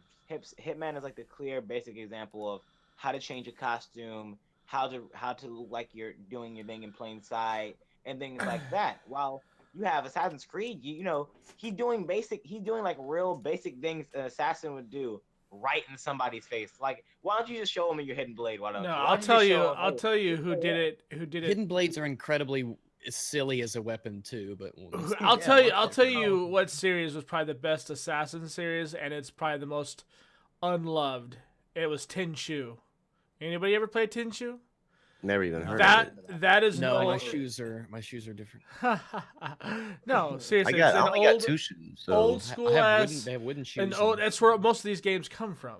Was games like this, like you literally slit people's throats from behind. You hid in the shadows, and you did it like they would have actually done it. It wasn't this. You throw a magical smoke bomb and you disappeared. No, this was you quite literally had to hide out, time your attacks. Everything was way better than Assassin's Creed is only a jump. Same with Hitman, was only a jump off of the Tenchu series. And I think you're gonna see. I think we're gonna see like a completely different Assassin's Creed return. Well, yeah, because of the fact that point of the break. It was actually, it's weird because I'm so used to like looking forward to my Assassin's Creed fix, and then to go a couple of years now without one, I was like, what's going on, man? It's like holiday time. I need to buy my damn Assassin's Creed. Yeah, they count on people like you. Well, no, my trophy, my not my trophy, but my statue, man. I got like all of the different little assassin statues, and I'm just missing. I'm like, I feel like something's missing. Like they took a piece of my life. But so I'm hoping that when they come back, it's like 10 times better. But let's say they need to find a way to incorporate more believable stuff into this assassination business. I mean, if you're trying to assassinate a guy, you kill a guard, you put on his attire, right? So now everyone thinks you're a guard, and you could walk around and do guard things. Well, there is some Assassin's Creeds have that. like where Not on that. you have to. I can't think of one. Which Not- one was yeah. it? A recent I one? could. It was one of the recent ones. Yes, it was. I Well, think I mean, like it past might have some of it, been. but I'm talking about like mostly like recent. I'm talking about like the majority of it. It's like Yeah, but it's, Not no, like it's not like that. No, one there was little, there's a not few like one missions. little section. No, there's like in some of the like one of the Assassin's Creeds, like there's a. I want to say it's. God, I want to say it's Assassin's Creed 4, maybe, or the one right before it. But where you go, yeah, there's a few missions, like maybe 5 or 6 missions where you have to kill a guard, get his outfit, put it on, and then you become you have to blend in, and then like to basically just act like a guard and See, walk the path and stuff. But that was actually more interesting because you had to then you actually had to make sure that you kept with what basically the AI line. Or otherwise they would be able to be able to tell, like, wait a minute, you're not truly yeah, a it's guard. like you should have to know that. Oh, there's the commander, there's the officer. You better salute, or else Yeah. he'll be he'll wonder why you didn't salute. Or Yeah. they're I the just- other I never- guards. They know who the No. guards are. Don't get too close to the other guards. They'll I recognize. never understood like why they didn't incorporate that more, because that was actually a pretty cool little thing. Well, there was two things I kind of put together as I was playing. I had when Black Flag the multiplayer. There's like I hated the 5 or multiplayer 6 in Black different- I hate Flag. multiplayer. There's like- It's so stupid. there's like 5 or 6 different player models, like different characters. Yeah. And the person chasing could have been any one of those. Yeah, that- the that- idea was so good. I remember when it came out, and I think it was Assassin's Creed 2. I played it, and here's the thing: the game mode was cool because you had all these possible targets, and Right. you didn't know exactly who it was. You had to see who was fitting best into looking like an NPC. Yeah. The problem was people were running around and sprinting because they knew that if they weren't playing it quote unquote right, but if they could get enough points and just go ape shit. Yeah, they played it like Call of Duty. Yeah. Right. But if what you got those games when everyone was playing it the quote unquote right way, then it could be really cool and Oh, it would tense. have been a badass. It would have been As, like, badass I remember multiplayer. from I hated it, Assassin's though. Creed 2 from years and years ago, there was a point where I was sitting down on the same bench as my assassination target. And I'm like, holy shit, he doesn't know it's me. And that's what was so cool. It was so tense. I was just walking around. It's like I was trying to follow him, but not give myself away. And I actually sat down on the bench with him as he was trying to hide. And it's things like that. Like, that's why I remember that more than every hack and slash sword battle or whatever it was. Right. And I put that along with like the co-op of Unity. I love the co-op part of it because then you could actually because as one assassin, if you have like 3 guys in a room, you can't take them all on. But if you have 2 friends and a That was microphone, the Unity multiplayer. yeah, the That co-op was missions. awesome. Yeah, I that was like love that. that was Now- like they needed that a long time ago. Now we're cooking something here. You take those 2 ingredients, and now that game that just came out on Steam recently, it's like Shinobi or something. It's like the stealth ninja game where they have like different characters. There's like heard about it, yeah. the geisha girl where she has like Oh, the- yeah, she, yeah. she hides in plain sight. Then you have like the old like monk looking dude. He's got like a rifle, and you can shoot with you can shoot his targets. Then you have the typical ninja guy that climbs rooftops and stuff. Do something like that where we have a co-op, and your assassin, instead of you all just being 4 different colored assassins like doing the same thing assassins, have those weapons actually matter. Like the guy that carries the big mace, make him be like a big dude, like maybe he has to hide in plain sight. He has to like pretend he's a butcher or something like that, and then have like one like ninja type guy that like he stays on the rooftops because he can't fight very well. He might not even carry a sword. But in place of that, he might have like a blowgun or something. Unity is still $40 on Steam. Yeah, it's just Actually, Does if you go Ubisoft- to Humble Bundle, they have an Assassin's Creed bundle, and Unity is a top thing. And I think it's if you want to get Unity and all the Assassin's Creeds like in between, I think it's only like $15. I only want the one. But I mean, well, basically, then you'd be spending $15 on Unity. yeah, there you go. So I mean, Question you could just give away the other codes if you don't want them, or do whatever you want to with them. But I'm actually gonna go buy that. Here it is on G2A for $8. Now I heard about Assassin's Creed Empire. I would prefer to pay the extra $7 because of the fact that it goes to a charity versus G2A's pockets. Yeah, let me go to. So when I was hearing about Assassin's Creed Empire, I heard about a lot of different things. How basically this was going to take place. They're going to do different sets of time. So basically, like this is going to go all the way back to like BC times, and I think that's pretty cool. Would that be crazy if they put Jesus in the game? Like, what if Jesus was in They'll the never game? do that. Yeah, they won't portray. It's like having Muhammad in a game. It's like That would people be get you people would get so be. fucking butthurt about stupid shit from all these assholes from 1,000 years It wouldn't ago. bother. It wouldn't bother. It wouldn't bother me. It wouldn't I bother me at mean, all. but I mean, there's some people like that. It would trigger.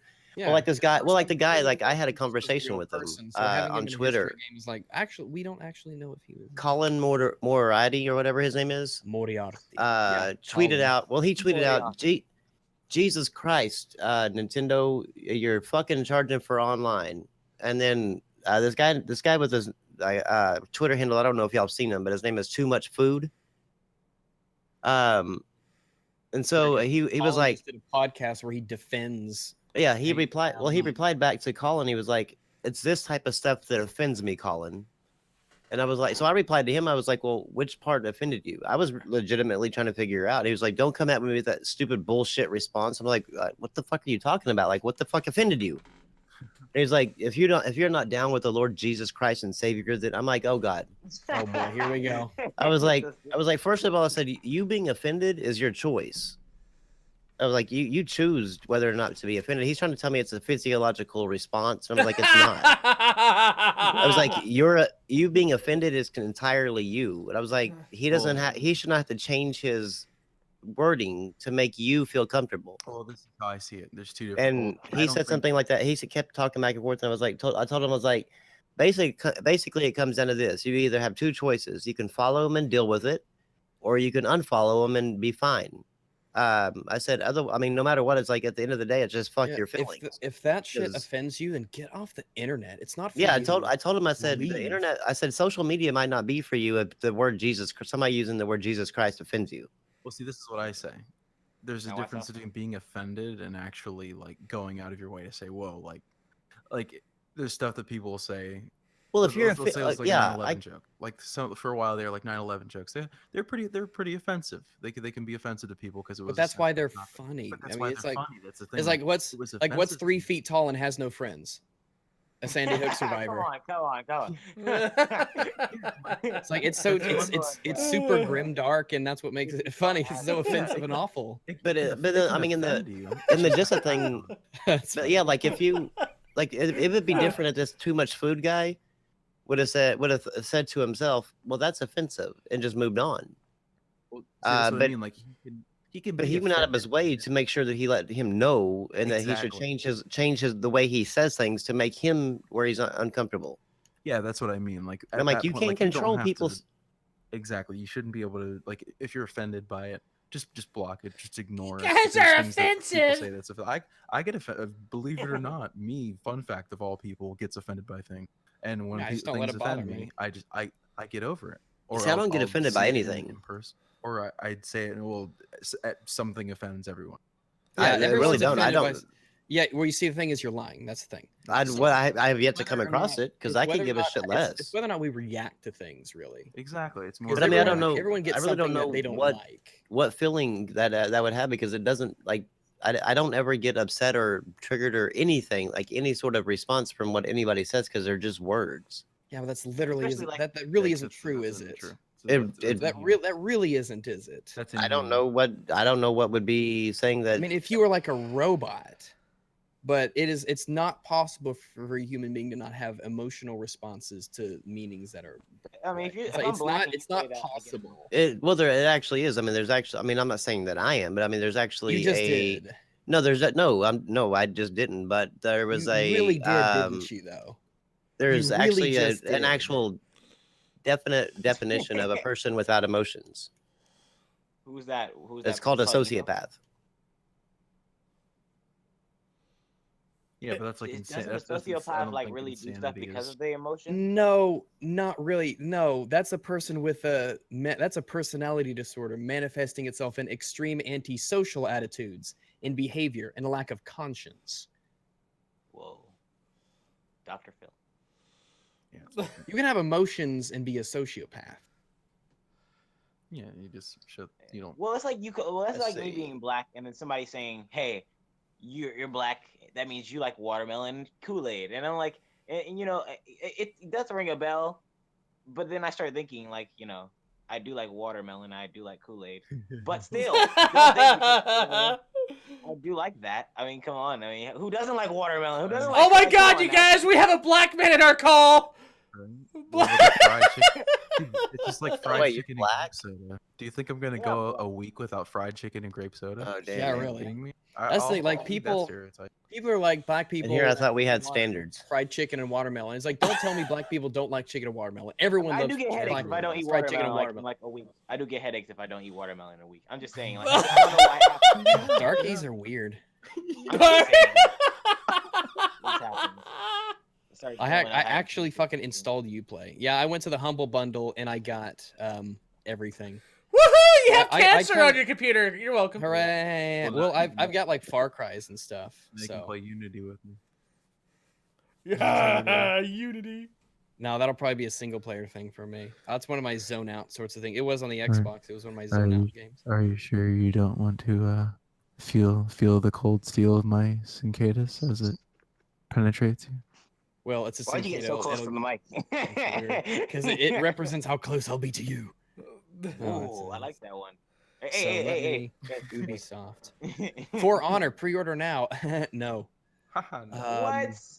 Let's see. Just happened to my video game. Okay, every time that you exit out of a Uplay game, Uplay shows, but like even if you exit out, Uplay will It's like- come back up in Yeah. your screen.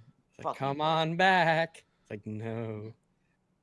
That's all right. I always have Task Manager up on the side anyway, so it's like we can get rid of you real quick, boy.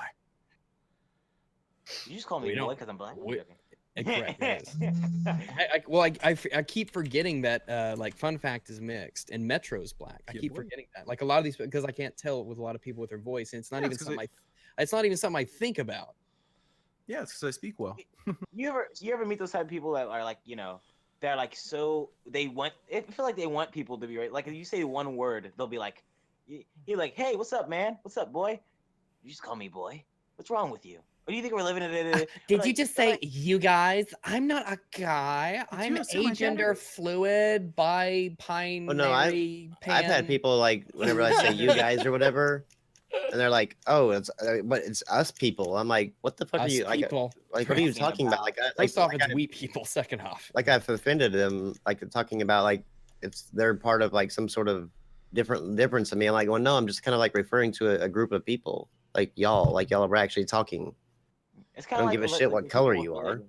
yeah, It's kind of like people with get people so with fucking religion. Like if salty. you say Feel religion, what you're like saying. people with religion sometimes will be like, you know, if you're too religious, this is what will happen. If like something happens to you, they'll like put Jesus like in it. Like they'll be like, oh my gosh, I can't believe my house just caught on fire. And they'll be like, well, you know, if Jesus is the time, Jesus is the time. If he wants you to go burn your house down, then I guess it's gonna happen. And you're like, what does that have anything to do with my house burning down? I have nowhere to sleep tonight. Right? It's please God's tell me- plan. It's God's See- plan for you to suffer. how does it 'cause involve- God has That's a what plan for that's what everybody. all loving gods do. And there's two things I can't stand. They're both extremes. As much as I hate like like the Bible thumping, you know, the crazy that is like after all of Yeah. your gays, all the gays and all the like with Westminster Baptist kind of people. On the other side, the extremely like the people that are so atheist it hurts. The people that are like That like the subscribe to edgelords Richard and Daw- shit. Yeah, like usually like how like bronies are and stuff. You know, neck beards, fedoras. Yeah, the katanas. neckbeard. Well, I can't Fordora stand types, yeah. them that like go out and try to attack some. Like if somebody makes a tweet about like they thank Jesus or what, like thank God or what, you know, whatever, like they do their religious tweet, and it was just like or just some random or whatever like that, and the atheist that goes out and tries to attack them about their belief, and I'm like, why? I mean, like it wasn't even to you. Like just leave them alone, do your thing. If you don't believe and they believe, just let them be. Like there's no Yeah. reason to go Like- out and purposely attack, and vice versa. If an atheist, tweets something out towards about atheism or whatever, and then the Christian or whatever like has to go in there and like tell them that God exists and like just fucking leave God's them real! alone. Oh my God, there's no God's reason- real! There's no reason to go attack somebody just because they have a differing in opinion. To me, those are the two extremists on both sides. Like they have to make sure that they know everybody knows that they're an atheist or they're a Christian.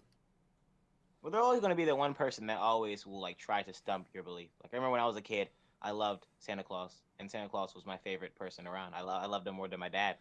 And then all of a sudden, people just started saying Santa Claus isn't real. Oh, I And told I my got kids mad. like right from the beginning. It's like, yeah, it's Ah, me and your mom, so you better learn some respect, you little shits. Well, I just got upset and whenever then the I like gave the you these kids presents, were I'll make them go away. the kids I'm were saying also that I happy like for the like person who what was Santa eating Claus cookies. brought you. And I'm like, that bitch didn't buy anything. Like that was Well, me. hey, Jack, let me have the You belief. better thank right? me. I just want to be a kid again. Right? I just want to have the belief. I just want to have the systematic belief that you know, that guy, I understand it. I fat understand it. ass eating up Well, cookies. well, just so you I guys, believe just so you guys know, like only reason why like the Easter rabbit, Easter bunny, exists was Still don't understand that thing. Oh, Yeah, well, it's mainly see- a fucked off for West Virginians. So I'm just I just can't ever figure out the Easter bunny that lays eggs. It just how do you think these eggs are made, son? You don't even know. Oh the my thing- gosh. once they started like saying like the Easter bunny's laying eggs, I'm like going that just come on, man. You got to at least give me something that's somewhat believable. But I mean, like that, like bunnies don't lay eggs. See, I believe in the celestial and lunar here we go. ruler of a magical faraway land. I believe they live in a separate dimension, but are still in contact with us. Who? Is it My- Doctor Who? I know my Doctor my Who, though. favorite Doctor my Who, favorite though. argument when it comes to The horses. right, my favorite argument when it comes to these type of topics and people get really heated over it is they'll always say, well, the air you're breathing is real, and it's like, yeah, but the air I'm You breathing can't is see it. actually affecting my life. There's a difference. I know it's there. There's science that proves this. Where's your science that proves that God exists? And I keep asking these people that. Of course, yeah. it's my belief. I'm like, well, okay, if it's your belief, then why are we debating this? I'm not trying to tell you your belief is wrong. Just don't fucking push your belief down my throat. Oh yeah. Well. Whenever you shut your fridge, how does the light stay on? Checkmate, atheist. You're so fucking stupid. All right, so we're coming up. We're coming up on the 2.5 hour mark. Ragsy Rags gets to go. Do you work today? Yeah, I do. Oh, okay. So I didn't know about the video, so I'm gonna have to go catch myself up on this video. There, Geekish. I want to see what happened. You won't see the. I think he took down the original, I had to delete but it. I had to but he has. Did you delete the apology video? No, not the Oh, apology why are video. you No, 'cause the, apologizing? Well, no, the apology video was actually like it was actually kind of shocking because that's the one that I saw from you, and it was kind of like it was actually in my recommended feed on my thing, and I was like, oh, I'll go check this out. Why is he apologizing? So I clicked on it, and I was like, oh shit, it was the guy Rags did a video on, but it was really weird to hear somebody actually acknowledge Oh, I get all the DLC for Unity. Okay. acknowledge that, Hey, did you guys? that they were wrong. So evidently, JTech has a petition against him to kick him out of the PlayStation community. Who? Somebody put a JTech kick JTech petition up. Oh yeah, because normal people see that guy and they're like, "Who the fuck is this piece of shit?" Well, no, that yeah, JTech has that thing against him or whatever, and then Hard Eight and the rest of the Weapon Wheel podcast gave what's his name, Jack Move Johnny a hard time because Jack Move Johnny signed it. Oh, Well, why? Jack Move is a sane human being. Well, he said that it was even if he's fucked up, you still don't sign it to get rid of him. Well, it's the thing is, you can't get rid of him. That's the thing. No, he said can't- he just did it for a it's joke. it's a joke. It is the whole petition is a joke. You can't sign a petition to remove someone from playing a console. That's obviously a joke. And Hard 8 is the kind of intellectually vacuous, insipid moron who, of course, would think that there's some governing body that Well, he would say, said- "Oh, well, there's a petition here. I guess we're." Well, he did. No, he made made they made a point that was actually pretty valid. Is like these type of petitions are exactly the reason why Change.org isn't taken seriously, because that was originally created to get the government to actually listen, but like nobody takes that shit seriously. Because I mean, you have Change.org about like on a thing by thing basis. quit naming Laura, like name her Sally, like come on, man, like just like there ain't no reason for a damn petition for that. Well, they like they look at each petition individually. They do, but I mean, it's just kind of. It can rub off on. I wish people would actually, use the site for actually what it's worth. But Yeah. at this point, it's became more of a joke site now. Yeah, it can be like how a lot of people view Kickstarter, because it was to the point where there's a bunch of junk on Kickstarter, to the point where YouTubers like iDubbbz were making their entire like all their content was Kickstarter crap, like top 5 Kickstarter failures, things Yeah. like that. To the point became- where now, it like became a I don't, like I don't browse Kickstarter. I don't go there looking for something to put money into, because I know like you have that, I guess, a stigma, that stereotype that everything on there is going to be trash. Because And that's kind of what change.org's turned into. It started out with a great intention, but shit, just that anybody could create any sort of petition, just kind of, it became a troll's heaven. ever since the liberals got on there. Well, Oh, God, that- I'm joking. you guys, I don't know how to explain this. So Then maybe I don't you shouldn't. understand what's the big thing about why can't like console gamers, like you said to me that basically you were surprised that I made a response video to that apology. Seriously, take the phone off of your microphone. Yeah, I'm trying to take it off, but I don't know what's going. I think it's Discord just going off and off and off. I don't know why. I had to turn my notifications from Discord off on my phone because it was like it goes insane. How do you do that? This is my first time on Discord. We'll talk after the podcast about that. But yeah, what you said about console gamers? What? So basically, the thing I was wondering about console gamers. Okay, I turned it off. Basically, the thing I was wondering about console gamers was basically like I know that we because the one thing about making that video was that basically it was planned to go in there with it, and I was planned to try to make a good video about it, because after watching the person I didn't know at first, which was Mr. Noob, I didn't know who he was at first. I just watched the video. And Just I don't didn't go use off of anything. him. Yeah, I would say please don't use him for inspiration. Yeah, I didn't go off of him. Because I said it before the podcast started. Like the guy was like, during the first part of the podcast, he was like getting on my nerves with the camera angles. I hate camera angles, that's where they are and things like that. But why is it just like so hard for console gamers? Because I'm 16, and at 16, it's so hard to get other 16-year-olds to admit when they're wrong, man. Especially when I'm in high school. When I'm in high school, yeah, it's so hard to because 16-year-olds know everything. So yeah. But I'm more of an optimist. So the question, why can't console gamers, just sometimes, I don't want console gamers to say that PC is superior to console, because you may not feel that way, or other console gamers may not feel that way. Like when I first made the video, I didn't feel they were superior. I felt that there were ways that made consoles a little better. It's all depending on your preference, but on that part, and then there was ways that made PCs better. Like PCs, I always wanted a PC because I felt like it was more better for YouTube, especially when you're trying to live stream or show this. Definitely on that. Like and then I always felt like consoles were better, especially when you want to play with your friends and be social and you guys, look at this and oh my gosh, guys, and things like that.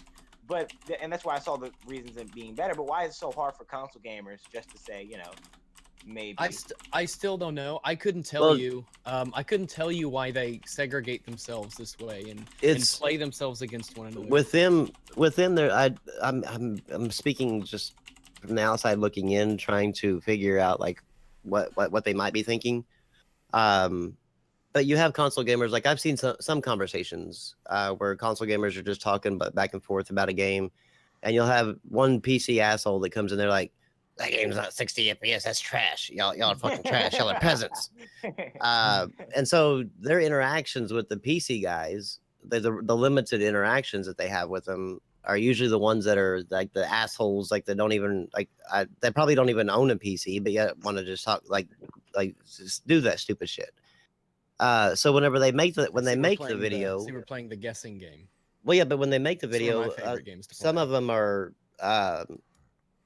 like just to the point of like I hate PC gaming. Like that, like PC gamers just suck because they've lumped everybody into that one person.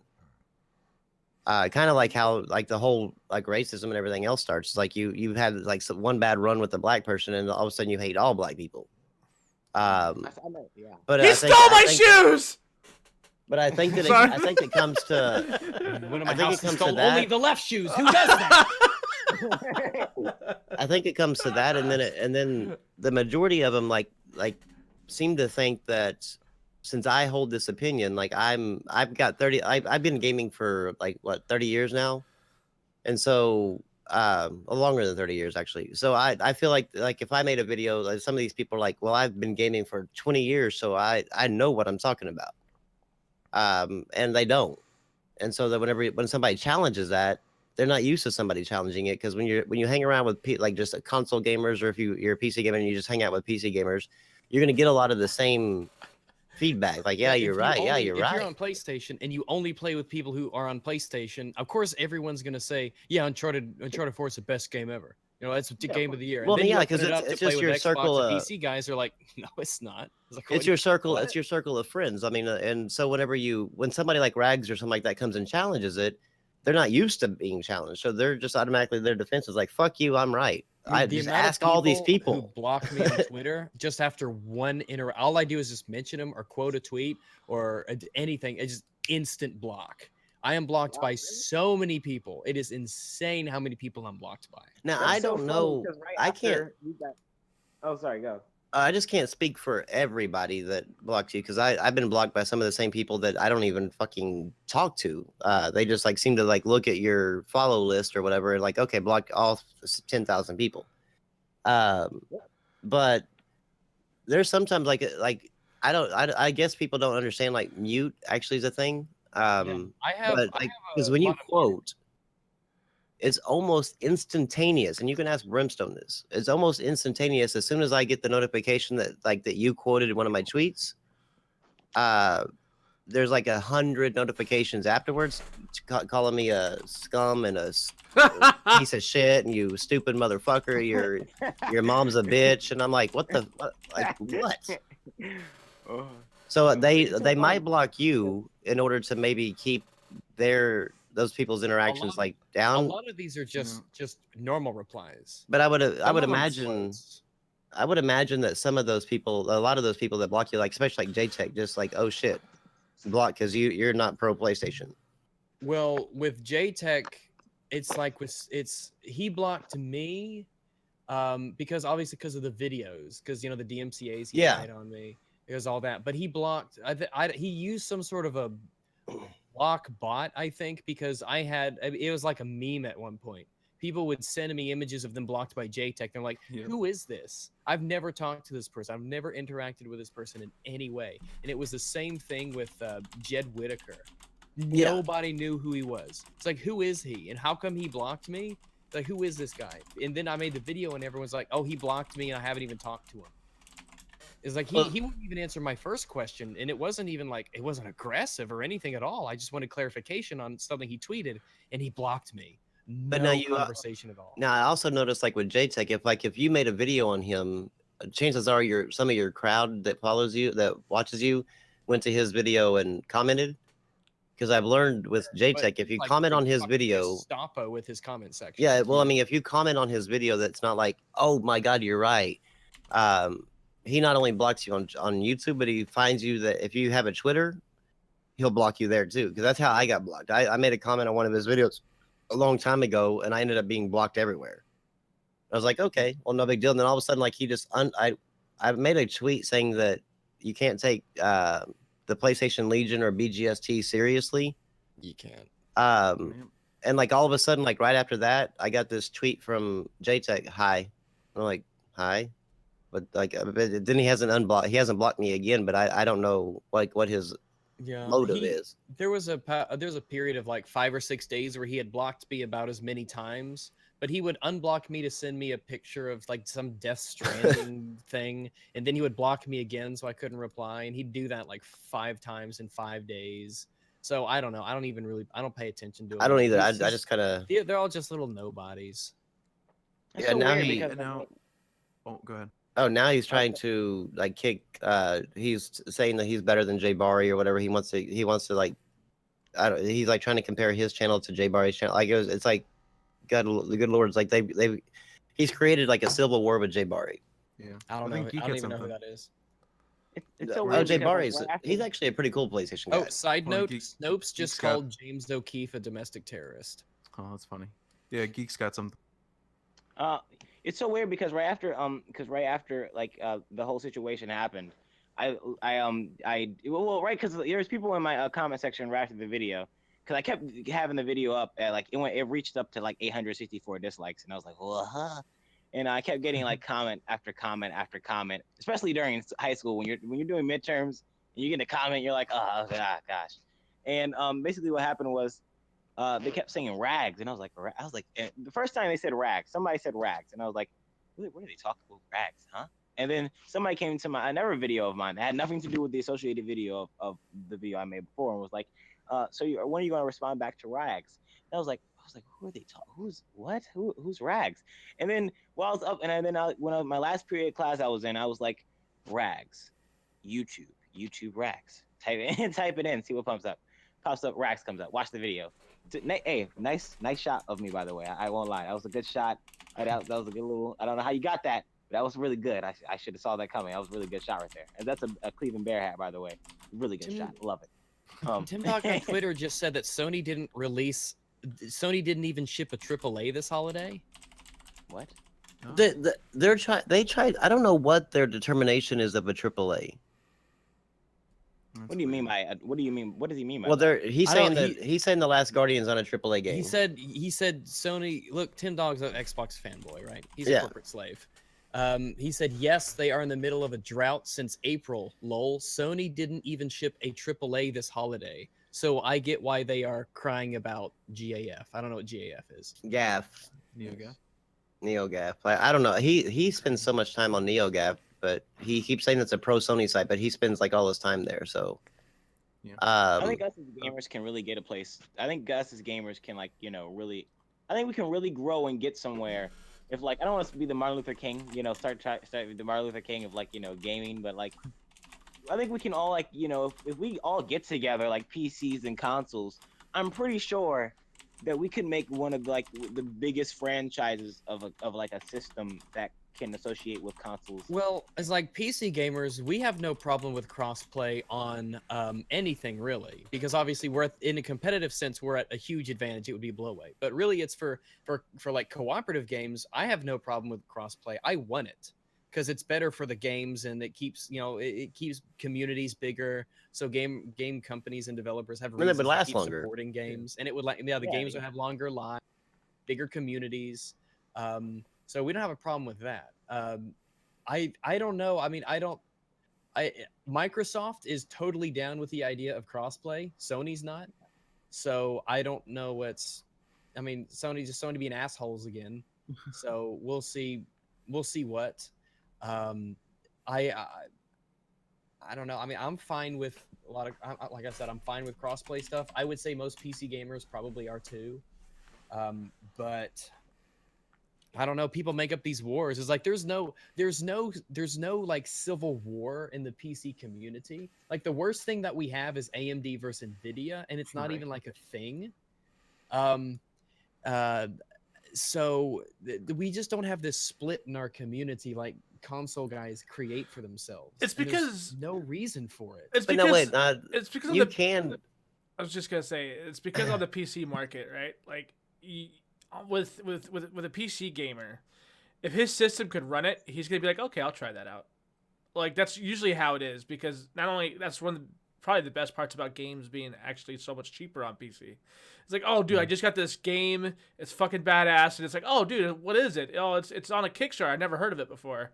I'm like, oh shit. Like, I mean, Rags did this at the beginning of the year. Like, I mean, that's why that is like that, because we're so open to trying new things usually. But did you like whenever you say well- games are cheaper on PC? Are you referring like to G2A and Yeah. Kingwin? Well, see, that's like the equivalent of going to like GameStop and picking up the used even video. normally with used just the games. same well- first party sales. But regardless, but my point still, Rambo, is we're still a little bit more open-minded on trying new things on this platform. Oh well, yeah. Well, Yeah. I mean, that's Like like, genres and stuff, especially. well, that's like, I mean, a that's couple Well, days ago more about how genres are Xbox has a problem right now with the amount anything that's of not a different shooter, a kinds of multiplayer games. shooter. Yeah, and it really is a shame.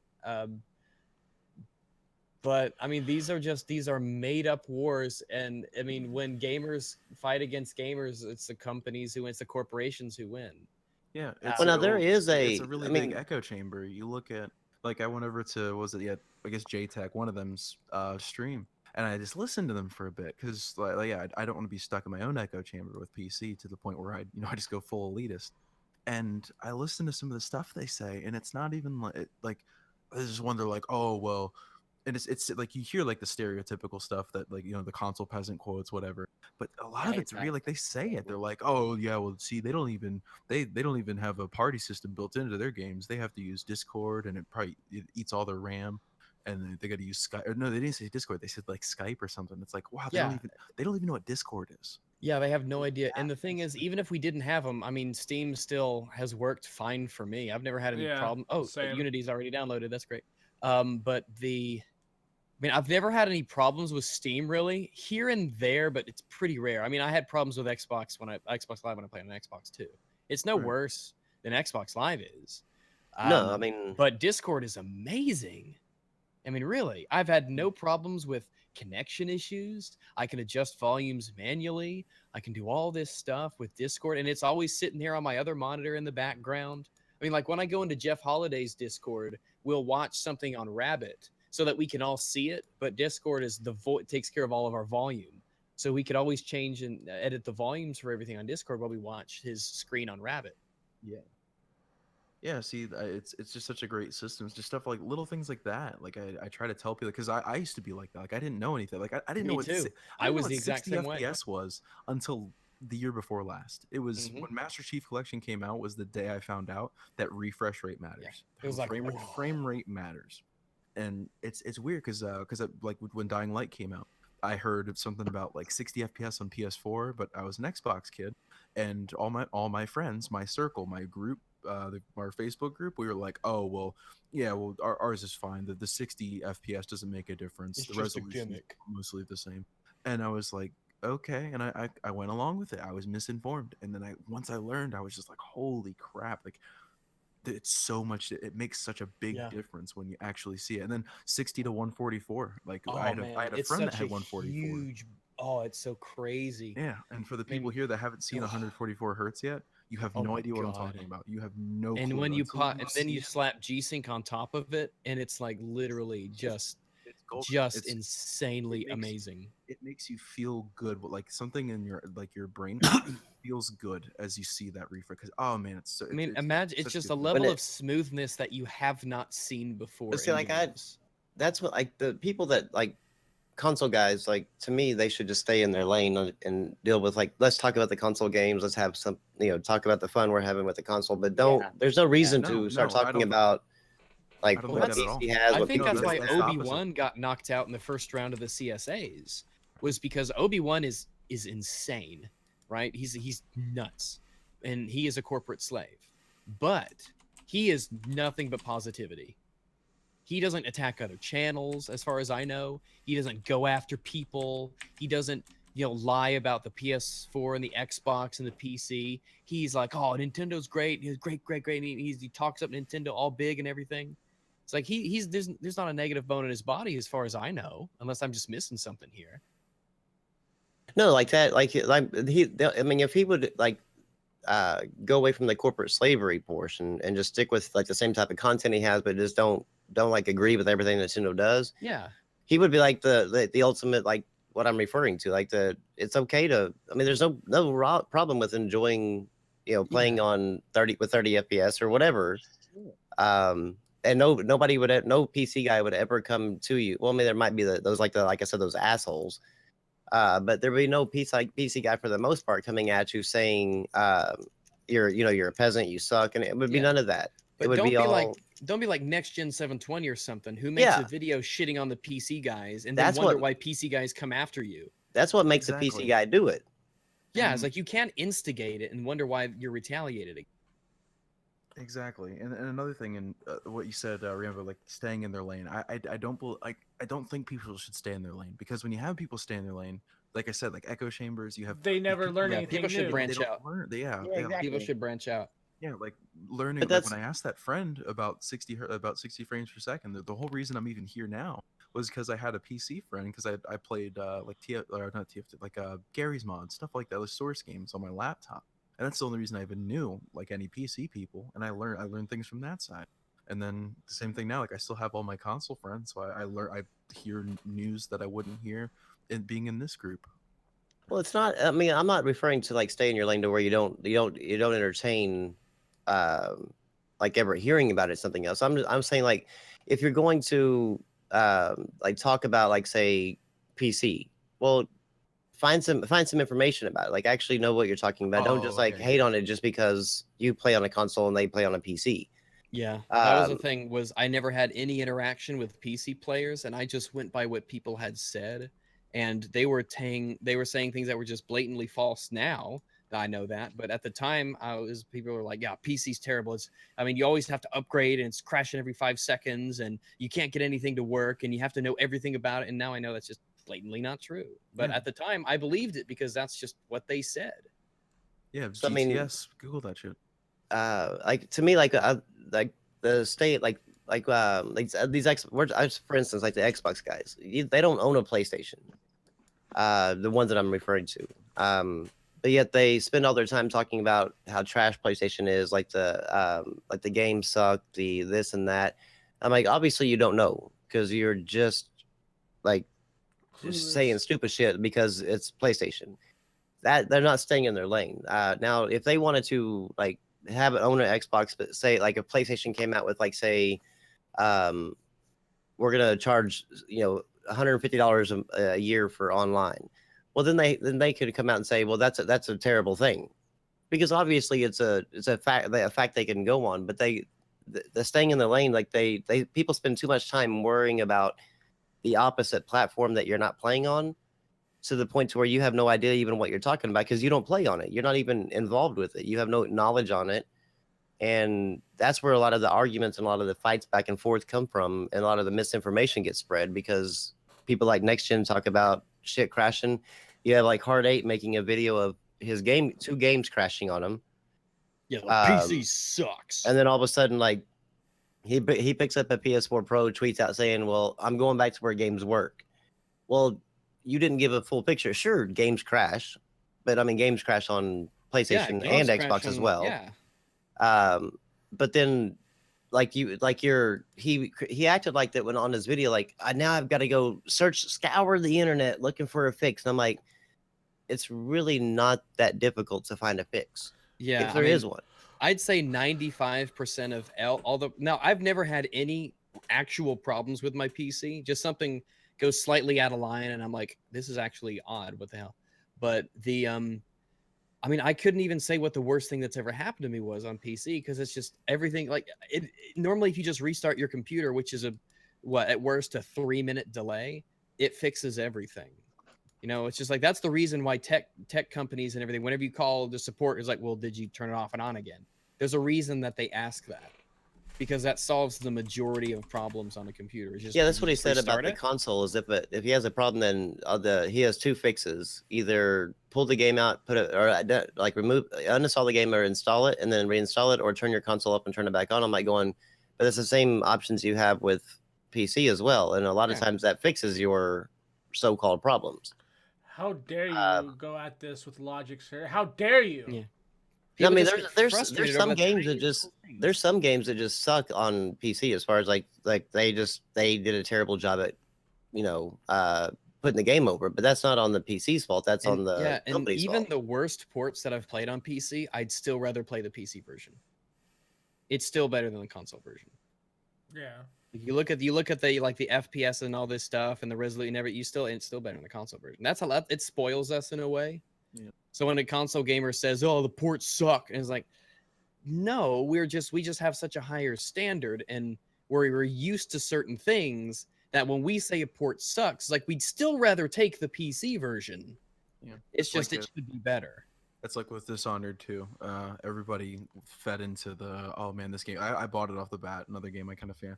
I was looking forward to Dishonored 2. Had performance issues. Now, when I say performance issues, I don't mean like it's constantly crashing. It doesn't work. It's not like DayZ or anything like that. It just, on my 1080, usually on games, I get like 120 FPS ish, you know, up to 144 at the max, depending on the settings. At the recommended GeForce settings, I was getting like 70 frames, and I was like, "What is wrong?" Yeah, I know. Like that's a here? problem for us. Like that means there's an issue, and we had that problem with Empire's Edge during a Battlefield 1 update. DICE did some bullshit that made the map Empire's Edge run really, really poorly. And the thing was, it still was running at a higher FPS. Like it halved my frame rate on that map, which was still higher than the console frame rate. But More we than call double. that like, yeah, we called it like, you know, for us, that's like, what the fuck happened? They ruined the map, because that's that's where our standards are. And I linked it in chat for a second there, but it was it was when ICXM treated the Phil Spencer thing, when Xbox lost Scalebound and PC lost Scalebound, when it was canceled. Let me see here. Let me find it. Here it is. Difficult decision. We believe result is better for Xbox gamers. Still disappointing. I'm confident in 2017 lineup. That's our focus. That's what Phil Spencer says when Scalebound was canceled. He says it literally. We believe the result is better for Xbox gamers. This is better for Xbox gamers that Scalebound got canceled. Now, obviously, every sane person goes, "How the hell is this better for Xbox gamers?" But this dude, this corporate slave, this Xbox fanboy here, Unseen DX, said he circled result is better for Xbox gamers.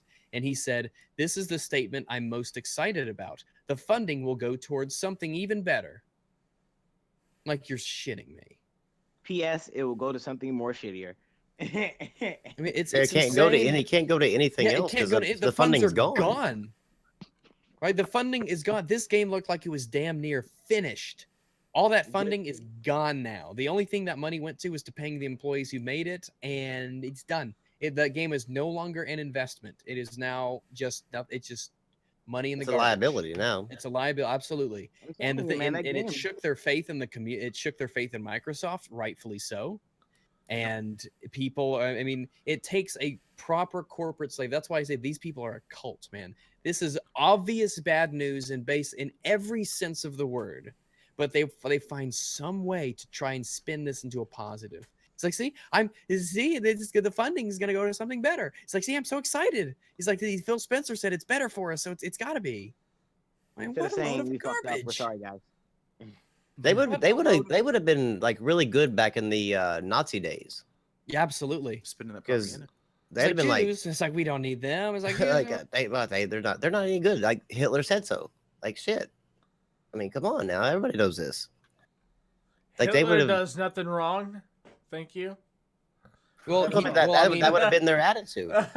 It's like I was telling Jeff Holiday earlier. It was like he did come up with the Autobahn, so props to Hitler for that. You're like, good job, Hitler. It's definitely one of their. Weird to say, but golf clap for Hitler. It's I don't know, just one of their little things that they do or whatever. I don't just it's insane to me that they. Because I mean, you're never going to get better if you continue to just accept everything that they do. And their channels are like dedicated to, and their Twitter handles are dedicated to talking about how Xbox is going to beat Sony. MPDs on lock, we're beating Sony. But yet whenever you cancel a game that actually can compete with Sony because of the fact it's like more JRPGs are getting variety, they're like, keep that trash, put it on Sony.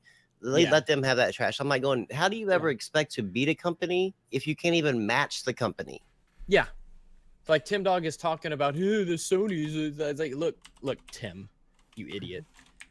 This is the worst time to be comparing game libraries between the two consoles because Microsoft has a legit problem. One, their sales are shit compared to Sony right now.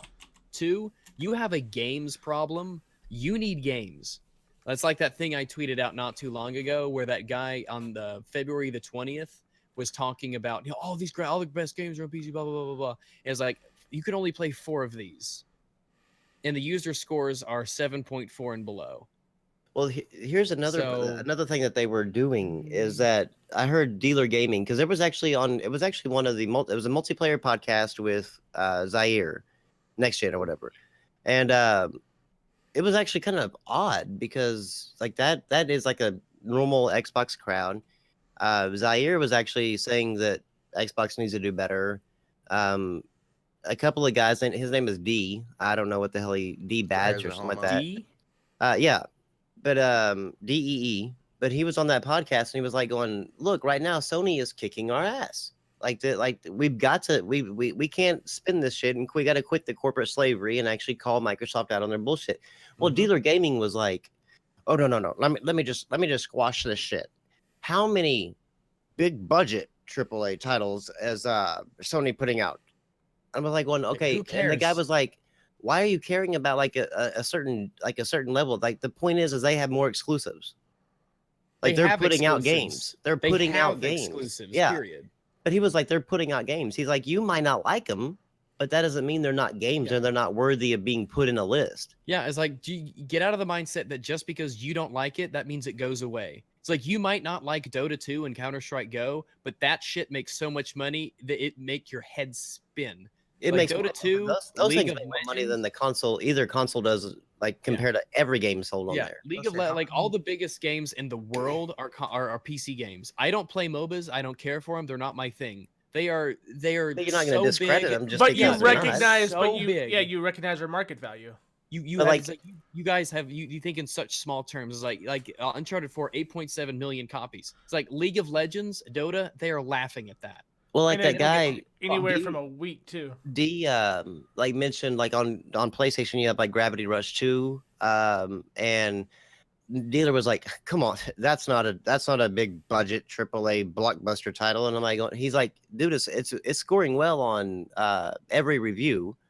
It's definitely a title people are gonna want." He's like, "But it's not AAA big budget." It's like, who And- yeah, you get and, like, they why gotta are get out you- of this mindset that budget and AAA-ness matters because it doesn't. It was It like, doesn't first of work. all, it's like look good at it all is. your big budget AAA that Microsoft has actually brought out, Quantum Break, and where are they? Yeah. And how were they received? I Yeah. mean, they were almost like trashed on. Yeah, like Vermintide. Um, I've got way more fun out of Vermintide than I have ever gotten from The Last of Us.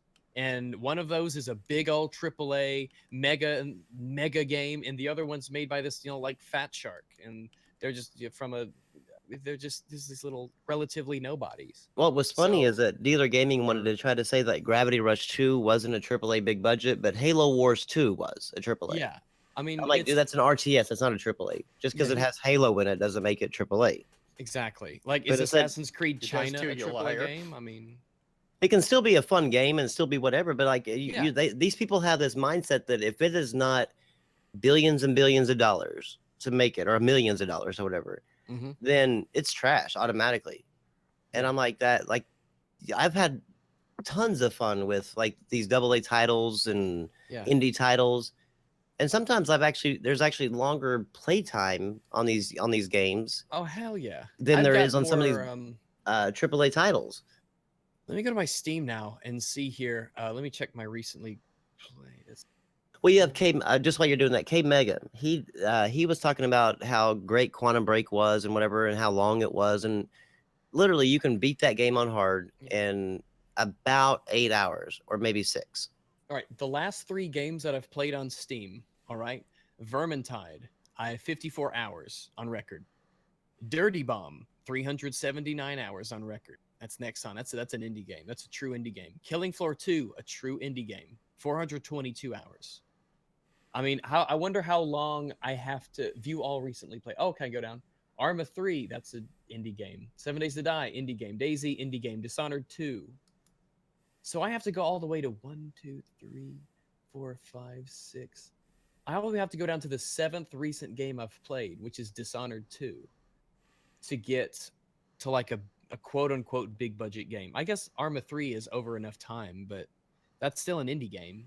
Both Daisy and Arma 3 are indie games. So is 7 Days to Die. too. That's the Fun Pimps. Killing Floor 2 is Tripwire. Dirty Bomb's Nexon. Vermintide is Fat Shark. But if you Is who does Dishonored 2? It's Arcane developers Studios. are Arcane owned Studios. By, Yeah, owned Arcane by Studios, Bethesda. Owned by Bethesda. Space Hulk Deathwing was by I don't know. That's some no-name company. They came out Yeah. of nowhere. Came out of the woodwork. and you could tell. But I mean, oh, by the way, I'm so much into Vermintide again. I have 54 hours on record, but 33.6 in the last 2 weeks. Like I've really see- kind of got back into Vermintide.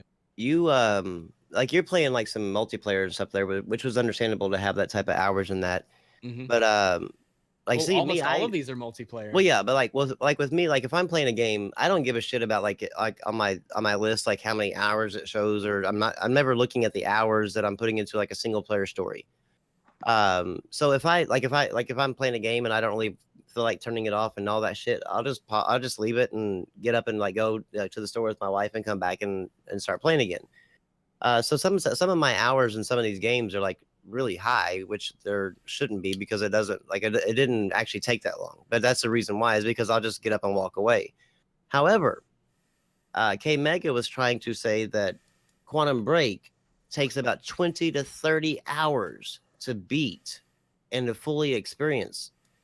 And what was funny is Jay Bari went to his profile and Jay Bari's profile on the same game. Jay Bari beat the game and has more of a higher completion percentage in 8 hours than what K Mega has in like I think it was 32 hours on Quantum Break. Question: doesn't Quantum Break have the because I know it's an Xbox exclusive, and at the time when I was on Xbox, that's when Quantum Break was. Well, it's not. It's not. It's a It's Windows on exclusive. PC. It's on Windows 10. It's but I on mean- Steam. You can buy it on Steam. Well, yeah, now it's on And Steam. Now, yeah, and it's now it's on rated Steam. pretty darn When positively it first too. came out, what was it? Well, it actually run. run. It's always been. It's always been It's a always Windows. been? It's There are no Windows. more It's- Xbox exclusives. It's on been- Windows. Windows. It's they're quote doing unquote it's a Microsoft. it started out as a Microsoft exclusive and then it turned into a full complete multi-plat with like actual I understand that Windows 10 is a different platform, but I'm talking about in the sense of what they're referring to, a true multi-plat being it on an actual another Yeah, it was system that always for Microsoft didn't Windows, and know. it opened up to Steam later. Yeah, there's this weird. Yeah, So people they've would- been I know doing this about- thing. Microsoft has From Xbox. oh, From Xbox Play Anywhere, all right? Because are those? I'm pretty sure is Xbox and is Xbox One and the Windows platform connected. Yeah. They Sort of. in a way, like everybody who buys a or has a PC with Windows 10, if you have to actually create a gamer tag. Yeah, when I loaded up Halo 5 to try it out, I had to make a gamer tag on my PC. Yeah, and so you are connected to like quote unquote Xbox Live, or the Xbox that area, I guess, when you load up. Ecosystem. But you don't ever actually have to see like Xbox Live in order to play a game on Windows 10. right. Yeah, like, they just use the same service. Or It just funny. connects behind the scenes. I got a random like little Windows desktop notification, bottom right of the screen. I got one of those. Like so and so is calling, or someone so invited you to something. I was like, what? I clicked on it, and the Xbox app opens up, and I'm in Yeah. an Xbox Live party with someone. I'm like, what the heck? Like, it was Like, cool. what? 'cause This it's is like, here? oh, I yeah, didn't it's Yeah, like, you- here. You can do the Xbox Party Chat, but you have to like it does go through that app. We just don't have to pay for gold to do our party chat on the exact same service that you are. So No, basically Crazy. the only thing that like yeah, Xbox that's crazy, isn't it? the only thing that Xbox is paying for the fee for now is the games and the discounts. Because But I don't. But everything else I is don't see that, free. No, because I party got the chat. You same- need gold. You need gold for party chat. No, I'm not saying that. I went to their site. I'm not saying that He's that saying like for what they don't have he's- to. No, he's The only saying for what he difference between the sees. two. The only difference No. between the two, the PC platform and the Xbox platform, the only difference that the money could actually be going for that the PC doesn't get is the games and the discounts. But we do get the games. What do you mean? Yeah, but that's the thing. No, like, you don't. The free games of gold. They're not free. Oh my God, you don't get can't. games of gold. I'm not going to go through this whole Here we go. semantics Here and we shit. go. What I'm referring to is There's- y'all PC gamers It's do not get games of semantics, gold. though. Games, okay, but games with gold is paid for.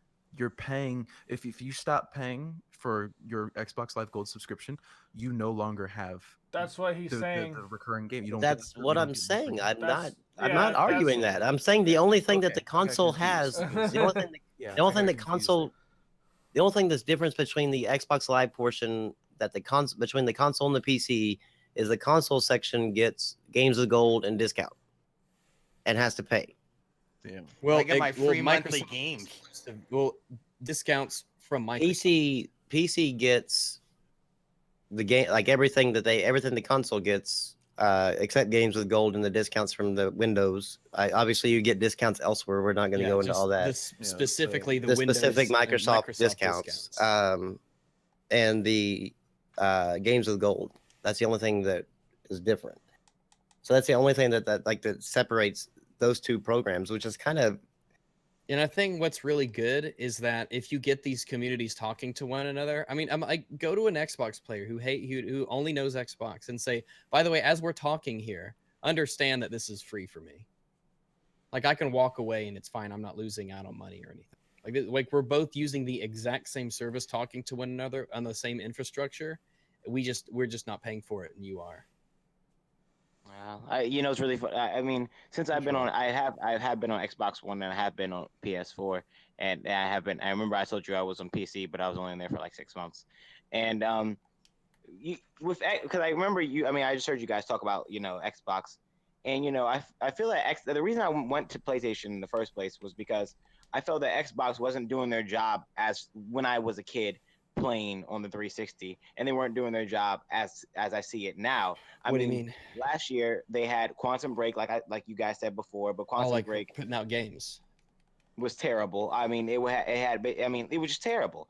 And then it was okay. It just wasn't. It wasn't what it was. I just found it out. I just didn't like it because it was like it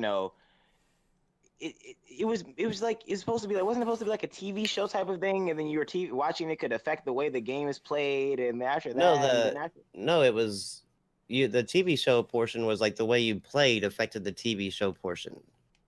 And it did. Like if you made the choices you made while you were playing, and the certain differences, like whenever it said like pick good or evil or whatever, pick the like kill all the people in the thing or pick save this girl. If you pick that, then the TV show experience, like when it showed the TV episode, the 2 episodes will be different depending on what you picked. Well, okay. So, Quantum Break. I didn't play it, but I did see it. I did hear about it. So I'm not going to give it too much judgment. I just feel like it just was basically it wasn't as sought out to be an Xbox exclusive, a great Xbox exclusive. I mean, not Xbox exclusive, a great game as it was supposed to be. And then you had last year, I said this before already, the only ones being Gears of War 4 and Forza Horizon 3 being like two of the most big sellers right there. So then you have PlayStation with their exclusives, which are getting pretty good right here. Then you go into the new year with Xbox expecting them to do something new, and then they bring cancellation of Scalebound, which is terrible because, like I said before, when I went to GameStop to pick up The Witcher 3 for the first time ever, because I never played Witcher 3 before. I went up there and I talked to one of the GameStop representatives, and I asked them, what do you think about Scalebound being canceled? And he said, well, I think that's terrible because they lost a whole lot. They lost me, and they lost a whole lot of people who were waiting for that game. Like I said before, Scalebound was going to be the Horizon Zero Dawn of Xbox. And I think I jokingly said during when they were showing Xenoblade 2, I was like, oh, it's Scalebound. Yeah, because that's what it looked like. Well, that's the thing is like I mean, the only thing that really separated Xbox's quote unquote exclusives this year was Scalebound. The rest of them are just kind of like, okay, yeah, another shooter, another Forza. It's just the typical stuff. Was different. It was the scale of it and all that. It made it feel different. I wasn't on or off on it for me because I'm PC mode. I take I take things a week at a time. I don't get overhyped about things or try not to. But it's just not good to lose out. Even if it was a mediocre middle of the road game, like an average 5 out of 10, it still is better to have it out there. I mean, that means think of all the people who could enjoy it. Mm-hmm. But this is relevant a little bit. Someone just tweeted me that this guy, fun fact, PS Plus and Xbox Live Gold generated nearly $3 billion in combined revenue during 2016. Yeah, that's possible. Yes. And so he says it's not a surprise that Nintendo will charge for online, but they did a terrible job at justifying why they're charging. Are they charging on? They are charging online, are they? Yeah. Yeah, but the only problem with that, 2017 they start. Like I was telling Metro last night, is that at least with PlayStation and Xbox, there's a way to justify it within yourself. Yeah, for 9% of the people. That's 9% of the people that you asked, but still, Well, I ask console gamers. well, yeah, okay, but okay. I just like how you said fun fact. Yeah. When it comes to you can somewhat justify it, but then when it comes to like the Nintendo, there's literally no reason to be, or no way to possibly justify it, because like the games they're taken back after a month. You have to use your phone, which To is talk to people, which is fucking ridiculous. ironic. That's stupid. How's that ironic? Or we not ironic, misspoke. It's fucking weird that you have to use a phone for That your is weird. console in 2017. That's really weird. Exactly. Come Now, on, what man. I wonder then- is if you have $3 billion to spend, well, and, the employees, whatever. Microsoft's a big company, but just off of that alone, the Xbox Live membership. Well, why is it playing like? Well, it's that's about 720p, 1.5 billion 60 a frames per sec. Like, you can make a box that only generates 720p at 60 FPS or 1080p at 30 FPS, sub 30 FPS. Are you kidding me? I don't really care about the whole resolution and frame rate, Yeah, but as long as it's playable and fun, I could give a shit less if it's running at 20 FPS, as long as it's playable and fun. I'm not saying that it would be Exactly. playable and fun at 20 FPS. I'm just I kind of get giving you an playable and idea. fun, but what's the point in even buying a new console if it doesn't like? I don't. I don't enjoy understand. it, The have fun with fun, it, that's the point. the fun. I don't know. Well, they just keep the old think it's a waste console, of money. They 'cause keep that's fun. The old console's 'cause the old fun. console's just as fun. I mean, what are you Well, upgrading? The What's point, of an upgrade if there's well, no because upgrade? the games that would be only on that console versus the one that I'm on. So Yeah, So after they're 2 they're years, forcing you to buy a new. Yeah, they're forcing you to buy a new console. at that Buy point, a I new just really no reason. games on the last one. Well, Drop it if the to reason if- I bought a new console was mainly because it was just first I just felt that you have like a lot of different, you have a lot of variety when you switch and when I switched from like Xbox 360 to Xbox One, I knew I was getting something really different. But the Xbox One, I mean, it was just too big and things like that. But overall, I felt I was getting something new, controller wise. I was getting a fresher look at Xbox. I was getting something new from Xbox, and then and you could take it from me because I went from Xbox One to PS4. But then when I got a PS4, I was getting something new as well. I was getting something something totally different new. Yeah, Now, some people there was a definite like performance boost too. Yeah, really definite So performance. that would really I mean the performance boost justifies why you have new games. I mean, it's because games keep getting better and better and better. You have to release better. You have to release better hardware to keep up. But I would argue, as far as like the look of these games, they look better than they did in Xbox 360 and PS3. Yes. What on the I Switch? would argue that. No, I'm not saying the Switch. I I said thought you were still PS. talking about. No, I said PS3, Switch 360. look- Like the PS4 and Xbox One games look better. That's because they're more powerful. Right. So I mean, but with the Switch, like it's kind of almost like they went backwards. Well, I'm not. I think they're When you're using it mobile, it will look way better, obviously, because it's much smaller. But when they did blow up the big image, It looked from like a technical perspective, it looked like garbage. It looked like a Wii U. No, it looked like a It Wii U. really That's what did. it is. It looks just like a In Wii U. fact, Fringy, because I was doing that live, I was watching it live with Fringy, and when the Splatoon thing popped up, he was when the Splatoon 2 trailer popped up, he said, "Oh, they're bringing Splatoon to the Switch." I'm not joking when I say it took him about half the trailer to be, "Oh wait, this is Splatoon 2." Yeah. Well, Splatoon- honestly, yeah. When they first showed Splatoon, I thought it was Splatoon. Like they were like porting it over. Yeah, I thought it was. And just then, Splatoon remastered, like, Splatoon port. The little bit of I guess they're adding. They're kind of doing like what they did with Mario Kart 8, is add a few things and call it another game. Well, And they're it not looks like increasing that's the what they're number. doing with Splatoon, is adding a few things and calling it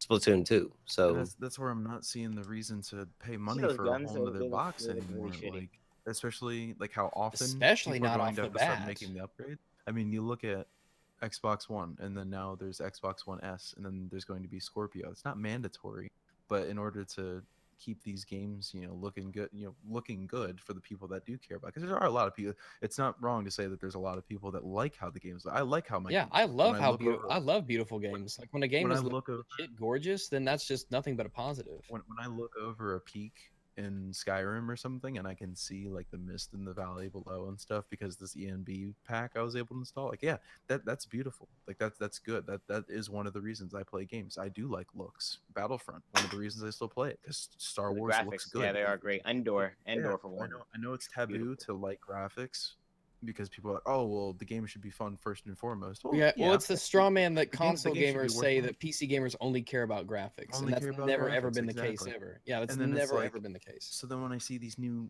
consoles coming out, it's like, so then why even why even have the new console? Like, what makes me want to make the jump? And one of my friends back in the Discord, Jack, he's got a 7-year-old computer, and he plays Arma 3 with me. Jack on- Reach? at Jack 30 Reese? FPS. Yeah, Jack Reese. Yeah, Yeah, it's a well, there you go. 7-year-old computer that plays Arma. It plays Arma. And that's a Tanoa, tough the game brand to new- run. the nice, yeah. That's a really my computer. I have a i5 6600 and a GTX 1080. I put more than $2,000 on my computer, and my computer crashes on it. His computer still runs it, and it's 360 era. Like, listen, there's a reason that's a PC exclusive. We'll put it that way. Yeah, and stuff like that. So it's like, why would I like right now a Switch more on Nintendo oriented a little more? I have so many fun games from even the regular DS. I don't need handheld. Like DS the DS handheld games are doesn't appeal so to me. good. Yeah, the handheld doesn't Amazing appeal to me library. for Switch because I already have such great game. Like people they're like, oh, we got to get the new games, the new fun. But I it's mean, like, let's just face it. Let's just call it what it is. I mean, it is all it is an updated, visually looking updated hardware. It's the same thing as the Wii U. Exactly the same thing as the Wii. That Punch game with the gloves, I saw that and I was thinking to myself, my Wii U could run that. That's what Black Bond was saying. I was whole thinking my thing. phone He was could like, run it. he was saying, why can't the Wii U can do all this? Why upgrade the Wii U can do all this? They're trying. Well, they're trying to get rid of the Wii U, like the kind of like what Xbox One needs to do with Xbox That One, won't the be name. hard. They need to the Scorpio to me like should be their next generation. They should like start out with a whole nother name, and kind of move forward from there to get away from the stigma of the Xbox One. And I think that's the only reason why the Switch is being dubbed the Switch, and like they had, No, like they I felt they think had it'd be to. too soon. I think it'd be too soon for them to move away from Xbox One because they're still. I mean, they're having such a problem lagging behind in sales. I was and referring more to the name, like yeah, the well, that's stigma why of it's the called name. the Xbox Scorpio. I mean, the Scorpio. I'd say Scorpio's a new name. I don't think they're Yeah, gonna. That's it. like- There's no word they're gonna keep that. That's just their code name. It would be Like good kind of like Insignia too. I like this Well, Insignia. kind of like Okay, the well, PS4 Pro was. assuming they call it the Scorpio, That would work. but I As don't long as- know if they're gonna call it the Xbox One something. Scorpio. SS. Yeah. I hope they don't. It would be pretty stupid. But it's too soon for them to start a new generation. Yes. It would be. Oh yeah. I think it'd be too suicidal for them to do that. As for It's supposed to be generations, going for $600. I don't know how much. I don't know how much longer consoles can do this generation stuff. That's what I'm saying. Like with a computer, like if there's something that's I have a problem with in a game, there's a certain part I can switch out that'll probably improve whatever it is there. Like if Yeah. I'm playing, if I got Or a you can decent graphics adjust a card, setting or something exactly. Like if I Well, have a chances decent are they're graphics just card, but I gonna- have an old processor, I might not be able to run Armor so well. I'll just change out the CPU itself. Armor. Chances are they're gonna upgrade like the PS4 Pro is gonna be going to like I don't know if it's gonna be called the PS4 whatever. But chances are they're just gonna make it backwards compatible. Like basically just continue on and just make the PS4 Pro more powerful, and make that the next one. I love that picture where it's just a bunch of PS4s. It's like stacked on top of each other, introducing the PS Pro plus. It's hilarious. I mean that's what it looks like that That's- they're probably gonna do is that's that. what both companies are probably going to end up doing because games are just getting. I mean, like, Which it's I'm like, fine with that. Yeah, I mean, it would be fine. That's probably what they're going to have to do, and that's not necessarily a bad thing. People just have to get used to the new idea because Well, technology increases exponentially quickly. All right, that's why the difference in technology between 1000 BC and 700 BC is like nothing, even though that's 300 years. but the difference in technology in the last 10 years has been insane for us. Is like and so console games and consoles in general, I mean, you can't pull this stuff about going. That's why it was damaging to the industry to have a 10-year console cycle with the 360 and the PS3. Is like games were having It, to sacrifice so much to run it on was, but then 10-year-old hardware. it was, but then it was also like a big dangerous thing for them as companies to release another generation because of the way the industry and everything was going. That it would have made it harder for them to sell. He's just it's not going to be like that What? coming up. And with Halo, not Halo, with a big prime example, people are always like, oh, 360 lasted 10 years, but did it really? Yeah, 'Cause yeah, but if you look the at Far games you Cry got at the 3, end of that were they shit. were bad. If you look at Far Cry 3 on Xbox 360, I love my 360. Elite but Elite Sniper V2, whatever it was. Sniper Elite, yeah, it ran Halo at like 4. 15 frames. I was like, what was wrong? Because at the time, I like I said, I knew nothing of PC. Like I was playing on a friend's 360. I was like, Yeah. I couldn't fathom the idea that the hardware wasn't capable of running the software. That's Yeah. how I felt. I was We like, never had why anything to is compare Sniper it Elite? to. I thought Sniper Elite was a bad game. I was like, oh, like or Ghost Warrior, that one. The first mission, I was like, Oh, yeah. this game is Yeah. bad. I thought it was a bad I game. played but then that I on realized, Xbox 360. it actually runs good. It's just the 360 was struggling by that. You look at Mass Effect 3. It stutters anytime you're in combat. It stutters hard. And Mhm.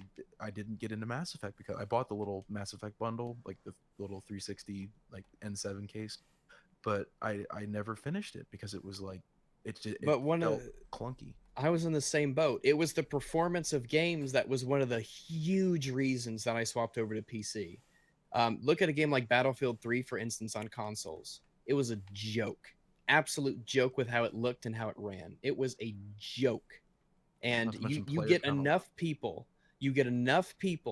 are out there who just get tired of the terrible performance. Because I don't buy for a second the bollocks that people say games get better over time. Like maybe to a slight degree, maybe in the first 3 years or so they'll get used to it. But 'Cause you learn the eventually, hard you get to the point where the hardware is so old and so weak, and games are getting so much better and so much better that doesn't apply.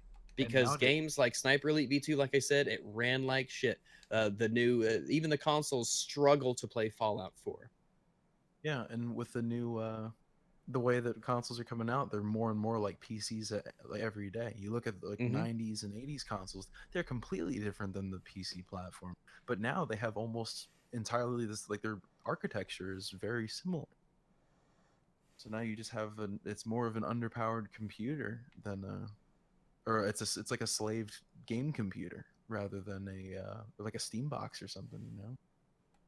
It was, I mean, really, we're getting to the point where you've got a market. There's just gonna be a point where they're just gonna swap over to PCs, and they might not market it like a PC, but it's gonna be a PC, because there's not a lot separating a PC from a console with its with just running a special OS that's designed to keep away my freedom. I think So you're getting closer and closer to the day where it's just gonna bridge the gap.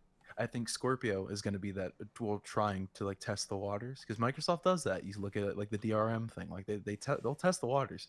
They're Yeah. going to see what Scorpio does, and if Scorpio does good, they'll be like, oh, well they like buying these little we'll just call them modules or something. They like buying these little things that they can stick onto their box and make their games Yeah. run better. So let's start selling these little pieces. We'll sell different tier upgrades to their Xboxes to what they can Mhm. afford. Now the extremists they're going to be buying the tier 3, the things that'll give them native like the Scorpio. Then they're going to have budget Scorpios and people buy them. It'll be like it's like a contained PC. You'll have a contained market where the only place to get upgrades for their PC is from them. Yeah, and it'll be, and I wouldn't be surprised if the next consoles had like literally a slot or a plug-in on the top that you covered up, and if you wanted to upgrade it, you bought the plug, and boom, it's like a little external GPU that helps to run it better, or something like that, and it's just as easy as open it up, Oh, I look for plugging it them in. do a whole new console like that, like they basically are with the that's what Scorpio I'm saying. instead of It'll the be add-ons. they're gonna Just make it more modular, and it's just gonna turn into basically like PCs. They're just gonna come up with, like, you know how phones, they have those phones for old people. What are they called? Smart Talk or something like that. Mhm. It's gonna be like that with console players. I bet they're gonna have like a rudimentary, very easy to understand PC that is restrictive in a lot of ways, but lets you have. I mean, but basically is like a PC that people buy, and its architecture will be almost exactly the same. It'll be basically just like a foolproof PC that they give people. It's like if you ever have a problem, just restart it and that fixes it. You know, it actually makes me think of the little like the leapfrog. Yeah, Like my tab- first PC things. Yeah, Yeah, it's like, and I know it's so demean, like it's talking down, you know, humor me. When I was because I didn't have any like systems, and my parents kept me off the internet the best they could, and like my little sisters and stuff, they always had like little leapfrog and stuff, and I remember being like, yeah, it's like a knockoff tablet, little knockoff laptop and stuff, and I just remember like looking at it like, wow, like that, it's it's so different from like a regular computer or a regular laptop. So when I'd like play that just to see if there's anything good on it to actually like keep me busy, it was just like, you know, it's dumb, like just knock off boring, you know, it's just boring. It's like off brand, like great value brand, you know. And that's how I see it. It's like they're not gonna make it to the same quality because there's not too much of a, like, the reason like AMD and Nvidia compete against each other. It's a healthy competition exactly. with a little bit of shade some here and there. Yeah, so Tessellation. don't. Yeah, so when people say exclusives are necessary for consoles to compete, that's bullshit. It's Yeah, it's bogus. BS. Bollocks. Absolute It's utter like, bollocks. yeah, and there should always be, you know, like if there's a monopoly, there's nothing healthy about a monopoly. That's why they have Yeah. AMD and Nvidia. That's why we have Cooler literally have Master- laws preventing that. Cooler Master versus Kingston. You know, like there's different brands you can go to with, especially on PC. That there's just dozens of brands, and there's a few that are up at the top. You know, that kind of hold reign, like Intel and Nvidia, stuff like that. You know, they can, they're a lot more popular than some of these other brands, but they're there, and it allows you to have a choice so that you can't, like, if Nvidia all of a sudden started skimping, or no, like Intel right now with the KB Lake, they're skimping hard on like there's no improvement over the Skylake. In So fact, peop- and there's people aren't videos. using it. Linus did a there, video on it if where it people actually just shows don't buy worse it, then they'll change. performance. That's people don't buy it and they'll change. oh my god. Yeah. So then they change over. They go, well, like for me, I'm honestly, well, I don't know, because I have an Nvidia card, but I was thinking like, hey, I started looking at AMD chips because, hey, maybe that'll be what I need. But on Xbox, what if all of a sudden like their upgrades aren't what if their upgrades aren't stellar? What if they aren't worth the price? Where else are you gonna go? Are you gonna like trust some Chinese knockoff company to make their version of the Scorpio? Intel Intel gray hair graphics, graphical capabilities. under Black Friday bundle. Black Friday, Black Friday. You wreck Black Friday. Oh my gosh. And the thing is, like, I mean, this is relevant to this whole discussion. It's like there's a firearms channel run by this guy. He goes by Nut and Fancy. A lot of you might know who he is if you're into firearms channels on YouTube. But Nut and Fancy, he's like 600,000+ subs, and he reviews guns. He reviews pistols and watches and knives and rifles. He reviews guns, and he's known for being long-winded, granted, but very honest. He doesn't fanboy any company, and he treats every rifle, every pistol as an individual. And he makes videos about guns, and he's very honest, and he goes to these companies, and a lot of the times they'll send representatives out to him with like a new firearm or a prototype or something, and they'll go out and they'll test it, and they'll run around with it, they'll shoot this, and they'll put it through the motions and all that. And even when the representatives are right there in the flesh with him, if there's an issue with the gun, he'll tell it straight to their face. He won't sugarcoat it. So when when a gun comes out and it has a legitimate issue, he will slam it for that. And people will not buy it because he shows that this gun has an issue. Right. But I've seen him take guns like a Kel-Tec Sub 2000, for instance, is 9mm carbine, right? I own two, and the Gen 1s. The Gen 2s had a serious defect with the front sights, how they would untighten and unscrew, and you couldn't shoot accurately because the front sight could wiggle and it wouldn't stay secure. And if you can't shoot where the sights are, the gun is basically useless. And he said that in the review. He said he didn't recommend it. Don't buy it. Get the Gen 1s, And sure enough, there's a new type of the Kel-Tec Sub 2000 Gen 2 that has a completely redesigned front sight, and the way that the handguard attaches to everything that fixes the issue. So if you don't slave for companies, if you're not a fanboy of these corporations, if you hold them to task and you demand that they give you better products with your wallet by not buying garbage and things like that, then they will improve their products. Yeah, they have to. Just look at They have Ubisoft. to. You know, like Ubisoft again, and- if everybody, that's a $3 billion that they're making on PS Plus, and that's basically pure profit, practically pure profit. And if all the console gamers got together tomorrow and said, we're gonna go a month or two without playing games online so that we can have it free for the rest of forever, then you could change it just like that. But it's There a you it's a whole it's a mindset. It's being a community. I mean, it's all about voting with your wallet and holding companies to task, and that's how you make what you're things saying better for is- yourself. So what you're saying is, if like we were to just go and just say we're not buying any more PS Yeah, Plus, if we're not buying. well, no, not saying you're not buying it. Doing Actually, not buying it. If every time the next subscription ran out for you, if 50% of console gamers, right, if they didn't renew their gold or their premium subscriptions and just played single player games and all that stuff, then it would get reversed. Then you would never again have to pay for online. Never But people again. aren't- Never again, because they wouldn't have the service because they'd be losing so much money. People wouldn't buy it. People would stop playing games. People would stop going. They'd go to somewhere else. What if the but- servers get back? What if that got back up? What if it Well, got back up? no, that's the thing. That's the thing. You don't even get it. The servers aren't even by Microsoft. Like they're Yep. charging you money per month or per year to play on servers that aren't even theirs. So you When- someone else's What- server. who the Yeah, servers when are you they? well, they belong to the developers. They're third-party servers. When you Ah. connect to a game, You're playing on Ubisoft servers and EA servers and Yeah. 2K Exactly. servers. Yeah. And they're holding the multiplayer in your game hostage until you fork over to them whatever amount of money they tell you to, so that you can play the multiplayer on servers that they don't have any responsibility in maintaining. Here's So something. if The you want only to play ones Call that- of Duty, then you have to pay for you play on Activision servers. You the play only one that on- you might play on their servers is like their first party exclusive games. Like they Yeah, like might have some financial like portion in those servers. well, but even every- then, But they're that's- not those always. are- But they're not Well, owned. those are still far. Those are still far and few between.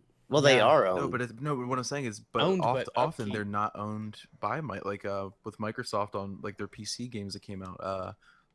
Halo, Combat Evolved. Those servers That's were all 343s, right? GameSpy. Or Nintendo- GameSpot? Yeah, GameSpy. When GameSpy was down, so went Halo Combat Evolved. Well, and that's No, an I'm older re- example. I'm but even referring even to, more like, modern the- stuff is like that. Maybe there I'm are referring- some. Maybe Because there like are. Yeah. 343 servers were on Halo 5. It's Naughty Dog even Halo. Naughty Dog servers were on Uncharted 4. Yeah, But- even Uncharted. But those things are still owned by Sony and Microsoft. Yeah, but it owned doesn't by them, mean- but they don't. But they don't keep up with them. it They doesn't- own the rights to them, but they're not paying for them. that Really. that doesn't mean that the servers they own the server, like the servers are located at their headquarters, whatever. They could be renting a service from a service. Yeah, and it's No, probably. there's it's no way to tell probably one way or one the of- other without. Well, it's probably one of the stipulations when you put your game on their system or their console is that I mean, there's so many strings attached when you put your game on the PlayStation or an Xbox, because there has to be, because that's the Well, there's nature of the not- monopoly on the system. there's So they not a- probably are guaranteed a certain amount of control over the servers, but But not that's not- actual okay. like direct. Possibly, yeah, with like Activision and stuff like that. But when you're talking about that would be like, Walmart. Like, well, I mean, it's still Sony. Like Sony and Naughty Dog and Microsoft and 343 and Coalition, they all work for Microsoft. But they're solely in charge of keeping those servers running. Like when Battlefield 1, if you're playing on an Xbox and you're playing Battlefield 1 and the servers stop, that's EA's fault. Yeah, I get this. Like I get that. That's the EA would be the publisher. DICE would be the developer. The publisher on 343, the publisher on Naughty Dog is Sony and Microsoft. But that's It's not still anybody else. That's still entirely up to the developers to maintain their servers. But you just said other it was games. EA. You just said it was EA's problem on They're not Microsoft. Mic- They don't own the Xbox that you're paying. Well, You're no, not paying for what their I'm life. saying is you said that it was EA's problem, like responsibility to keep up Battlefield servers. Yes. But DICE is the one that makes Battlefield. 343 just publish. I mean, EA just publishes it. All right. In the sense of But then now, non-first-party but then you turned around on Naughty Dog on 343 and Naughty Dog, and you said that it's not Sony's responsibility; it's the developers. So yeah, on it would be non-first party DICE's. title. Yeah, on non-first party titles, if that's the case, yes. It's not up to Microsoft. So all of a sudden, like it just changes on first party titles. Well, yeah. Yeah, And you have- actually, it and- Yeah, does actually, change. Rambo. This is not the hill you want to die on with me. I guarantee it. Well, I'm just Yeah, I'm it's- trying to figure out like how it makes sense to like it changes from. Dude, how? Wait, what do you not understand? I just want to say that. What do you not understand? Okay, Okay, if in a first party game, well, first off, it's oh shit, I got work and okay, I'm gonna have to bail here. But the thing is, with you are paying. How to best say this? When how to explain it? You're the gist of it.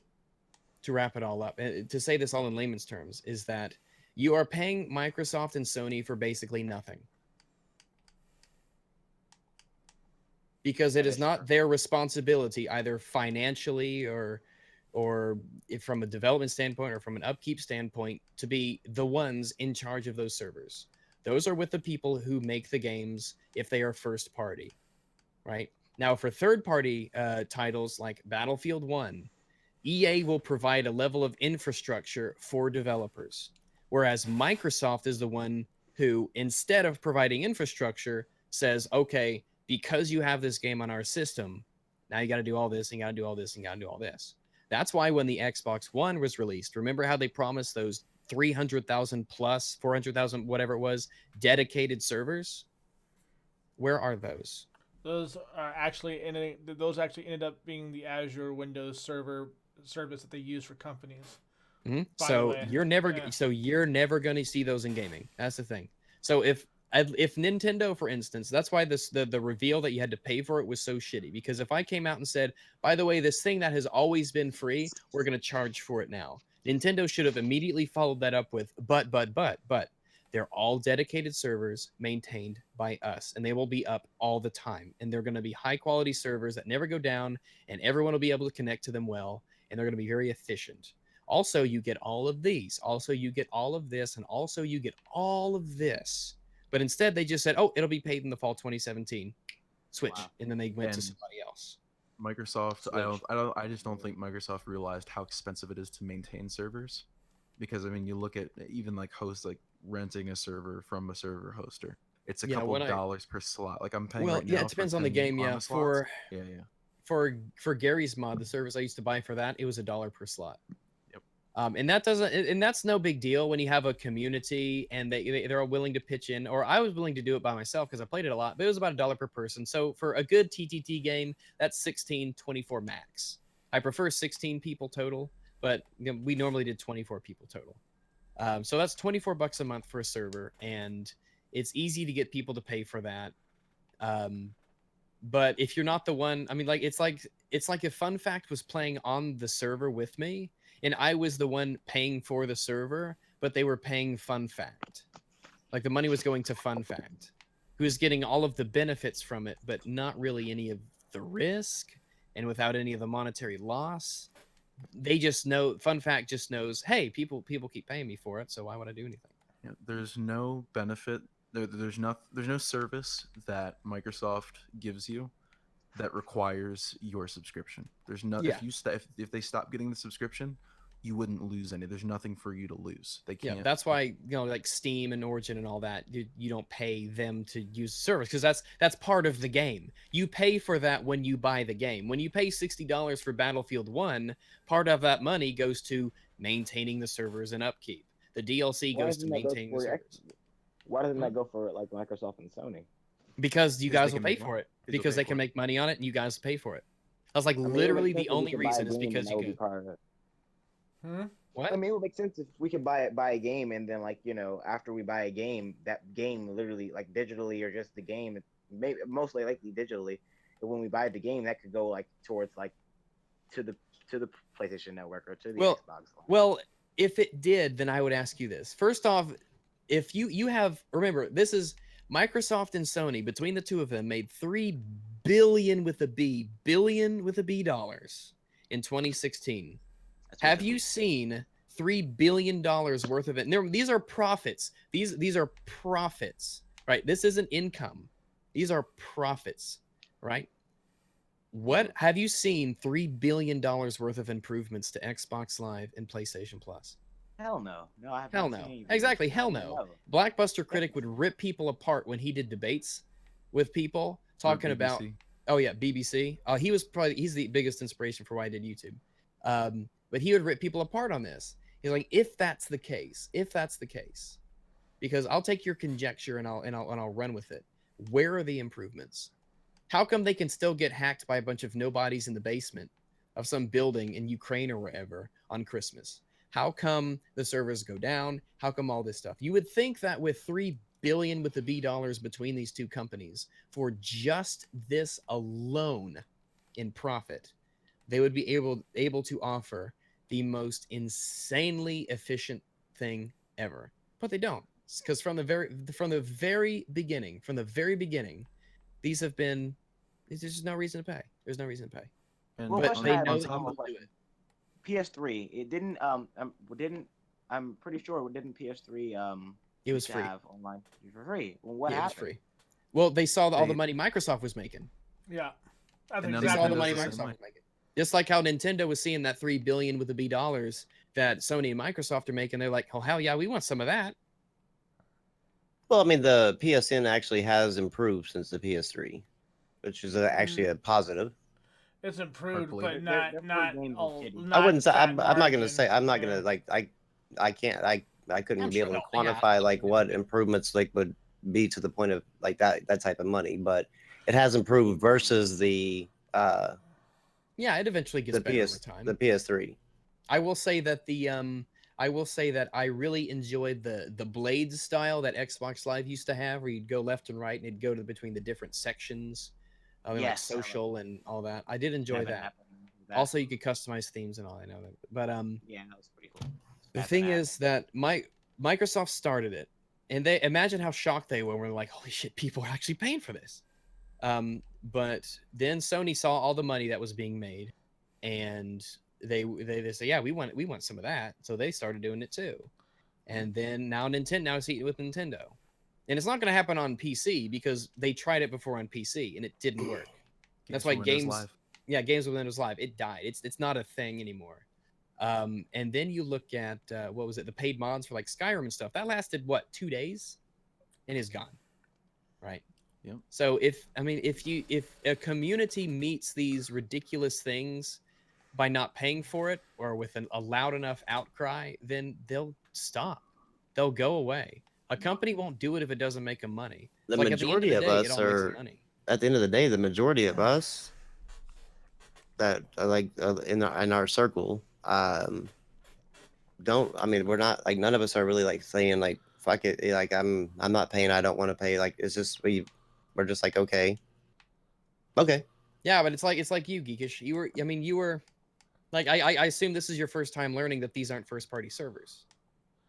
This is my first time learning these. Are Yeah, not I mean, first like you assume when you pay Sony to play online that like Sony actually Okay. has something to do with the multiplayer, really. Yes, that's When what they're I'm just saying. they're basically just like a turnstile between you and playing a game you've already purchased, saying, you know, pony up the buck so you can go to that thing you already paid for, you know. Funny. But it would literally be nice, like literally, it could possibly happen where you can pay. It would be so much more easier though. Like you could pay for a game digitally, and the rest of the money that you could pay on that would go directly right towards the PlayStation Network, or Well, no, it that's would, the thing. Well, no, that's because when you pay for a game, like this is why, because remember on PC you don't pay to play online, right? That's not a Yeah. thing. That doesn't exist for us, right? Because Alright. it's up to the people who make the game to make their game. Like the $60, the money that you give to that company when you buy the game, right? It's up to the company to divvy up to wherever when a company gets $60, when they sell that copy to you, when someone goes to Steam and buys that game, okay, Steam takes their cut because it's their marketplace, right? And then the developer gets everything else. The developer, they're the ones who get to divvy up where all that money goes. All right, this goes to this, this goes to this, this goes to this. And they put some of that money towards keeping up with the servers based on the population that's playing them. Okay. So obviously, like, so Vermintide, the Fat Shark isn't spending the same amount of money on servers as EA is because, you know, different games, different populations, and all that stuff. The money is going to different things. It's up to the companies themselves to divvy up that money. That's called running a business. Well, I have two questions. First question is it possible for us to revert back to get PlayStation or Xbox for free? Yep. Yeah, No. I told you. I told you it's possible. But is it probably going to happen? No. I mean, what it would take is literally for enough people to stop paying for it. But too many people don't. They've accepted it as the reality of their situation. They've accepted the idea that you just pay for this thing. You tell someone that you tell somebody that's a thing that they don't have to pay for, and they're like, well, of course you do. And then if you then you have people like me and Shaner that even if it was free to play online, we'd still pay the $60. Yeah, there are a certain amount of people. Percentage-wise, it's low, but there are a legit amount of people who do play enough games who get their money's worth out of the games that you get. You have that with a lot of different services too. There's no reason for that to be tied with playing your own games online. Those two things they have nothing to do with one another. Getting the games, that was just added as a way to justify the reason you were paying in the first place. Could it be acceptable to the fact that maybe we as consoles, could they literally, like, okay, it's the third time I said it, could it be possible for us to pay for games, like let's say pre-order them or stuff like that, and it would be much more convenient if this would happen, and it would be a much more simpler way, and it would just take out the middleman. Well, you can get the same service as they provide. It's just a matter of doing it. I mean, you can get like the Humble Bundle, for instance. I paid $15 and I got like a gajillion games. I paid $15 on the Humble Bundle, and it says what percentage goes to the devs, what percentage goes to charity, what percentage is a tip. So I adjusted it in a way that I won't reveal to you because that's how tipping works, people. So you go to the Humble Bundle, you pay $15, and I got like all these games. So I got Assassin's Creed 2 and 3 and Unity and this and the other thing. There are ways to get bundles of games for a certain amount of money. You can go to different sites. You can go to get different bundles. You can go. I mean, there's always services you can sign up for that you get things for. And on PC especially, there's no shortage of different ways and different places to get your games. But the difference is that those ways don't have to always run through Microsoft, for instance. You can play them in a lot of different ways. So you could still, I mean, you could get the same thing. It's like EA Access, for instance. You pay a certain amount a month and you get EA games, and you can get them like early or something like that. You have PS Now, so you pay and you could stream. Because remember, there's no PS3 exclusives now either. They're all on PC as well. Through PS Now. So you could pay so you pay Sony, and then you could stream as many games as you can possibly stand, basically. So there's always ways to get a certain amount of games and gameplay and hours of game playing for money based on these services. What Xbox and Sony do isn't new, and it's not exclusive to them. It's just, well, since you're paying us for nothing anyway, we're going to give you this stuff. And for some people, it works out. Yep. That's why Rambo and Shaner, who play a lot of different games, it's good for them individually. I say it's good for them. It's worth it for them since that they get this bonus for something they were already paying for anyway. Right. And one thing I want to point out on the side, a lot of the times when servers shut down too, as well, like for like my Xbox, there's no way I'll ever play Combat Evolved with another person on another Xbox anywhere again unless I link them together. But for a game on PC where I can host a server, I can have like Star Wars Galaxies. I got invited by a friend to a private server that was ran by somebody that I could play a long dead MMO Well, we with got that person right. online again. Well, yeah. Yeah, Plus, even cheapo games like even Vermintide is like, is no one playing the game you want? We'll just post a server yourself. Well, You can just host start a your own game. server. well, here, Yeah, well, start a game. I was just gonna People say, join. like not to mention if all those official servers are shut down, especially like Battlefield or something. You know how many proxy server third-party softwares are available to us, where I could connect to shit, either yeah. Rags or you know, any one of our members in our group. I could be like, hey man, let's go play this game. Yeah, Like, Halo dude, the Combat servers are Evolved is a great example. yeah, Bad Company too. the servers Bad are Company down, 2. bro, and it's like, oh, it's okay, don't worry, let's go download Tungle Are the and see servers what up for happens. Bad Company 2 on consoles? Actually, Yes, They are? yes. I bet there's Or- enough or people not. still playing that. There's a lot of people yeah, I playing said, it. wait a man. minute. Yeah. Wrong game. I meant Battlefield 2, actual Battlefield 2. Battlefield 2, yeah. Yep. Yeah, someone said, didn't Rags have to go? I mean, well, shit, at this point. I mean, I need to ease my way out of this, really. Luckily I took a nap earlier. But, I mean, it's just... I mean, right now, if you want to... I mean, as of fall 2017, Nintendo has a shitty online service. Well, now you got to pay for it, right? So, remember, PC gaming online is free. It's not a thing you pay. It's just not a thing you pay for. The idea is it's a joke to us. If you want to get a service that gives you games for a certain amount of money, then you can go and get them. They have those bundles. There's a market for it. And you can go and get them. And there are certain advantages that a console can have in some situations.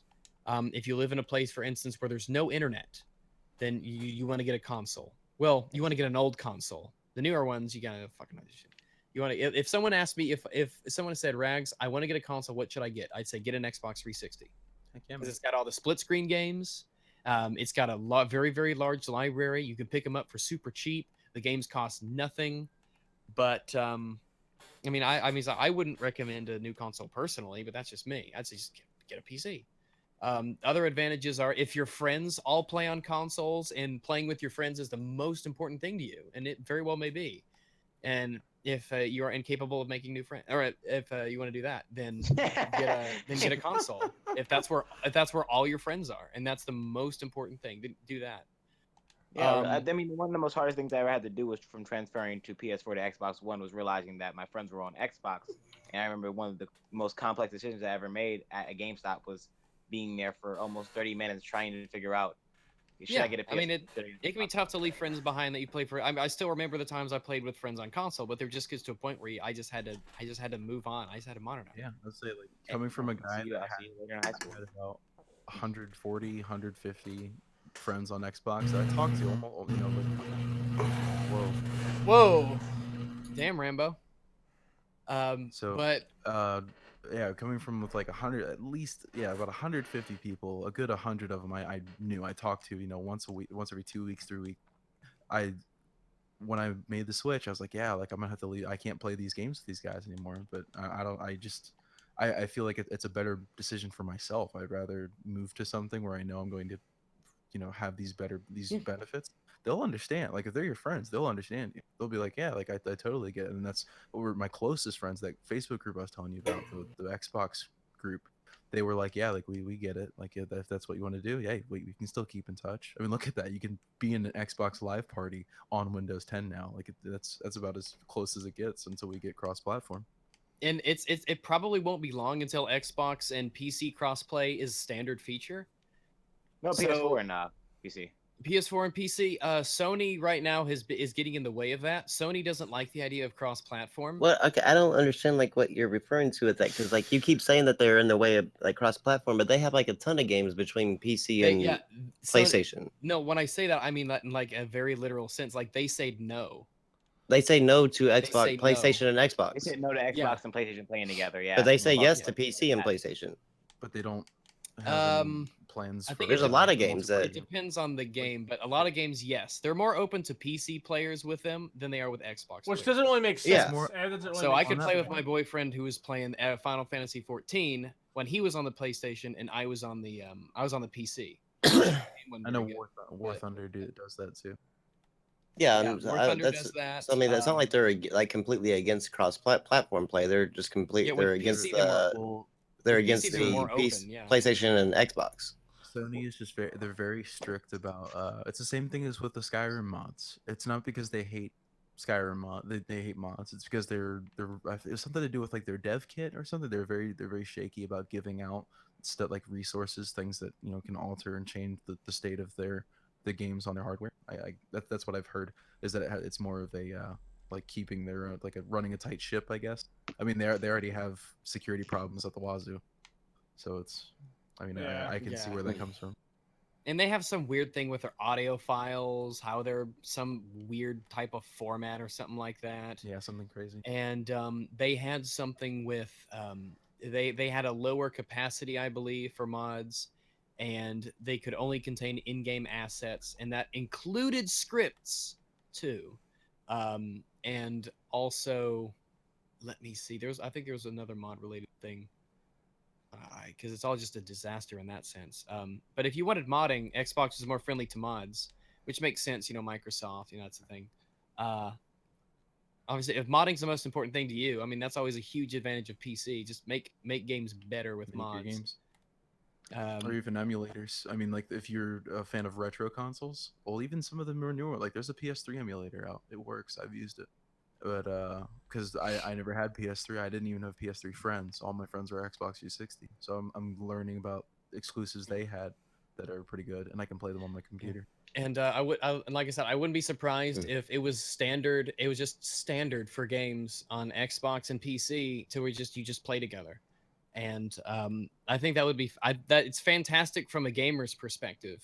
So there you go. I hope that, because it'd be good for me, because then theoretically, if I was to swap over from one to another, I don't know why you'd go to PC or to go to Xbox from PC. But if you wanted to do that, you could keep your friends on both and play Microsoft and all those games together. Anything that's on an Xbox you could play. And to be honest, have to that's leave why I it like behind. having that window. The way Windows is set up now, like I like having the live service. Like Yeah, I mean, it. they're setting it all up to be one thing. Which It's is just good, really different I sets think. of hardware, which would be good. Again, it's good for gamers. And if it's good for gamers, as long as it's not catastrophic for companies, because it's a give and take. You can't be, I mean, if you're 100% pro consumer, then that's suicidal for the industry. If you're 100% pro corporation, then that it'll eat itself alive. So it'll be an industry you don't want to be a part of. So there's Oh, so go. I'm sorry. so there's just like this balance you have to keep. You have to understand that. You just have to understand that there's a medium. Companies have to take their share, and they earn a certain amount of money, and gamers deserve a certain amount of respect and features, and you find that spot and you stick with it. Well, when it comes to a point where console gamers, especially for Xbox, because remember you said they were setting it up. They're setting it up, so That's what I think they're gonna do with it. Yeah. Yeah, I think they're setting it up as well. But if they have, okay, so you have PC players and you have console players, and like we said before, PC players are not paying for Xbox Live, and we're paying for Xbox Live. They're paying for Xbox Live, and sooner or later, when you come together, in cross-play. Well, they do that. They do that now, like with Gears of War. Like Gears of War, PC guys can play with console guys. So you can have two people in the same game playing the same game together. One's paying for it, one's not. Sorry, one's paying twice for it, one's not. Yeah, sooner or later people will start being like, it's not fair. How come I have to pay for how come I can't pay for? Well, a lot of people try to they try to justify it. They try to justify their purchases, and that's the thing that everybody does. But when you tell someone like that there's no reason for them to pay for it, they'll try to justify it because they've spent the money. They don't want to feel like they've wasted money. But then, and there'll always be a certain amount of people who just like the idea of consoles and have no interest in switching. So there's always going to be people who want to buy consoles or whatever the console equivalent will be in the future. So it's really just a matter of, and I think that's why Sony doesn't want to do it to a degree. They want to kind of keep their people. They don't want to have them be exposed to a potentially better option or really a different option. Of course, with Microsoft, they make Windows and they make Xboxes, so they're getting money either way. With Sony, it's a little different. I heard that Project Scorpio is going to be $600. Huh? No, it's speculative. Project Scorpio is going to be $600. Maybe. Well, the only confirmed thing that we have from Microsoft so far is a quote of them calling it a premium product. Yeah. So they it say will be it'll higher in price, but We don't They know said what it is. first-party titles will be 4K native 60 FPS. That's But what they devs have said. the- Yeah, and that's but another devs thing, have like, the they have ability choice to make it 4K or not. That Mhm. means even if you pay for it, that's just an investment in the developers, saying that you hope that they will make games in a quality that you'd run. Like on PC, like right now on my Well, computer, third party. I can click on the option. Yeah, that's what I'm saying. Like Yeah, third right parties. now, I can click on.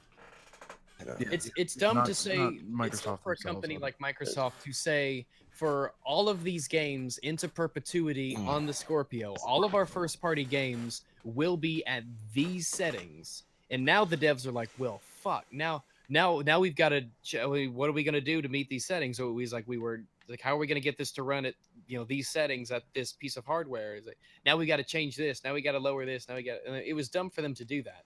But if you're into the hype machine, then oh yeah, it's a 4K 60 FPS. There you go. VR and everything. I mean, I feel like remember when the Xbox 360 was coming out and the PS3 came out, and remember when the reason why Xbox 360 I actually was do remember that. Yes. remember when the Xbox remember when the Xbox 360 was outselling the PS3 due to the PS3's price range? The price range Uh-huh. when the price Yeah, it was opened like- up at $600. That was silly. Exactly, and I think that's going to be going to be the same predicament for Well, they've for already said Xbox. they've already said the Scorpio is a premium product and it's not meant for everybody. But I'm not old, but I remember playing on a Toys R Us Call of Duty 2, which was a launch title for the 360. Call of Duty 2 was a launch title for the 360. Yep. Call of Duty 2. It actually got The demo slammed was the because- El Alamein mission. And it looked good. It looked really yeah, good. at the time it looked great. They actually got slammed for the trailer. There was I think it was a class action lawsuit because it was See, back at they couldn't get away with it back Anyway, in the I day. got It was I gotta bounce. I gotta get a little sleep for work. So All I'll right, catch you guys later, later. Yeah, see you, bro. Rex. Ciao. Call of Duty 2 had they had like a lawsuit against them because their trailer was considered a misrepresentation of their product because it was done in a way that it would be like you were playing the game. It was like a first person perspective, like climbing out of a tank, shooting Nazis.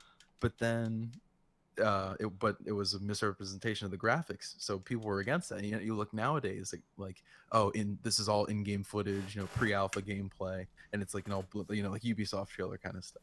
And it's weird to see just like in a decade it's gone from like even the slightest bit, like it's a great Call of Duty 2 still was a great game, but the trailers sold it a little too much and we were willing to hammer it down for that. Nowadays it's just kind of whatever to see a trailer and be like, oh well, the game's not going to be anything like that. Yeah. All right. But, We are coming up on Jesus. On way too 4 fucking long. That's when we're fucking coming up on. hours. yeah, boy. Oh, God. Jesus For the next Christ!